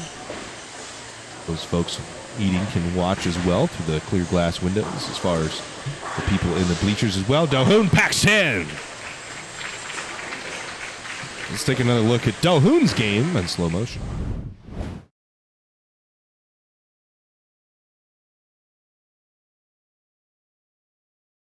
And Jim just doing the right thing down lane. Able to stay very direct. Dohoon now takes a lead with the open by Emerson Hadfield.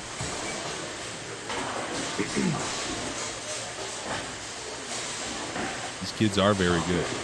These kids are very good.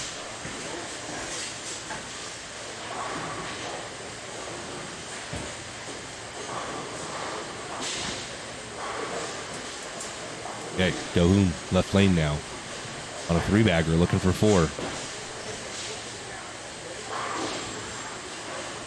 All looks good. Packs 10 again. Dohoon is locked in.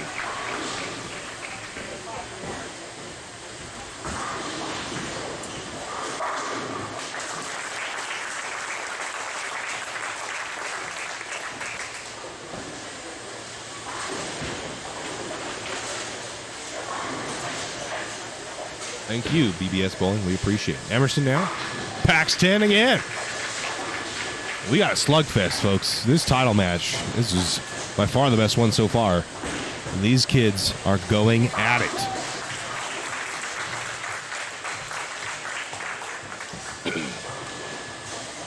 Our main car.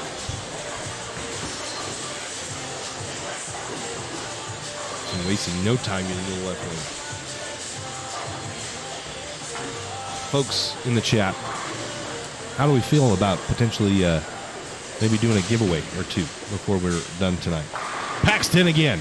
Let me know in the chat. I need you guys to chat. Bang, B-A-N-G, in the chat if you want to do some sort of giveaway.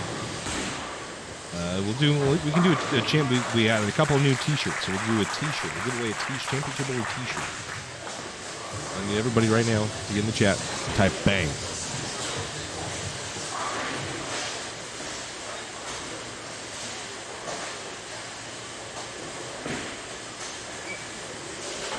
And this will be for YouTube only. YouTube only. Type bang in the chat.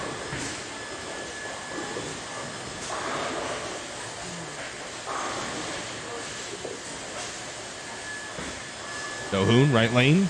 Ball's left off his hand this time, through the face. Oh, huge break! Left off Dohoon's hand. And gets a massive break. This could have easily been, 6, maybe even 4, but ends up tripping the 10-pin late and striking. Wow, what?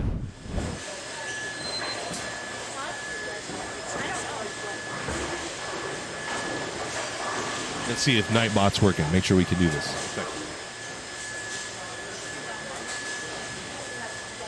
We've got a Deadwood they're about to clear. Nightbot is with us. We'll be able to do a giveaway. Set it up.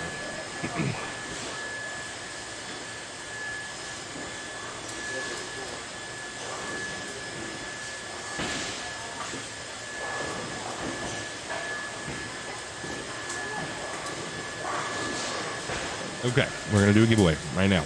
We'll start it right now. The chat bot's ready. Everybody in the chat's ready for a T-shirt. Dohoon, that's a good shot. Oh, this time almost 4 9s, trips a 4-pin there. Keyword is going to be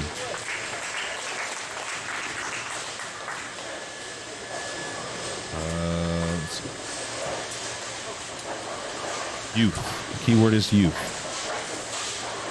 For youth bowling. So, yeah, I'm now to the end of the game. Type in youth in the chat. Dohoon on the 9-pin. There's a spare 4-bagger. 5-bagger, excuse me. 9 spare. Well, it's a little better than the last one, but this shot A little less luck than last one. So, youth. Youth is the word. Type that in.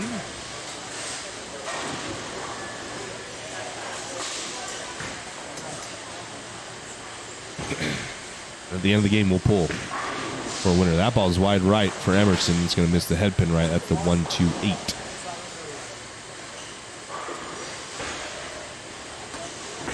We're giving you now, we currently have 7 people. Cabin, Jones, Chantel Hall, DeJamo, Dustin, Kimberly, Ray, Tracy. You guys are in. If you're not on YouTube, you got to get on YouTube. That's the first requirement. You got to go to YouTube. You got to hit the subscribe button. That's the second. If you're not subscribed, it doesn't accept it. And then type in youth in the chat. 7 people currently in the giveaway on the 1-2-8. We'll get it. Good spare from Emerson there.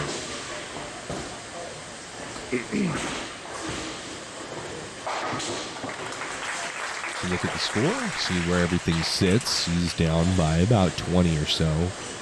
Both working on spares now in the 7th frame, so he's down 24 pins. So he's up 7. Needs to strike here. A t-shirt car, t-shirt, championship bowling t-shirt. Is that ball to hook? Crumble, roll a 2-pin for me? No, it does not roll a 2-pin.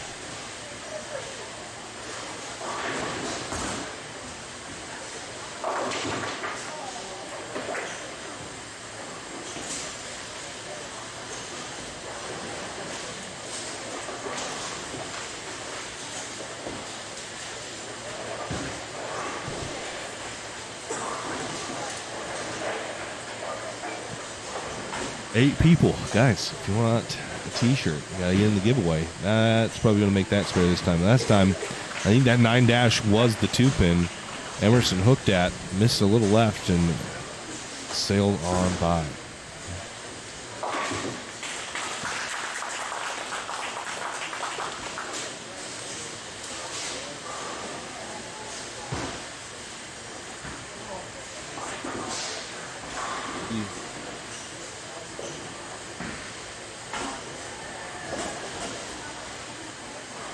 A couple of you on Facebook that have typed in youth. The youth won't work on Facebook, unfortunately. Only on YouTube. Okay, right lane, Dohu. Got the spare here. Ball's a little right. Mixer got it. Dohoon continuing to apply pressure. The lead has now grown to over 30 pins. Yeah, most likely. That's why I give you guys till at the end of the game.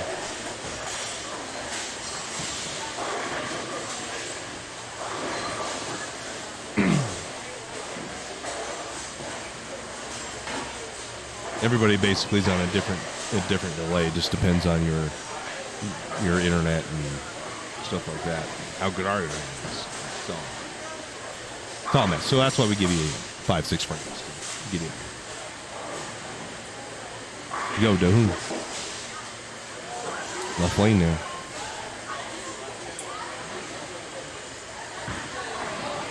Oh, that one was maybe a little bit in. Caught a patch of oil and just kept on going. That is the 2-4-5. So the 9th frame will stop his strike string and give Emerson an opportunity to punch out and put a little pressure on Dohoon. We need to make this, and things are much harder for Emerson to miss it. Emerson's path to victory in the title match here becomes much bigger.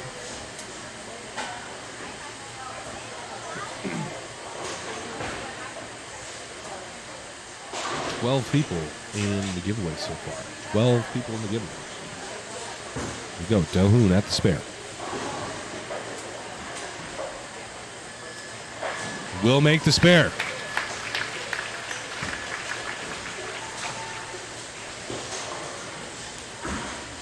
So now it is up to Emerson. Dohoon walks back to grab a drink of water.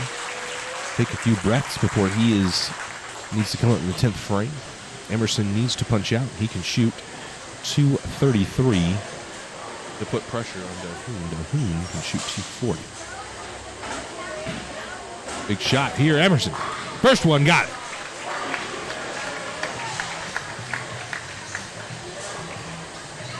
Shoot, 09-19, 249 for Dohoon. So Dohoon really some bad count in the first one. Would be his undoing. So Emerson needs to punch out here.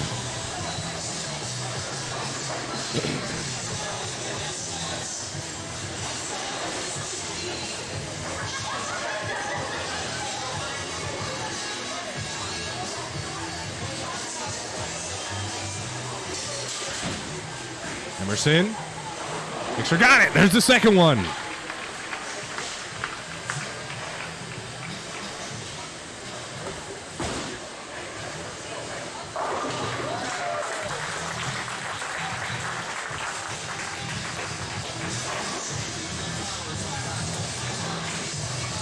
So, Emerson filling the frame that he needs to. A hair late, but he's definitely here to put some pressure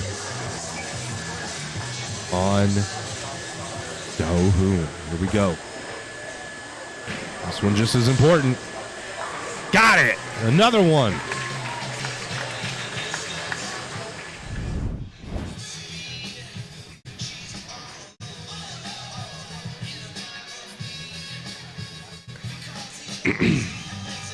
These kids are tearing it up, and this is the U15, guys. Our co-main events of the U18 boys and girls is coming up, and they are even a little bit better. These kids are so good, man. And in a tight spot like this, Emerson filling the 10th. Strikes, needs this one here. Put some pressure on Dohoon. Looks just as good as the last couple, and it is. A four-bagger to end. Emerson, what a great run. And now the ball is in the Dohoon Kwan's hands.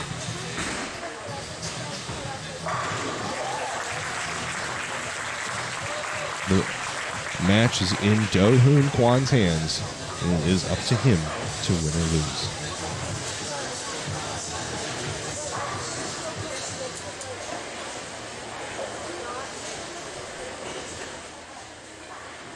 Dohoon. Right lane. Taking his time. Taking his time.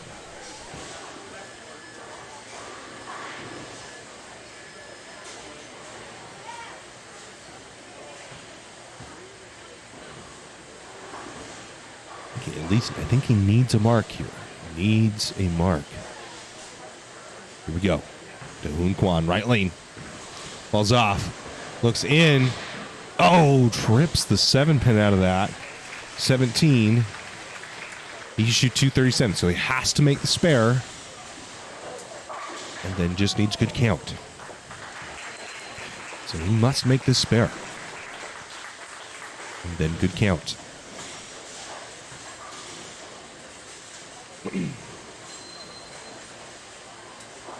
Last call for the giveaway. We have 13 people in it. So once Dohoon's done here, we'll do a drawing, and you'll win a t-shirt from Championship Bowling. Here we go. Dohoon must have the spare. 610 must have it. It's 2, and he will get 2. So Dohoon Kwan needs 6 pins in the fill to tie 7 to win. Kamiko's in. We're doing a giveaway, guys. I know there's 142 of you now, so you need to type youth into the chat. Youth into the chat to get yourself entered into the giveaway for a Championship Bowling t-shirt. We got a couple new designs in. Youth is the keyword. Dohoon Kwan needs 6 to tie, 7 to win. 6 to tie, 7 to win.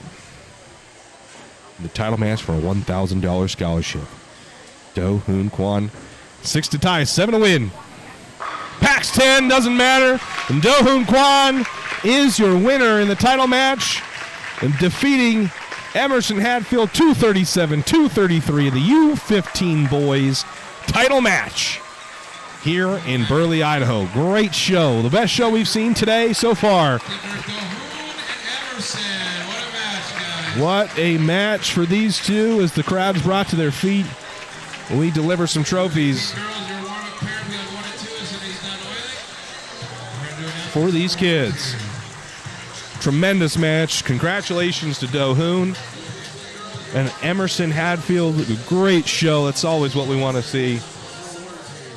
Thanks for everybody tuning in. We got U15 girls coming at you right after this, followed by our co-main events. You are not going to want to miss any of this action. We've got some tremendous bowlers and some of these women and some of these young men that you're about to see. If you're not subscribed yet, hit that subscribe button.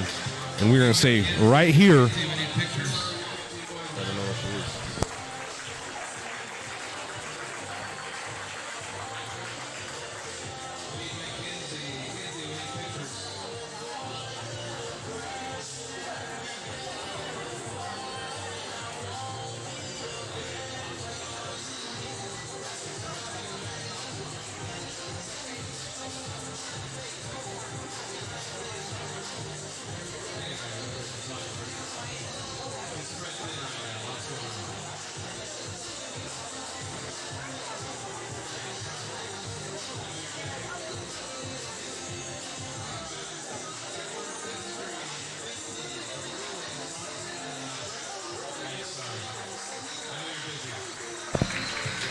Okay, are you guys ready to see who won the giveaway? Our fourth seed from Burley, Idaho, Hunter Alvey.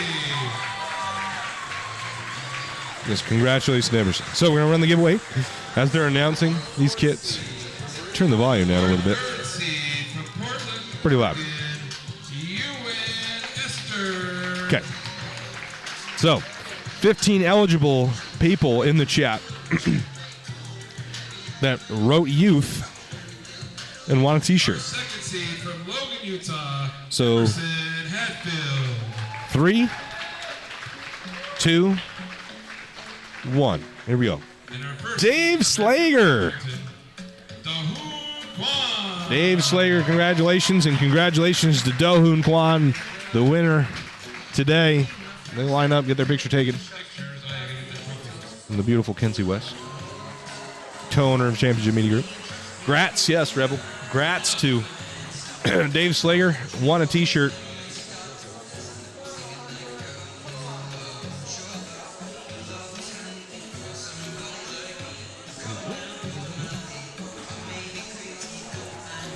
Thank you for watching, Tracy.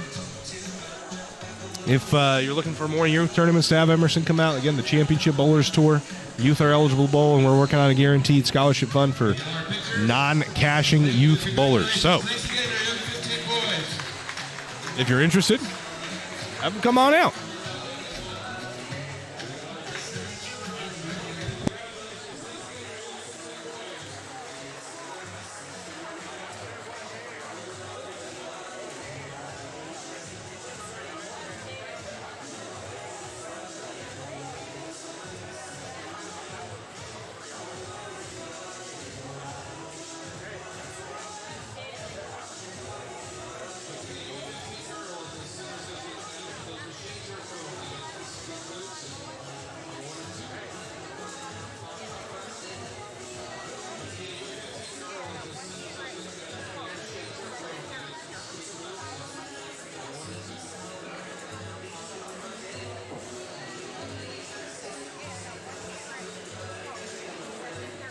All right, well, I'm going to take a quick break here while the girls get warmed up.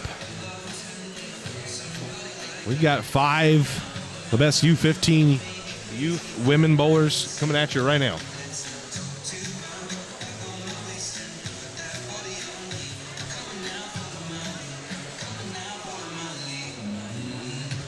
First match will be Jaden Cliff versus Catherine Scott.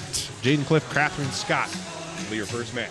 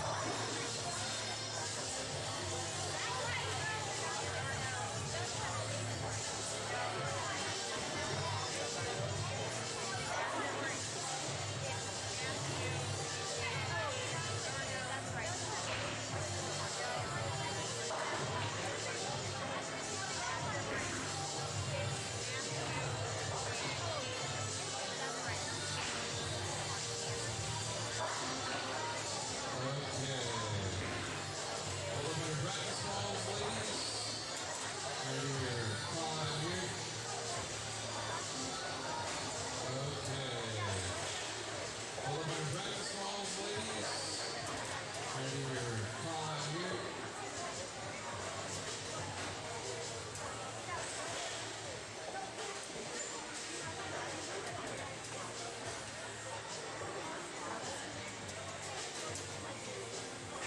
All right, this is your U15 girls final. Coming to your 5 seed from Napa, Idaho, we have Jaden. All right, this is your U15 girls final. Coming to your 5 seed from Napa, Idaho, we have Jaden. Scott. Coming in for your 3rd seed from West Valley, Utah, Scott. Coming in your number 2 seed from Forestville, Oregon, from West Valley, Utah, and coming in as your number 1 seed from Burley, Idaho, number 2 seed from Forestville, Oregon, Mackenzie Clark. Your first match will be Catherine Scott coming in as your number 1 seed from Burley, Idaho, Idaho. Balls to stay loose and lead one. Your balls is Catherine Scott, Burley, Cliff, right here on lanes 3 and 4. The other two girls should balls to stay loose and lead one. Two balls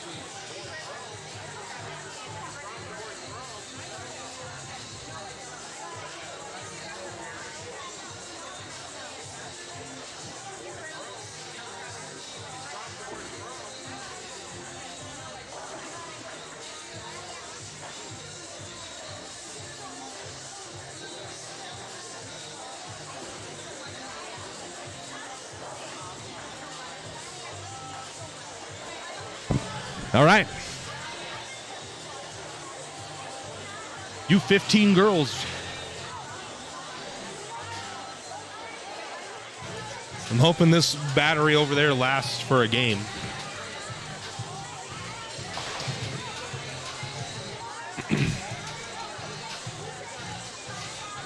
All right, you guys ready for the U15? I didn't change that. I did boys, girls.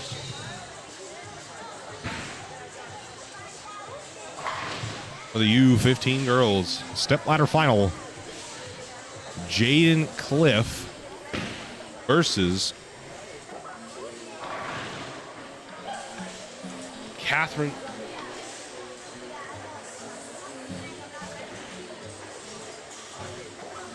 Scott. Scott's your 4 seed. Jaden Cliff, your 5 seed. Jaden is 15 years old and has been bowling since she was 9. She's from Nampa, Idaho. And her favorite pro bowler is Katie Simpson. Favorite ball is the Zen Soul. Well, she wants to be a forensic scientist when she grows up. Catherine Scott is 15 years old. She's bowling since she was 11 from Twin Falls. Her favorite professional bowler is Jason Belmonte. And her favorite bowling ball is the Fugitive. And when she grows up, she wants to own a bowling center. All right, well, Catherine, if you own a bowling center when you're older, I sure hope that you let us bowl there. Don't be like the people in like Las Vegas and other areas that don't like when we bowl there. Did Nick make the cut?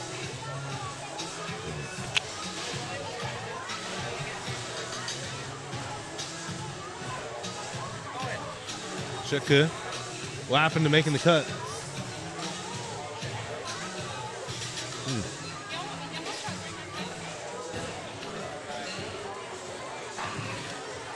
Liam, what happened to Nick?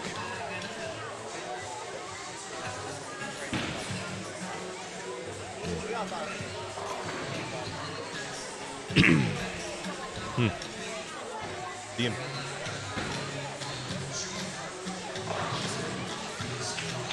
5 hours. 4 hours and 56 minutes. Yeah, it was a good match, though. He needed a mark in the 10th.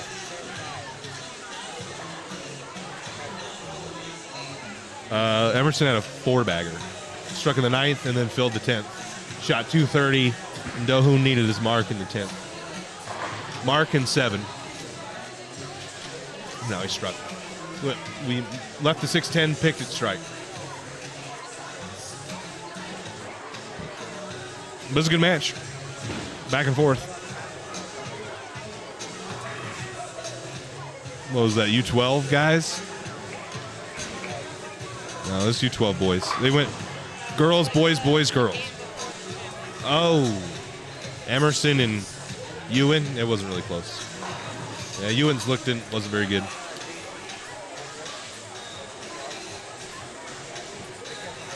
Oh, yeah. John Verde.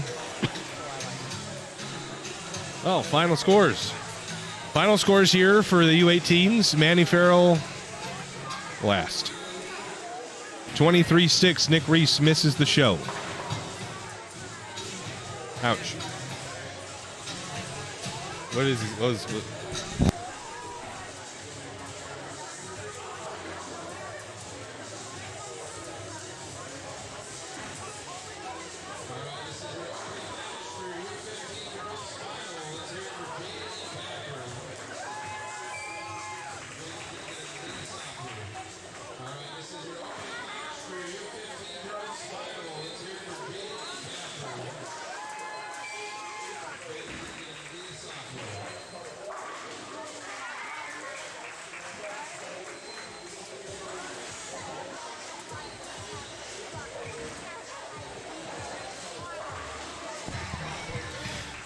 Oh, what happened to the score? Why did they look wild all of a sudden?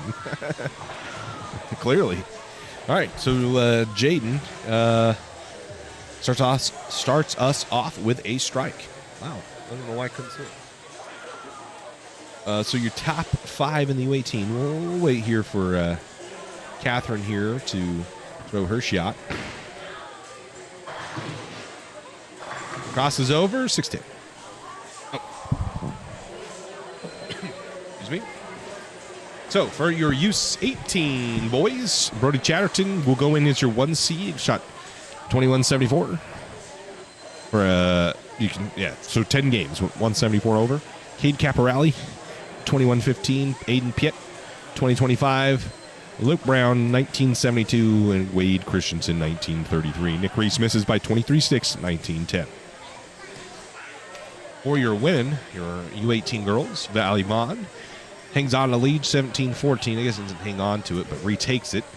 Bailey Spriggs, 1663. Daisy Wynn, 1598. Reagan Clifton, 1531. And Gabrielle Davini will be your 5 seed, 1483. So your co-main events following this step ladder final.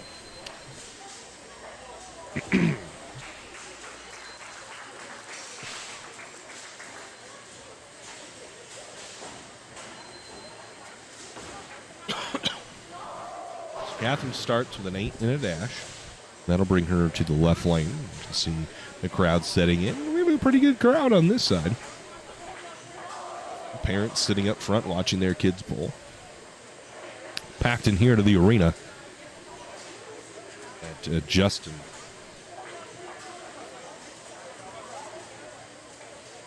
Has set up for us, and we've been able to create basically a TV set for her. So thank you to him. Better ball. High flush. Oh, fast 8. 4-7. So left the 6-10 and left the 4-7 the next shot. So big 4 over 2 balls. That ball much better.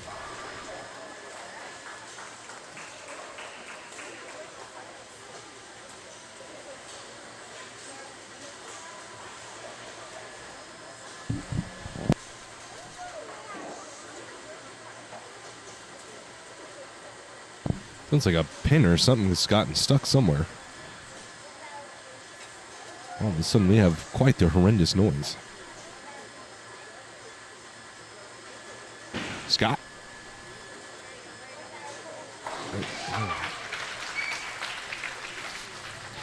Nice shot there.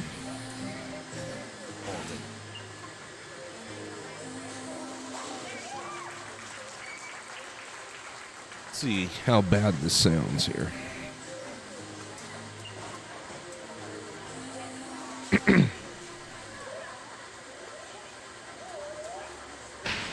Jaden, the ball is a little right, does not make it back. She'll get 4-5 now.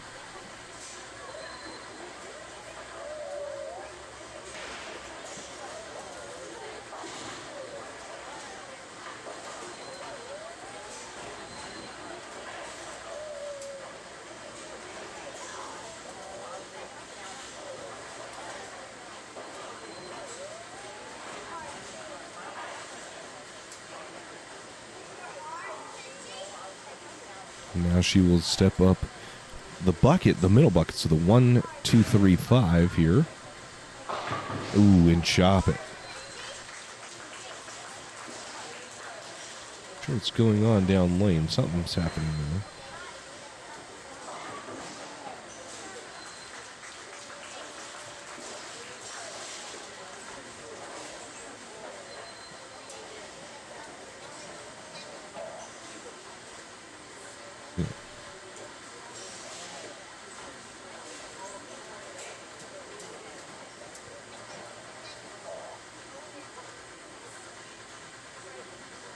She'll step up now on the left lane. Better ball, but still doesn't quite make the turn.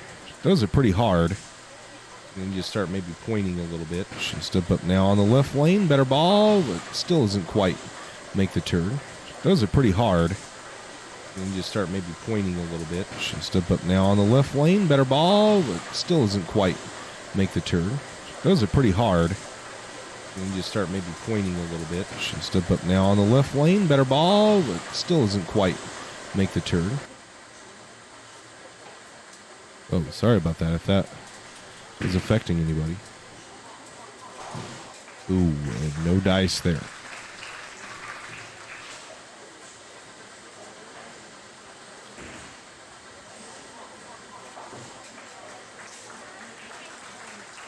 Okay. I think we're good.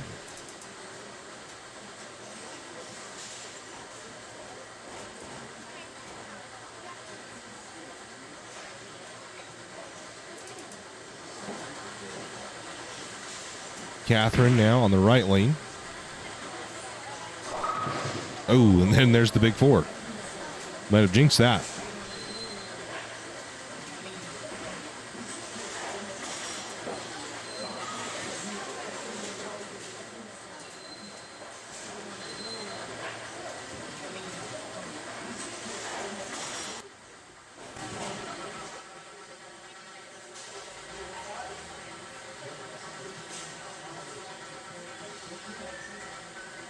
She leaves the 6-8 and then leaves 6-8, the 6-10, then leaves the 4-7, then leaves them together. And she'll pick the 4-7.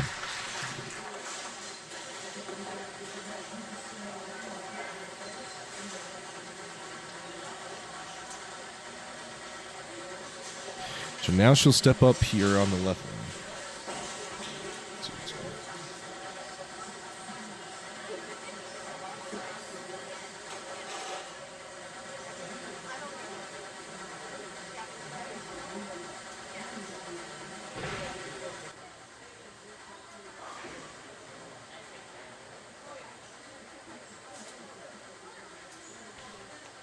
Needing, I guess the match is only 3 pins. They've both opened so far to start. That's a better ball. Kept a little bit of the 10 pin, head pin, but not enough of it, and that is the 2, 4, 5, 7.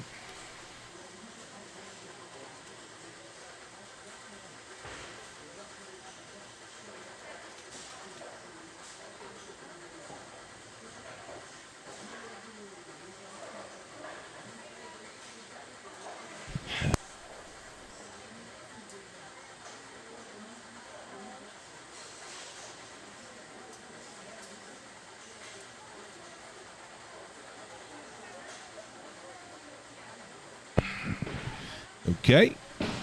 That's got a chance. Oh, and it hooked just a little too much at the end and chops it.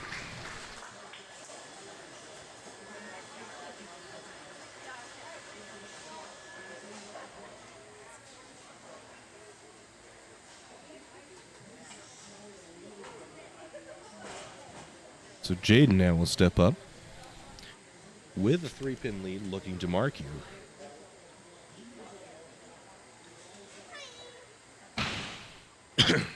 Oh, no go.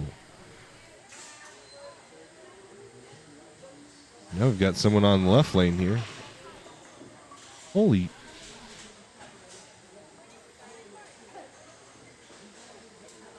Well, the lights were still on. I thought the lane was still on. Clearly the lane's not still on, but the lights are on still, and someone's ran back there to fix that lane while we're bowling.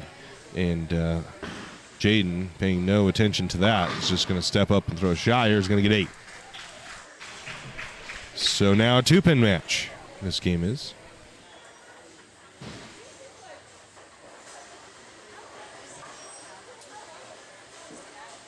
Something got like caught back there, and I don't know what was going on, but you could clearly hear like a pin stuck into something or something happened. I don't know what it was,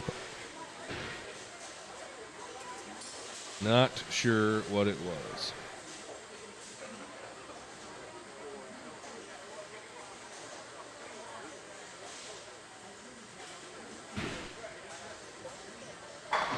Ball's left. And that is the 1-3, 6, 8, 10. So that, not a gimme either.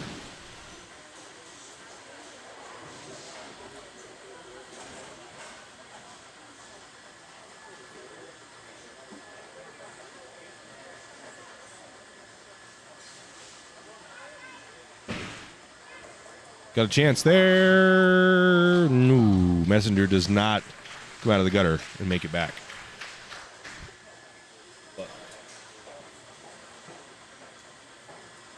It's hot, man.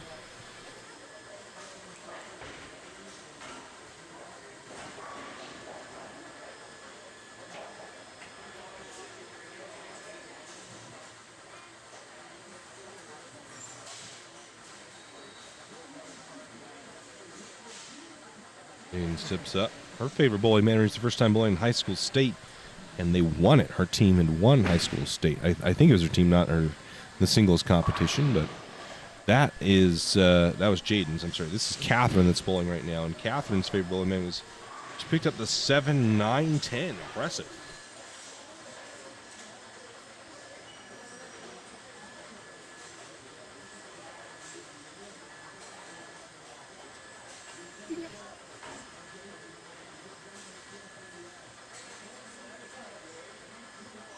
No.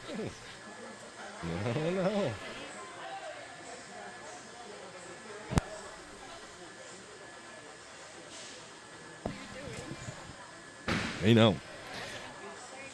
Catherine. All right. So her second spare of the game.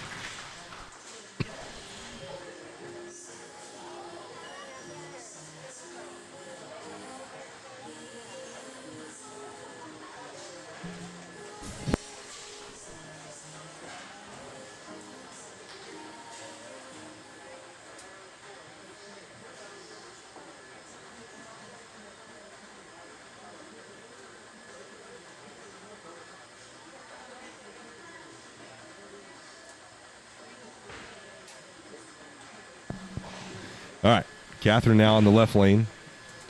That's going to get her a little bit right. Oh, man, almost falls off. The weight block flips and saves itself. You can clearly tell some of the nerves are setting in. Bowling on this stage like this, all the lights everywhere. The big TV screens, the banners, the people. There's quite a big crowd behind them watching.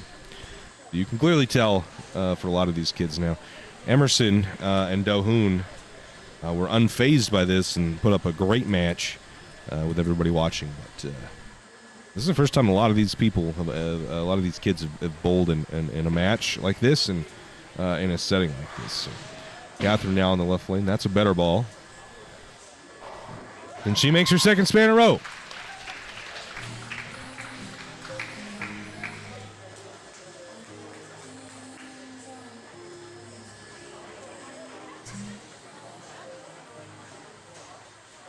We got some Taylor Swift here hyping us up for Jaden to step up. Jaden's strike song is Don't Drop That Thun Thun. So two wildly different tastes of music. Ball needs to hook a little. Oh, that might have made that worse. And that is the 1-8. Now the little graphic there on the scoreboard, right, drawing it up like that's easy to do. It is not.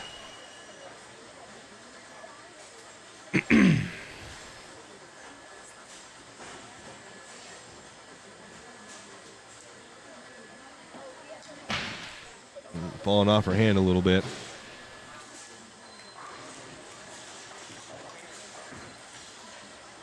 Catherine now with a little bit of a lead. About 13 pins.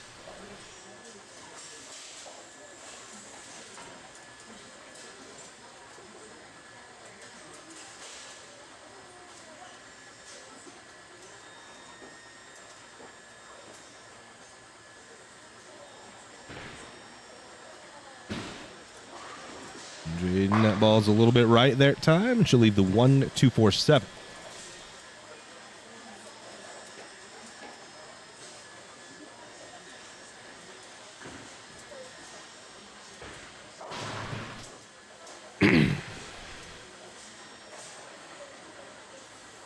Nemesis, Rebel Nemesis. Jaden may be lined up after that spare conversion try. I don't. She's kind of just trying to point it at this point, I think, at the pocket. So it's just all about repeating shots. That's a better ball. And she'll make the spare.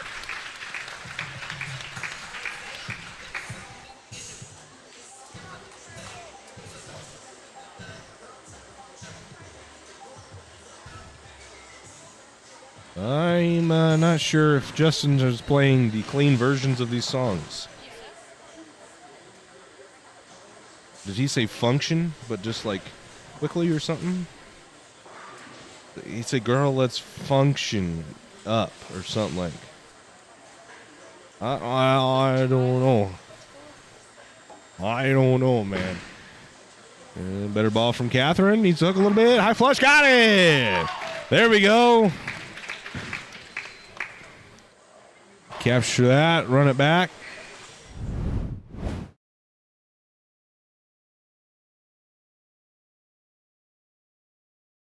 Nice shot there. Nice high flush. 6-pin comes up. Chop blocks the 10-pin over. Catherine's has her first strike of the game.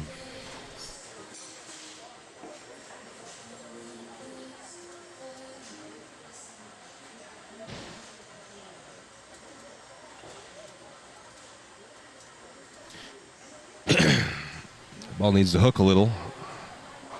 Almost makes it back. That's the 1-2-8. So a little easier spare than the 1-8 that she had left in the last frame. Or that Jaden had left.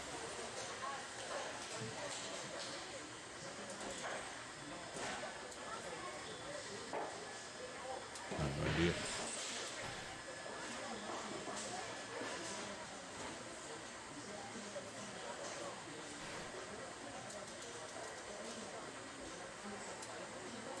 Yeah.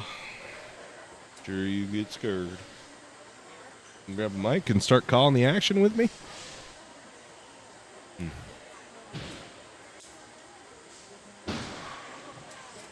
Ball needs to hook a tad, hook a tad. Oh! Close but no dice.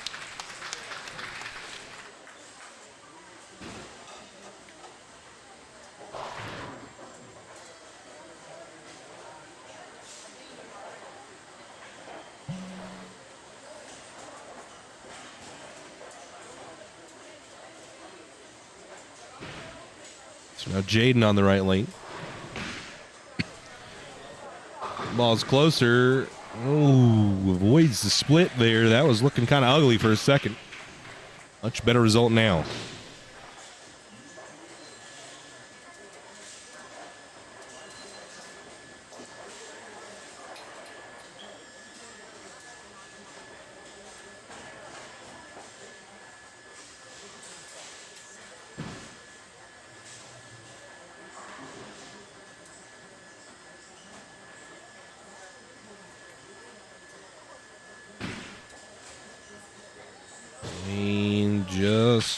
Just a bit outside on that one. Jaden down now, what is that? 20, but -3. So 17 pins with 2 frames to go.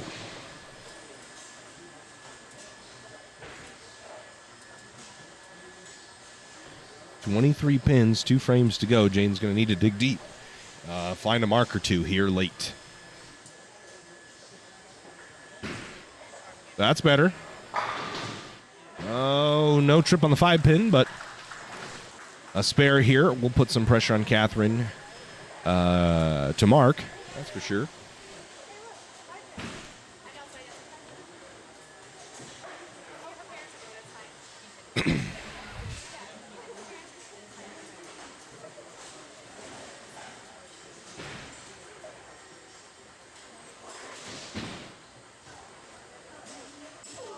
And she will miss that one left.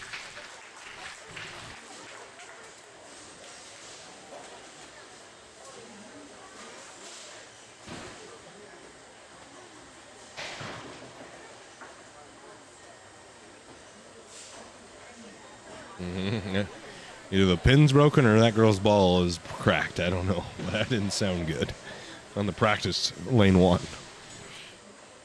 All right. Catherine now on the right lane. Looking to lock things up. She'll be the first to finish. Ball's pretty good. Not a high flush shot. She's going to strike.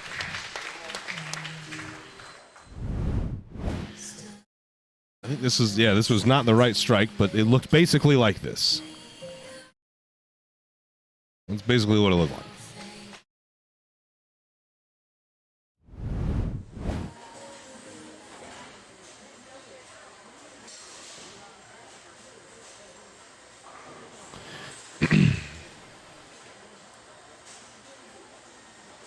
All right, left lane there. Good count here, and that will seal the deal. Now it's a pretty good ball. That should do it. Catherine Scott going to move on to face your 3 seed. I'm going to have Kinsey hand me the 3 seed paper, if she'd be so kind. Thank you. So good job, Jaden Cliff, and making it this far, but it will be Catherine Scott moving on to face Riley Blair.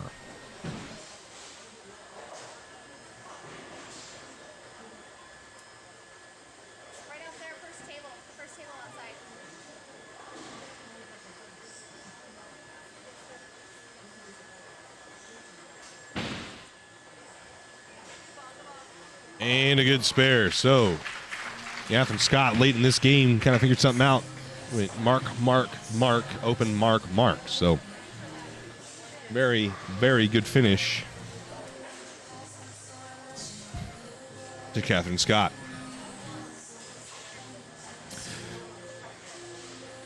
Time rolls on here. Next match will be Catherine Scott versus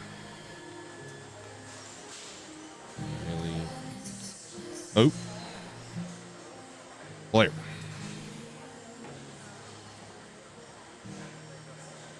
Yeah, a couple of them have said none. They're just like, I don't have a song I like. The heck? Bailey Sarian said, hey, Jake. And howdy. So good game there, 144 for Catherine Scott.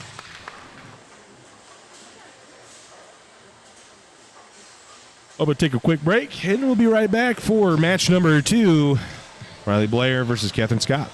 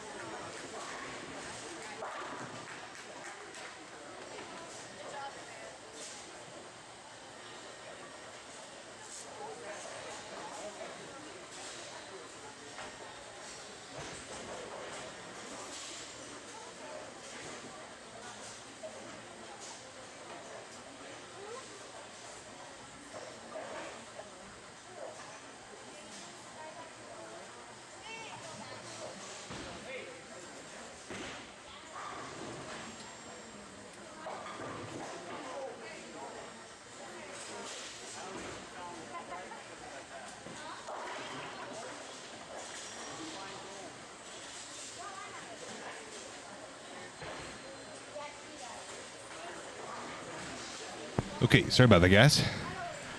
Well, I left it on that one. Might be. All right. Riley Blair, Catherine Scott. Catherine goes Great Church on the right lane.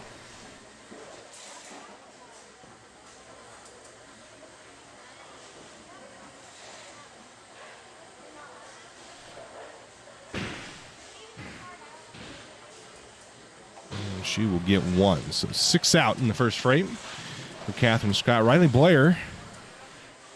I'm going a few shots here. We'll go over Riley's bio here in just a second.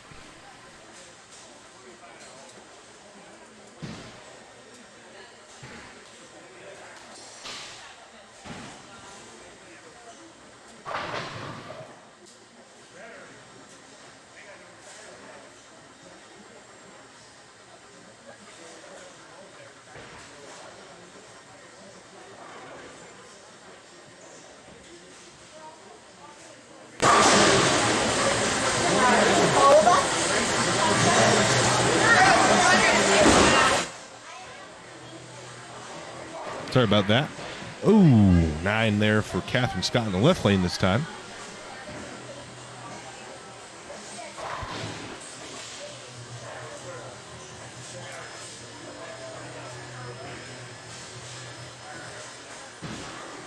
Catherine looking at a 7-pin after getting 6 for a shot.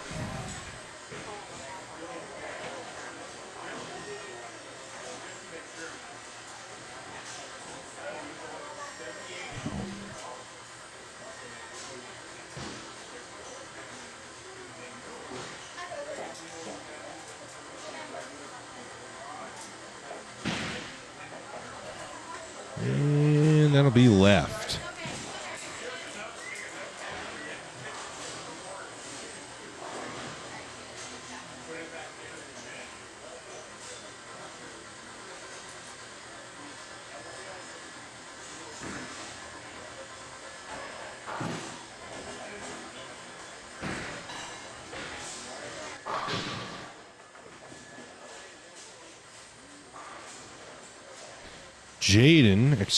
Riley Blair, going to miss that one a little bit right. Riley Blair's 15 years old.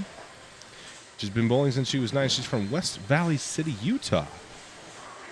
Favorite pro baller is Katie Simpson. That's got a chance. And that's good to spare.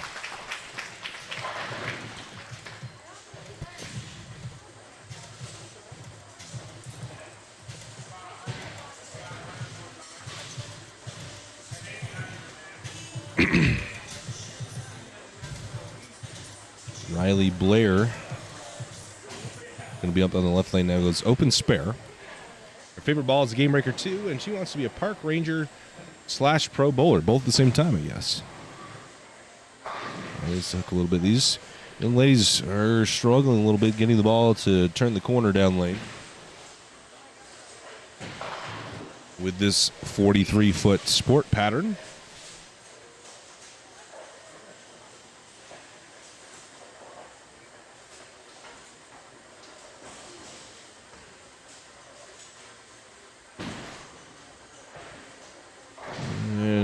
Didn't quite catch enough the head pin to make the spare.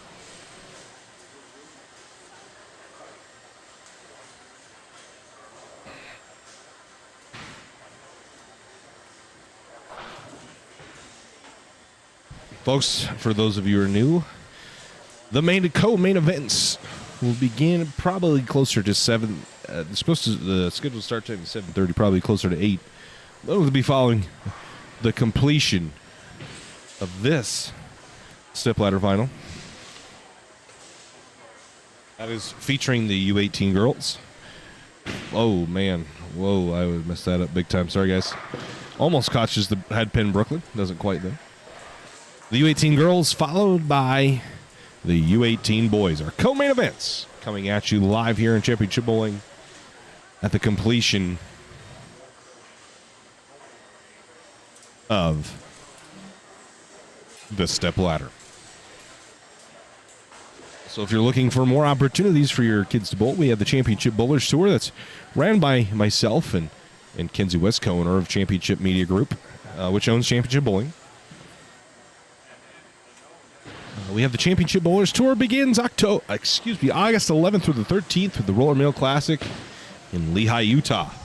These bowlers are eligible to bowl, and that's a good spare there from Catherine. Youth bowlers are eligible to bowl. We are working on a guaranteed scholarship fund for non-cashing youth bowlers.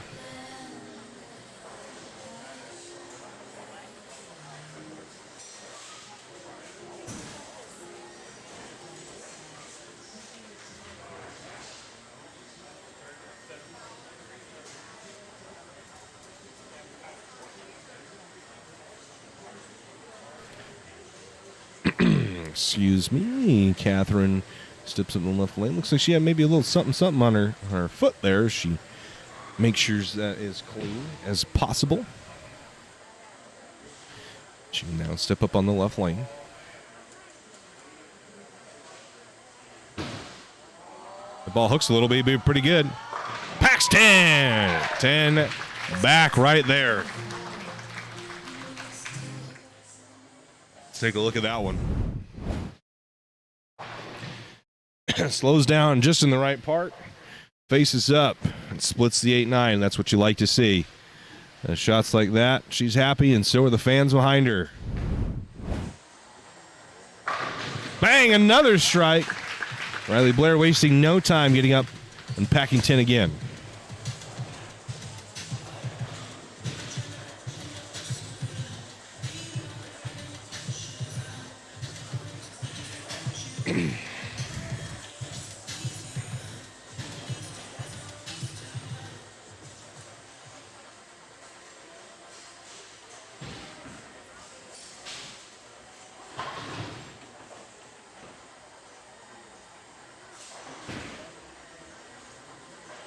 High flush again, and we've got 3 strikes in a row.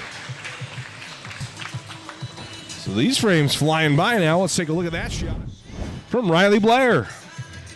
Lefty here. She throws it hard. Packs 10. You like to see it. There's Nevaeh Hole.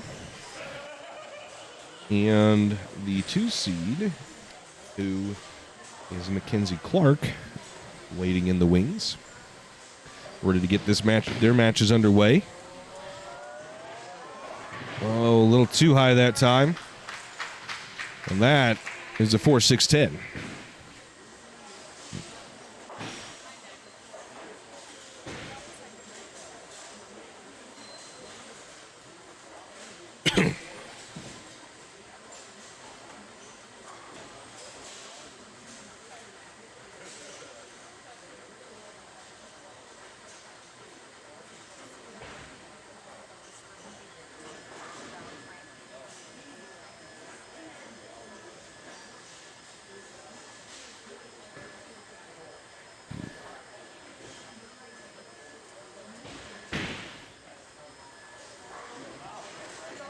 And she will get none on the spare attempt. So Riley Blair now on a double.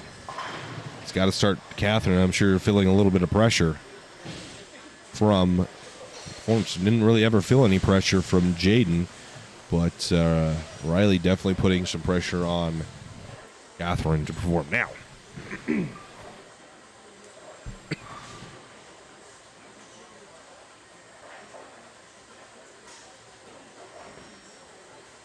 Catherine will step up on the left lane after that double from Riley Blair. 7 dash. Riley Blair now has a little bit of a lead. Ball's left off her hand, hoping to go crossover Brooklyn. Oh, and it does!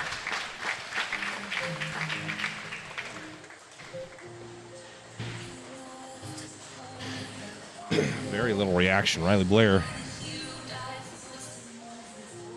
Favorite bowling memory is shooting a 288. And she did not choose these strike zones. Studer has been choosing 1-4. That ball is way left, right. She'll get 3.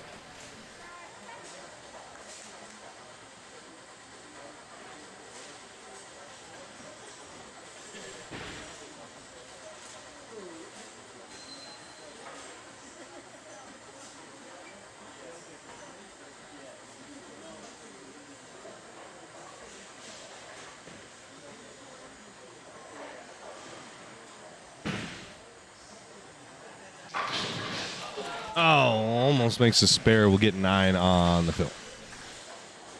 So 86 to, well, I guess not that bad. If she would have struck down, if Catherine strikes, she's got 79 in the 6th, and this match is a lot closer than I thought.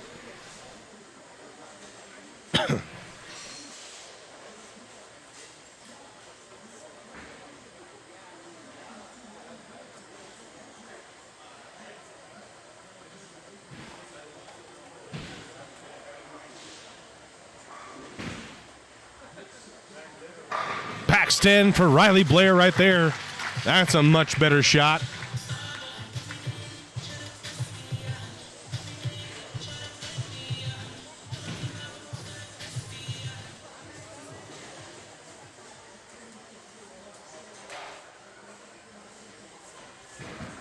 Catherine Scott now stepping up, looking to close the gap that's on this match.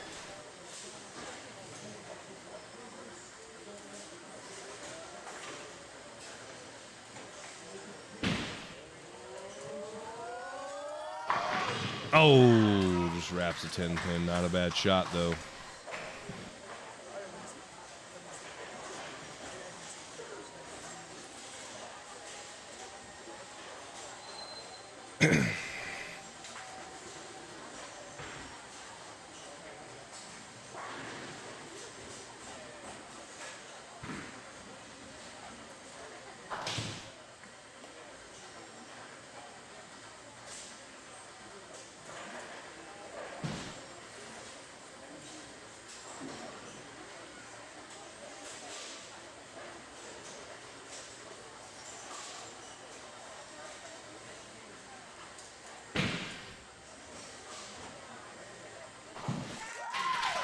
And a good spare from Catherine Scott.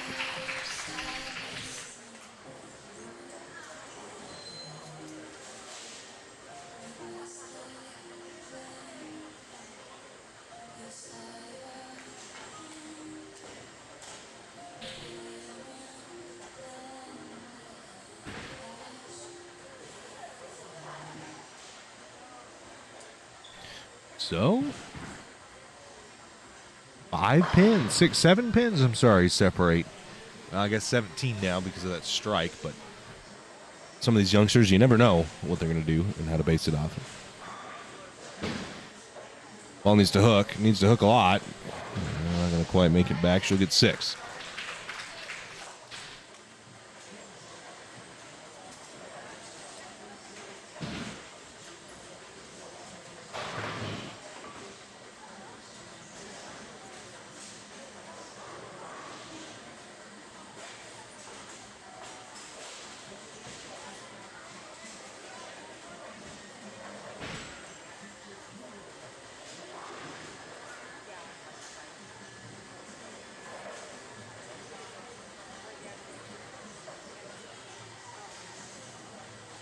At the 1, 2, 5, 9, picks it up.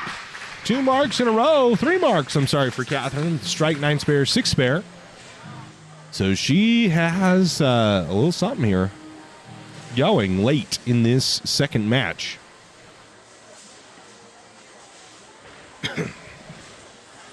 See if she can keep this momentum up. That's a good ball from Riley Blair. Got enough in the head pin to strike. She's going to take that one. Take a look at it again real quick before she goes up for the next shot. Right on line. Just caught enough of the head pin to knock out the bucket. She was a little worried about that one.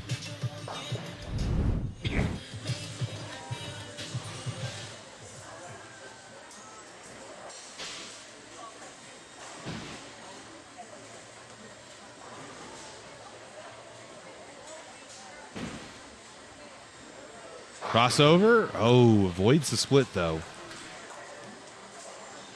Avoids the split. That could have been really bad.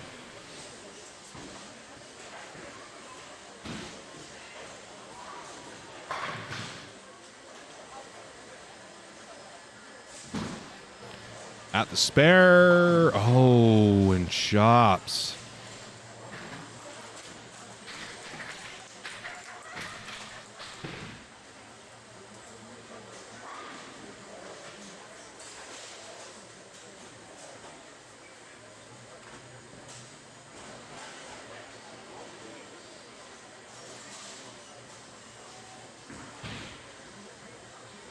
who won the U15. This is the U15 girls. You're talking about the U15 boys? Talking about the boys, it was Do-Hoon Kwan. Better ball there. Just a hair high, though, and she will 6-10. So if she makes, so this game's close. She makes this, and then she needs to fill 20 in the 10th. 172 is max Riley can have. The spare here, and strike after that, she'd have 133, 53. Can she win? Well, she'd go spare, strike, spare. Should have 153. She can shoot 163, I believe, is her max now. She can't clock out Riley, but she can certainly put some pressure. Well, that needs to not hook. Oh, that's probably going to about do it. She can shoot 151. That would require Riley to mark. Or I guess get 9. 9 to tie, mark to win. She 152. So she would need, Catherine would need all 3 here in the 10th to force Riley to mark.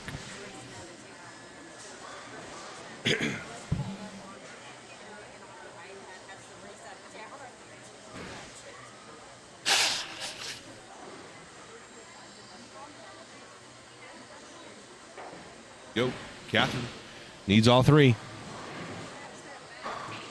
And she will not. All right. Well, Riley Blair will be moving on. She will face Mackenzie Clark. Oh. Mackenzie Clark in the semifinal match here of the U15 girls.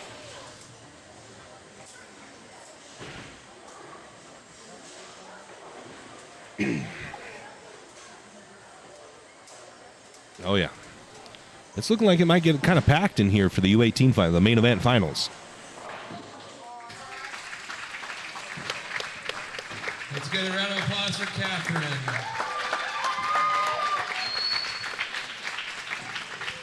So Riley Blair moving on to face Mackenzie Clark. Mackenzie Clark. She spells her Kenzie portion like you spell your Kenzie portion. Crosses over and goes Brooklyn. All right, folks, going to take another quick break here.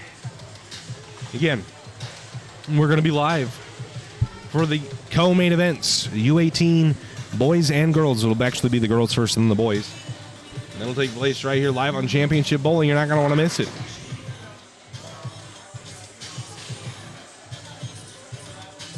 You are not going to want to miss it. Some great talent in both divisions looking to take home a $1,000 scholarship.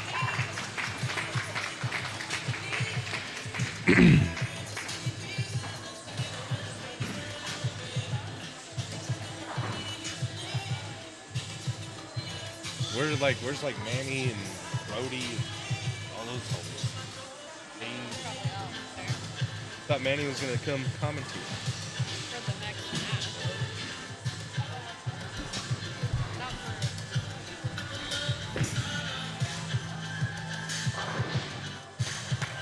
for... All righty. I'll be right back.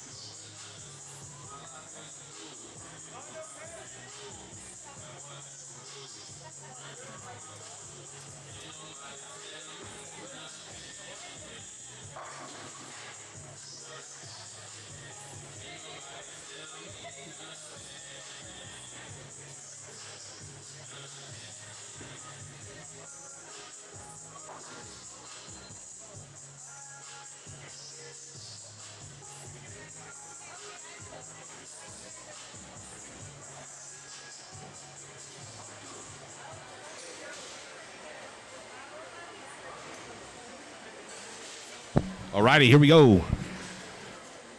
Match, the semifinal match here of the U15 girls step ladder. Riley Blair will be first to go. That's a little left, not going to make it back to the pocket.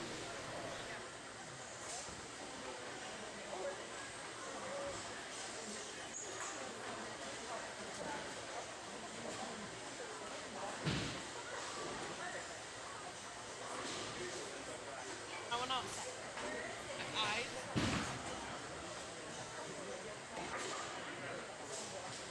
eyes. Pretty dark in here. Riley Blair does not convert the spare. Mm-hmm.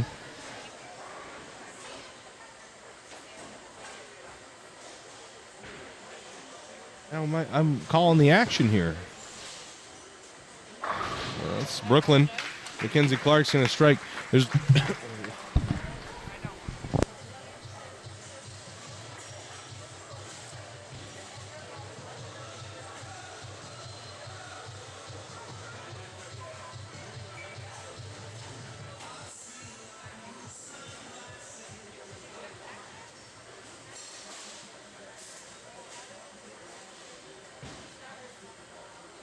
well, I didn't want to go to the bar and get you more water. Another Brooklyn strike? No, doesn't quite catch it. Oh, 1-5-10. Not the spare you want to be looking at. Yeah.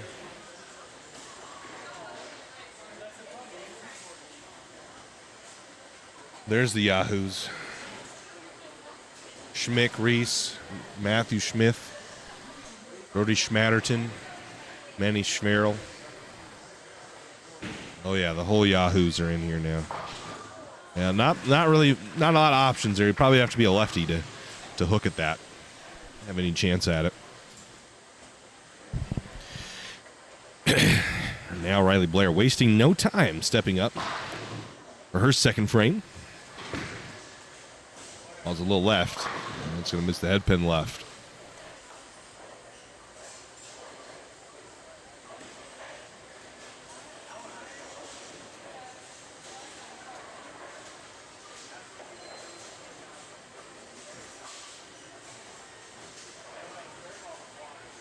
Well, you better not talk over me. Yo, hut. Riley Blair will not make the spare. You got to turn it on. Huh? Hello? Is it on? Ahead of my mom. Hello? Is it on? Yeah, it's working now. No way, it's working. We've got Manuel Farrell going to help us. Yeah, if you guys are wondering, I'm in the championship match already. This is the semifinal match of the U15 girls. Yeah, I'm in the next match. Blair bleeds one through the nose and trips the fourth. Give it to her. Out. That's actually not that bad of a lift clean. Look what you done. Let's do karaoke. Go get over with this. Okay, let's tell Kate to hurry from the door. Hey, this is PG content. We know. All right. I know. I can't hear what you're saying. So how do you know if you're talking over me or not? I was singing Starboy by the weekend. It's a good choice. It's a good choice. Crosses over Oh, another she goes over for strike. Brooklyn. Manny, why don't you explain to the folks at home how this long pattern played? Honestly, I didn't do too hot on it very first, so it was kind of weird. Anything like past right of 5 didn't really hook a lot. But if you fed it to the gutter really early with like urethane or a gem or something that's really early, it looked decent. But once it started opening up in a way, you could have just thrown something that had a little bit of surface that a little faster. But it definitely had to be like a bigger ball. I didn't see much of a little, not this ASIMs. I didn't see much of symmetrical solids going down at all. But I don't know. I didn't play them too good. But I managed to go like 80 over the pack 2, 90 over. I don't know. I didn't bowl too good though. All right, well, that's that. There you have it from a guy who averaged 150. No, it was like 140 the first day. Give me credit. Mackenzie Clark will make And the she spare spares. there. Mackenzie Clark was strike spares, so she's off to an early lead.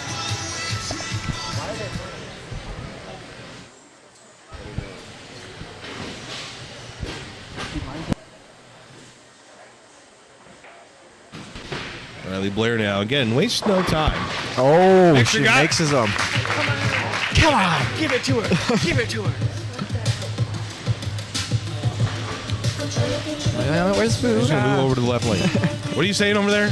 We're singing the song. This is our karaoke. Will we get monetized if we sing the song? Oh, we're not being monetized. Okay, good.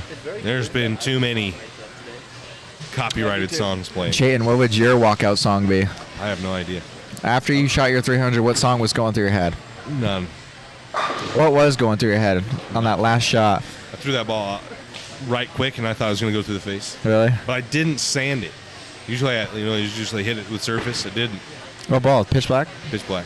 Man, I wish my pitch black did It that. gave me a little push. A little push down lane. Didn't overbounce when I got it right quick. The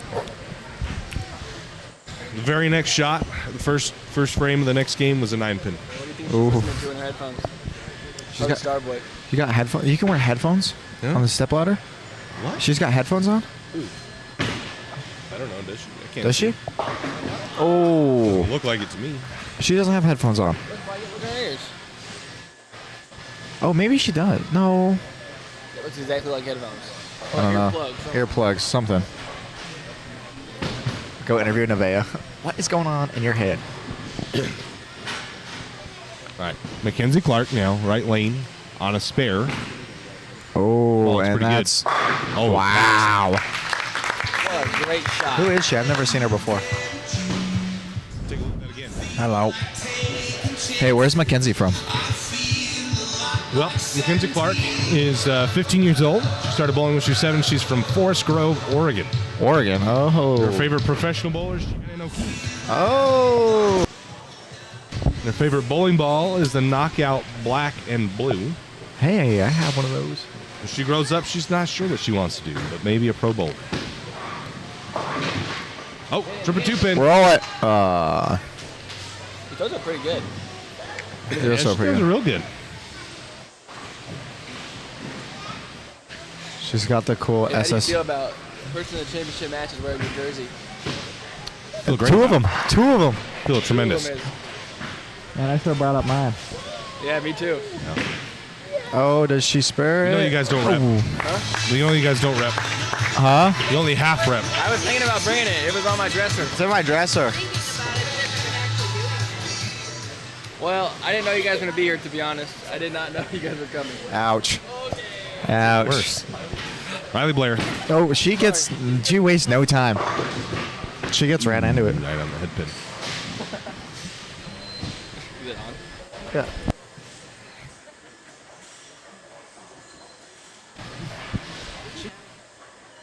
Set this. Oh, man.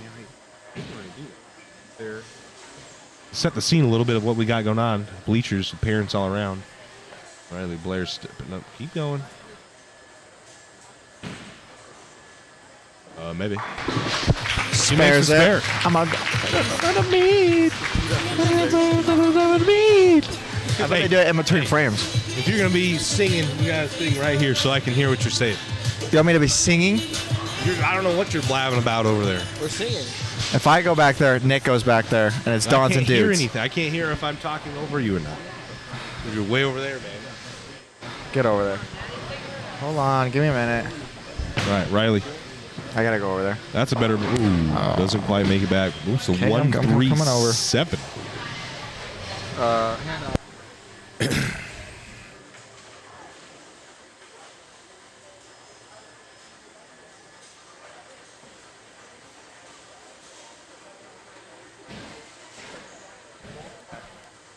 All right, Riley now. I did.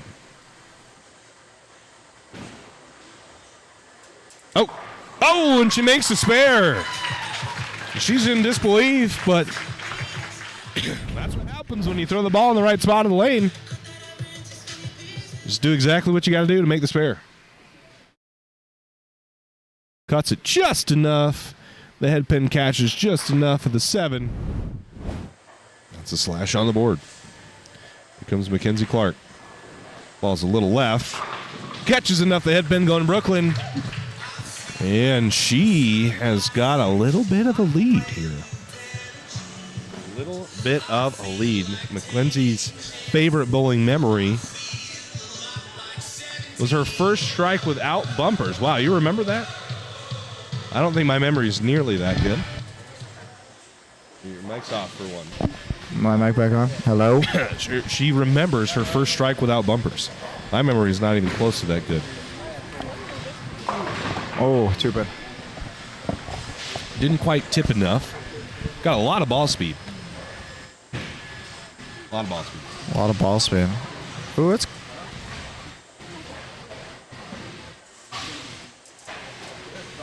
Manny, U18, the co-main events. U18 girls, then followed by the boys. What is your prediction? My prediction. Let's see. hear Who your do I pick. have? Who do I have in the U18 girls? I know no one in the U18 girls, I think. You don't know who they are? Hallie Vaughn's probably the favorite. She led by quite a bit. Or Haley. I don't know if it's Haley or Hallie. Is it... Let me pull up. Hold on. This guy's doing research. He gets 4. Riley Blair probably needed more than that off that spare to keep this match close. Our championship going. Head on over and follow us on the Instagrams. That's not going to find it there. This one. Find it there either. This one. Not gonna find it there. This one. Yeah, that was the leader. She's 3rd place. She's 2nd place. She's 4th place, and then she is not. Doesn't she look like Jennifer Aniston? Yeah, sure looks like she's trying to hurt me from the camera. She looks like she's like trying to hurt someone. Like I was talking about it, like it was scary. But she's really nice. I crossed with her the last game. She probably doesn't think you're very nice. She crossed with you. Yeah, after I left that 4-pin, that was pretty bad. I went front 6, just a 4-pin. Oh, Mixer got it. Riley I'll Blair. do... What was that, Bailey? I'll guess Bailey. Bailey, huh? Yeah. You mean Haley? Yeah. First girl? Yeah, this one. I choose okay. her. No, she's 2nd place. All right, she's the 2 seed. I'll take the 2 seat. Oh, is that her right there? Yeah, I choose her. Yep, that's her. Yep. I don't know. It's long. Equivalent to what just happened out there. No one besides Cade really had a good look the first couple games. Actually, no, there's Brody. I don't know. Cade Caporelli. Well, Brody and Cade kind of ran away with the tournament. Yeah. I was up there. I don't know. That's a good one. You know, there's always Brody that's cheesing in your guys' picture. Yeah, he was big cheesing. He was huge. Oh, dirty chop. Who's 5th? Wade? Yeah, Wade Christensen. I don't Wade know. Luke. Wade Luke. I don't know who's 3rd. Got the Pepsi final rematch out there. I don't know. I'm thinking... All right, did that kind of just get close? Oh, she just needs a spare. Spare in 9. Spare in 10. I don't know. My guess is going to be... Pax 10. That'll basically do it. What can Riley shoot? She can shoot 32, 52, 60, 72. She has 63 right now, so she needs a mark to lock out Riley Blair. My guess is probably... If Brody could pick up his spares... I'm going to be...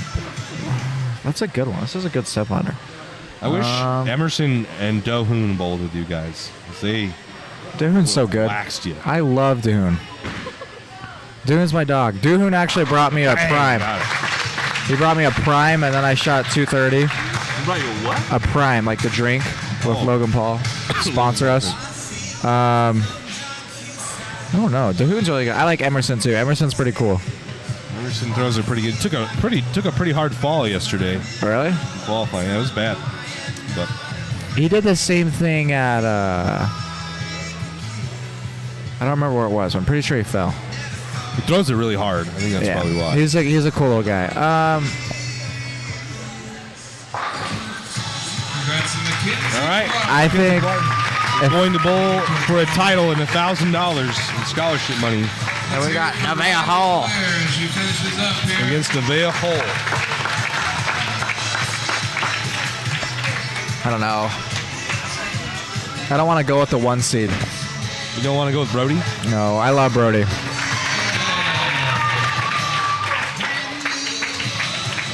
Who's the 3rd seed? I don't remember. Who is it? Hey, Kenzie, who's the 3rd? Is it Aiden? Oh, yeah, Aiden. Aiden? Oh. He didn't have the best look either. I think combined the first game, they shot 300 together. I don't know. Combine the first game. Yeah. I know Wade shot 160. I don't know what Luke shot. Shoo. Aiden shot 2. I'm going to go with Cade. Cade had a good look, actually. Cade Capra. I'm going to keep calling him Corporal. Corporal? Cade Corporal. Yeah, no. Corporal Cade. Corporal at Cade? Is, I'll have to go. I'll go with Cade. It's going to win. That's Manny's pick. Who's your pick? Ooh, I didn't really get to see him bowl at all in this pattern set. Joe's the 10th. 4-bagger to shoot 172. Round of applause for Riley Blair. Yeah. Ryan, today you're up next. Have you bowled in a setting like this before, Manny? I have not like this. I don't know. I don't Right know. now, bleachers around you. Nope. All the lights, the cameras, everything. No. Was that pitch black? She was throwing up the gutter in qualifying for a couple shots that I saw, so it looks like it. It looks like a pitch. Or was that black to me. pitch black? Yeah. Are you guys staying for tomorrow or no? We're staying till tomorrow. You're not coming tomorrow though. No. I hope Gabby wins U18. Yeah, me too. Wait. Yeah.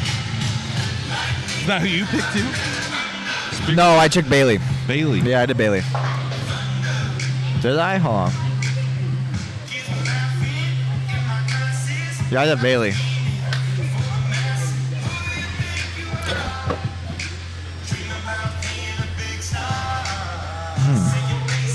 I don't know about your thing.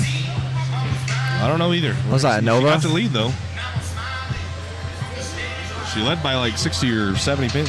Oh, wowza. Go Nev. Let's see this reaction.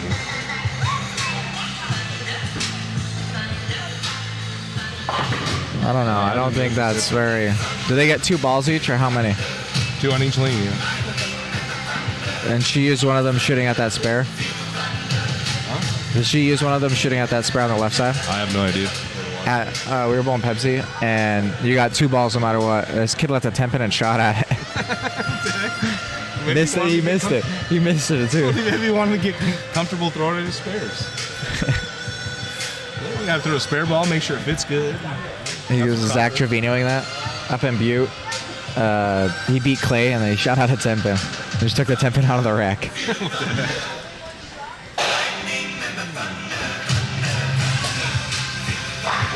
Nova clearly looks much better than whatever the pitch black does. So.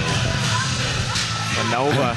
Not quite enough friction on 43 feet to throw your thing. Maybe I could, but yeah, but you have a billion more revs than her.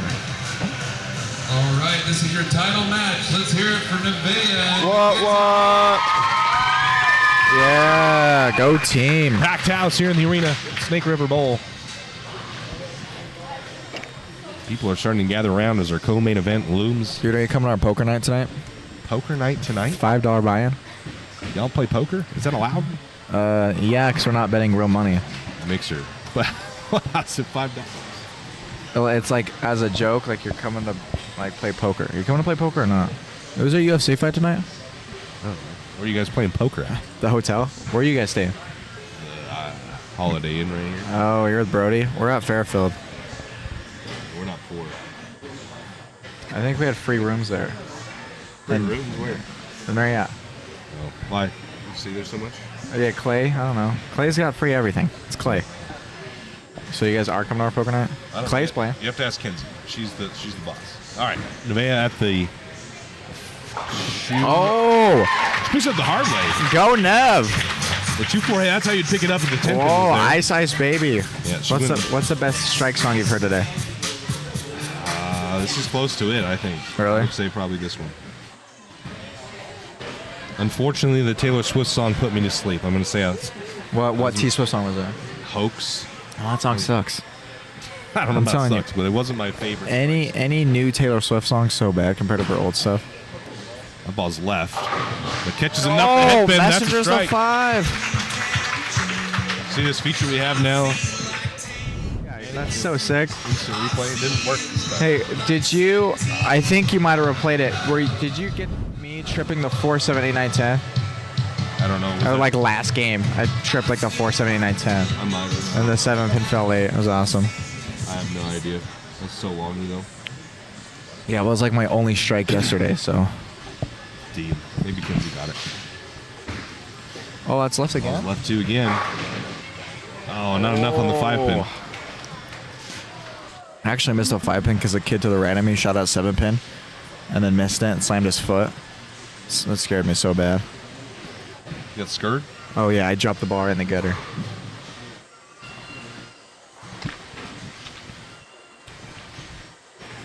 Favorite bowling ball from Nevaeh is an exotic gem. I threw that ball today. Nevaeh's 15 been bowling since she was 4 from Meridian.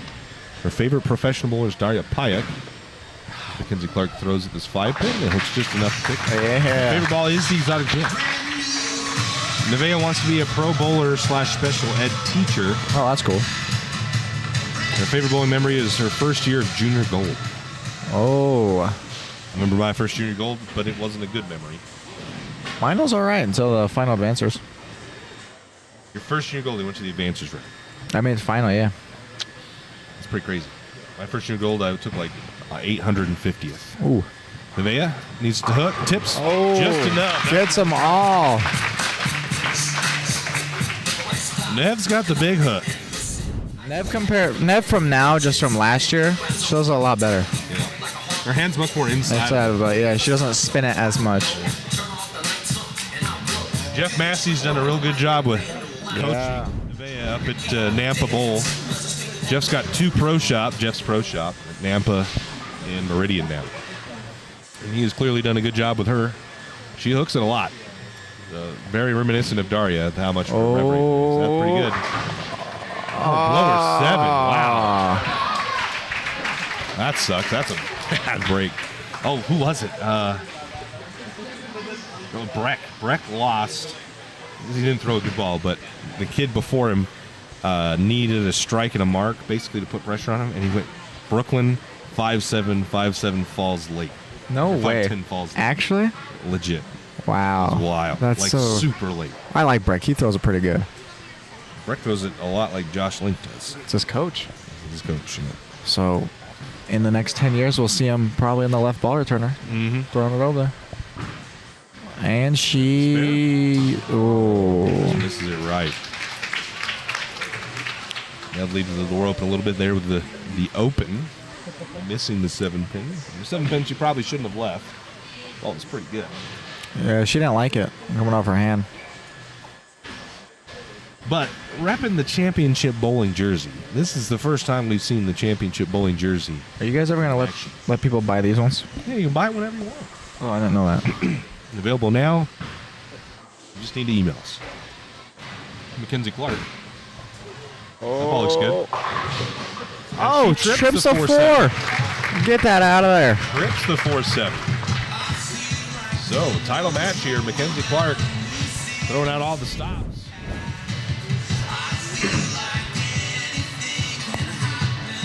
Trips the 4-7 late.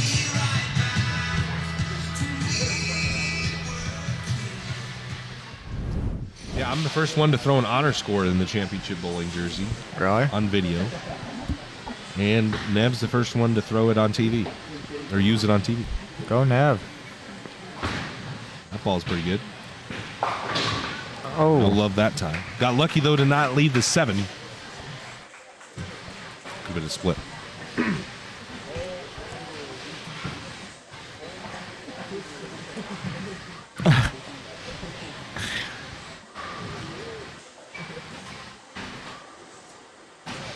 Are you guys doing the Crossroad tournament at the end of the month? Railroader, yes. Yeah. In Nampa, yes. 2. 2. Yep. She'll make the spare. Spares. That'll bring up Nevaeh. Why are they using pink pins? Lights so hard to see. I don't know. Are they using what? That's what they did at the Adult Idaho Every Open. single title match that Justin has, he runs pink pins. I'd love to see some pink and then golden pins with pink lighting. That'd be wicked. Yeah, they're about $2,500 to ship them over. I wanted to buy 100 pins. It's $2,500. $2,500. Well, how much for 48? Yeah. Well, maybe it was like 50 pins. It was $2,500. We need a couple extra, and they probably break. One will break. Maybe we just one to some collector's items. Just get some twisters and I'll paint them. They are twisters. Well, you can't paint them apparently. Like it chips Why? away, it'll just go away super fast. It's gotta be like That's molded. stupid. It's gotta be a gold mold. I could do that, I think. It is what it is. True. How hyped are you for the first CB tour? Very. And he's hooked. Oh, lucky spare there. First one's August. August 11th through the 13th, the Roller Mill Classic in Lehigh. Jack and Jill's Lehigh. Jack and Jill's Lehigh. The messengers fly there. A lot of messengers at Jack and Jill Lehigh. He's lying. $2,000 bonus to the winner of the points championship and $3,000 in all the minor tournaments to win based on entries and $5,000 guaranteed in the lone major, the CB Masters, at the end of September. I love the CB Masters. Defending champion. Boo. That's better. We don't like Clay. Oh, rap time. Ev has had some pretty bad breaks. Clay, if you ever rewatch this, I was just kidding. We bought you all a couch, I thought. He did. He did indeed. Kenzie, you coming to our poker night tonight? Huh? You guys coming to our poker night tonight? Am I doing a poker night tonight? No, are you coming to ours? Where is it at? Fairfield Inn. No, it's not. We walked there yesterday. Nowhere's too far in Burley. That's what I'm saying. We walked here yesterday. So I'll see you guys there. Wait, what? Apparently, it's an open invite to Manny's poker night.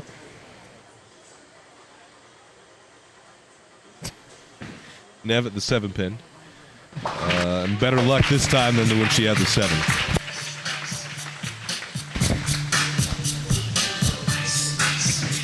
I still think this is the best. All I know is that I don't know. I do not want to bowl tomorrow. You don't know nothing.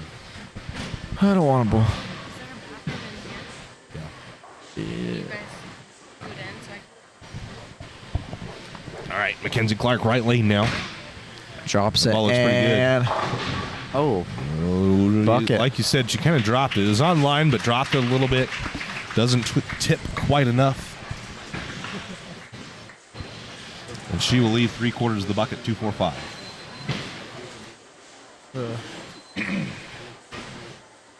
Was that your first ever 300? No, my first 2 in. I've thrown a couple one-handed. Oh, I forgot you were one-handed. You can do it all. I don't know Oh, about that. Oh, that is wide left. And that'll about even up the match with Nevaeh.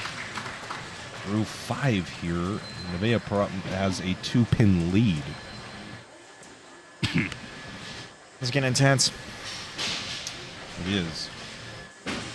See all the parents, fans. It's getting pretty packed in here. There's going to be quite a few people for your guys' matches today. U18 matches.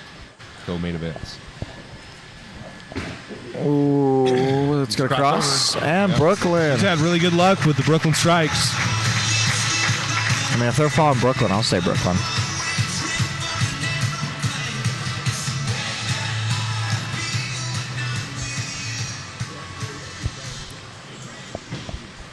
All right, Nevaeh. Let's see what Nevaeh can do. Yep.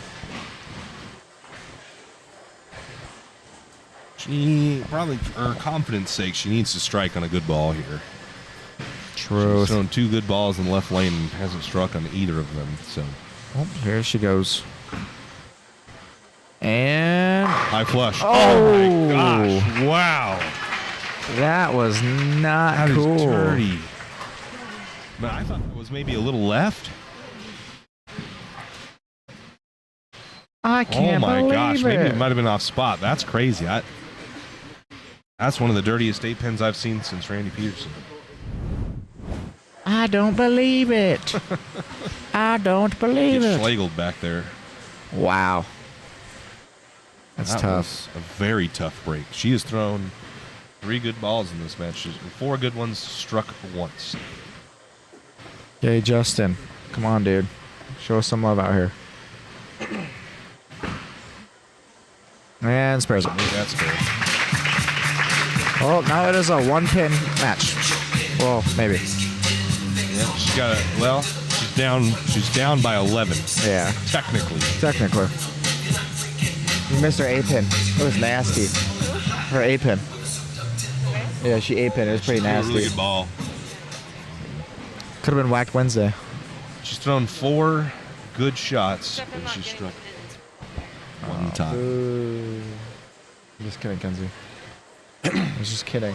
I'm just a commentator. All right, Nev on the left lane here. What do you guys do about that? Just leave it be. That's Parks Young gone. He gives tips to everybody for free. That ball needs to hook. Roll Well, it. 2-pin. Oh, wiggle, wiggle. Good break there, not to leave the 10-pin with it. Now, Park, he gives out free advice. Really? Yeah, he's smart. He's a pretty smart guy. Probably teach you a thing or two. Park's been here since the beginning. Yeah, he's an OG. Really? Oh, yeah.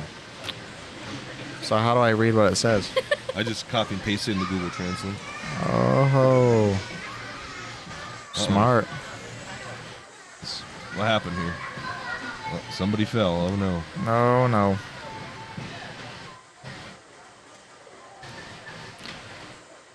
Uh-oh. And that's, that's Oh, no. See, personally, I don't really throw straight at 2-pins. I'm scared. Yeah, Manny, that might be why you averaged 150 today. I didn't average 150 today. That was yesterday. 150 yesterday. So you got to throw straight at patterns like this. And there's no friction right. You have to go straight. So you got big huevos like Oh, Manny. oh, wow. She has had such good luck going Brooklyn and gapping Nevaeh now. Nevaeh have had a string of bad luck, but also has failed to convert 2 single pins now. Yeah. Capitalize on those Brooklyns. She's going to need some help now from Mackenzie Clark, and Nevaeh's going to need to get the pins to fall the right way.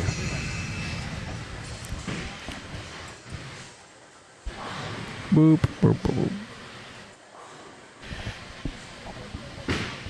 And she steps Better ball. up. High flush. Oh, 4-pin.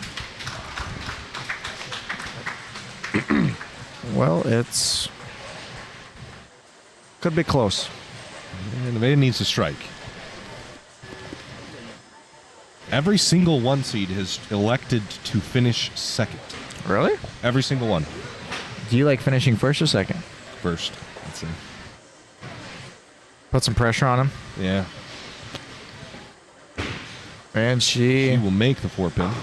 Yeah. So Nevaeh's probably going to need to double up here in the 8th and 9th. Put some pressure on Mackenzie Clark, who at this point now can punch out to seal the deal. But without a string of strikes here from Nevaeh, it's not a lot of pressure on Mackenzie Clark.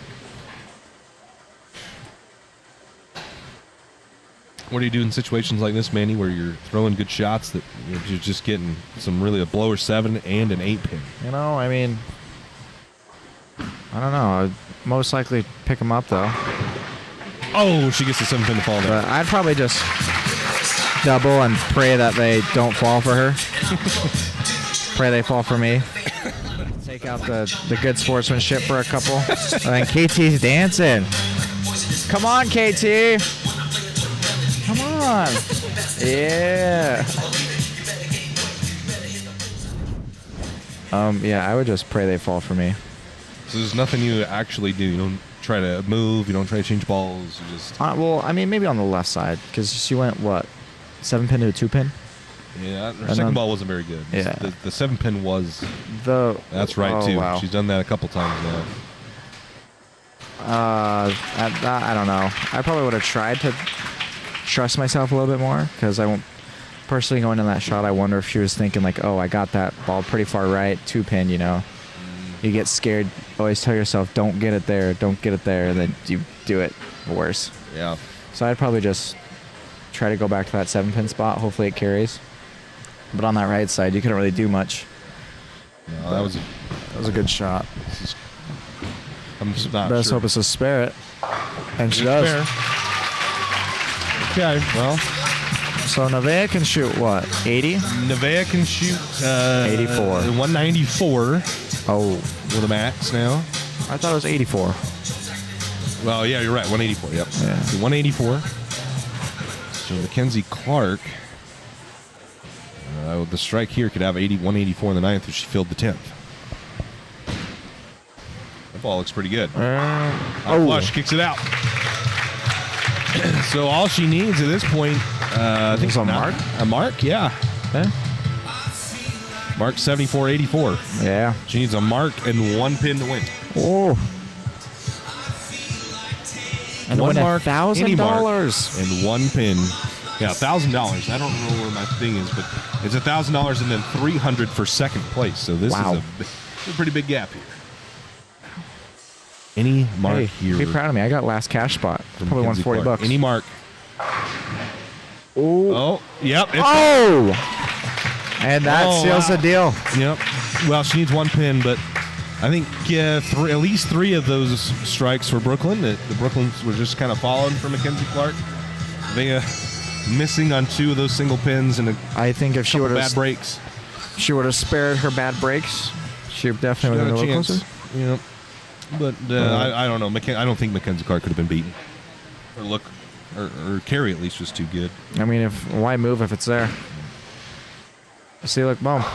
Oh. So that's all. All she needed was 1. She seals the and deal. there's your U15 champion. U15 Storm Idaho Junior Open champion right there. $1,000 scholarship. Mackenzie Clark. Take Matthew. home. Matthew.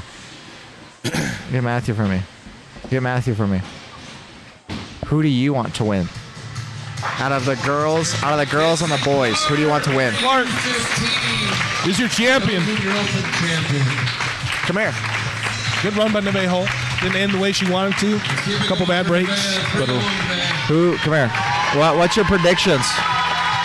What's your predictions for the U18 girls and the U18 boys? Who's in the top 5? I don't know. Stacy, I'm not the GOAT. I bowled so bad, bro. It's this chick. Okay. 1 seed. Her? She's a 3 seed. 3 seed. 3 seed. Second She's a 2 seed. seed. She's a 4 seed. I don't know who the 5th is. Nah, what the hell? Sorry. I think My said was her. I'm thinking her. Huh? Hey, home time. What? Hometown hero. No, I'm She commenting. did the ball No. really well. Her? Yeah. all right, guys. It was Who's your fun. boys? Huh? Who's your That boys? is it for the Boys. U15 and U12 divisions. Congratulations, I don't Mackenzie know. Clark. I feel like Aiden's gonna come back. I said Cade. Guys, He has the best look. Appreciate you all tuning in. I feel like Aiden's gonna come back. You think Aiden's gonna come back?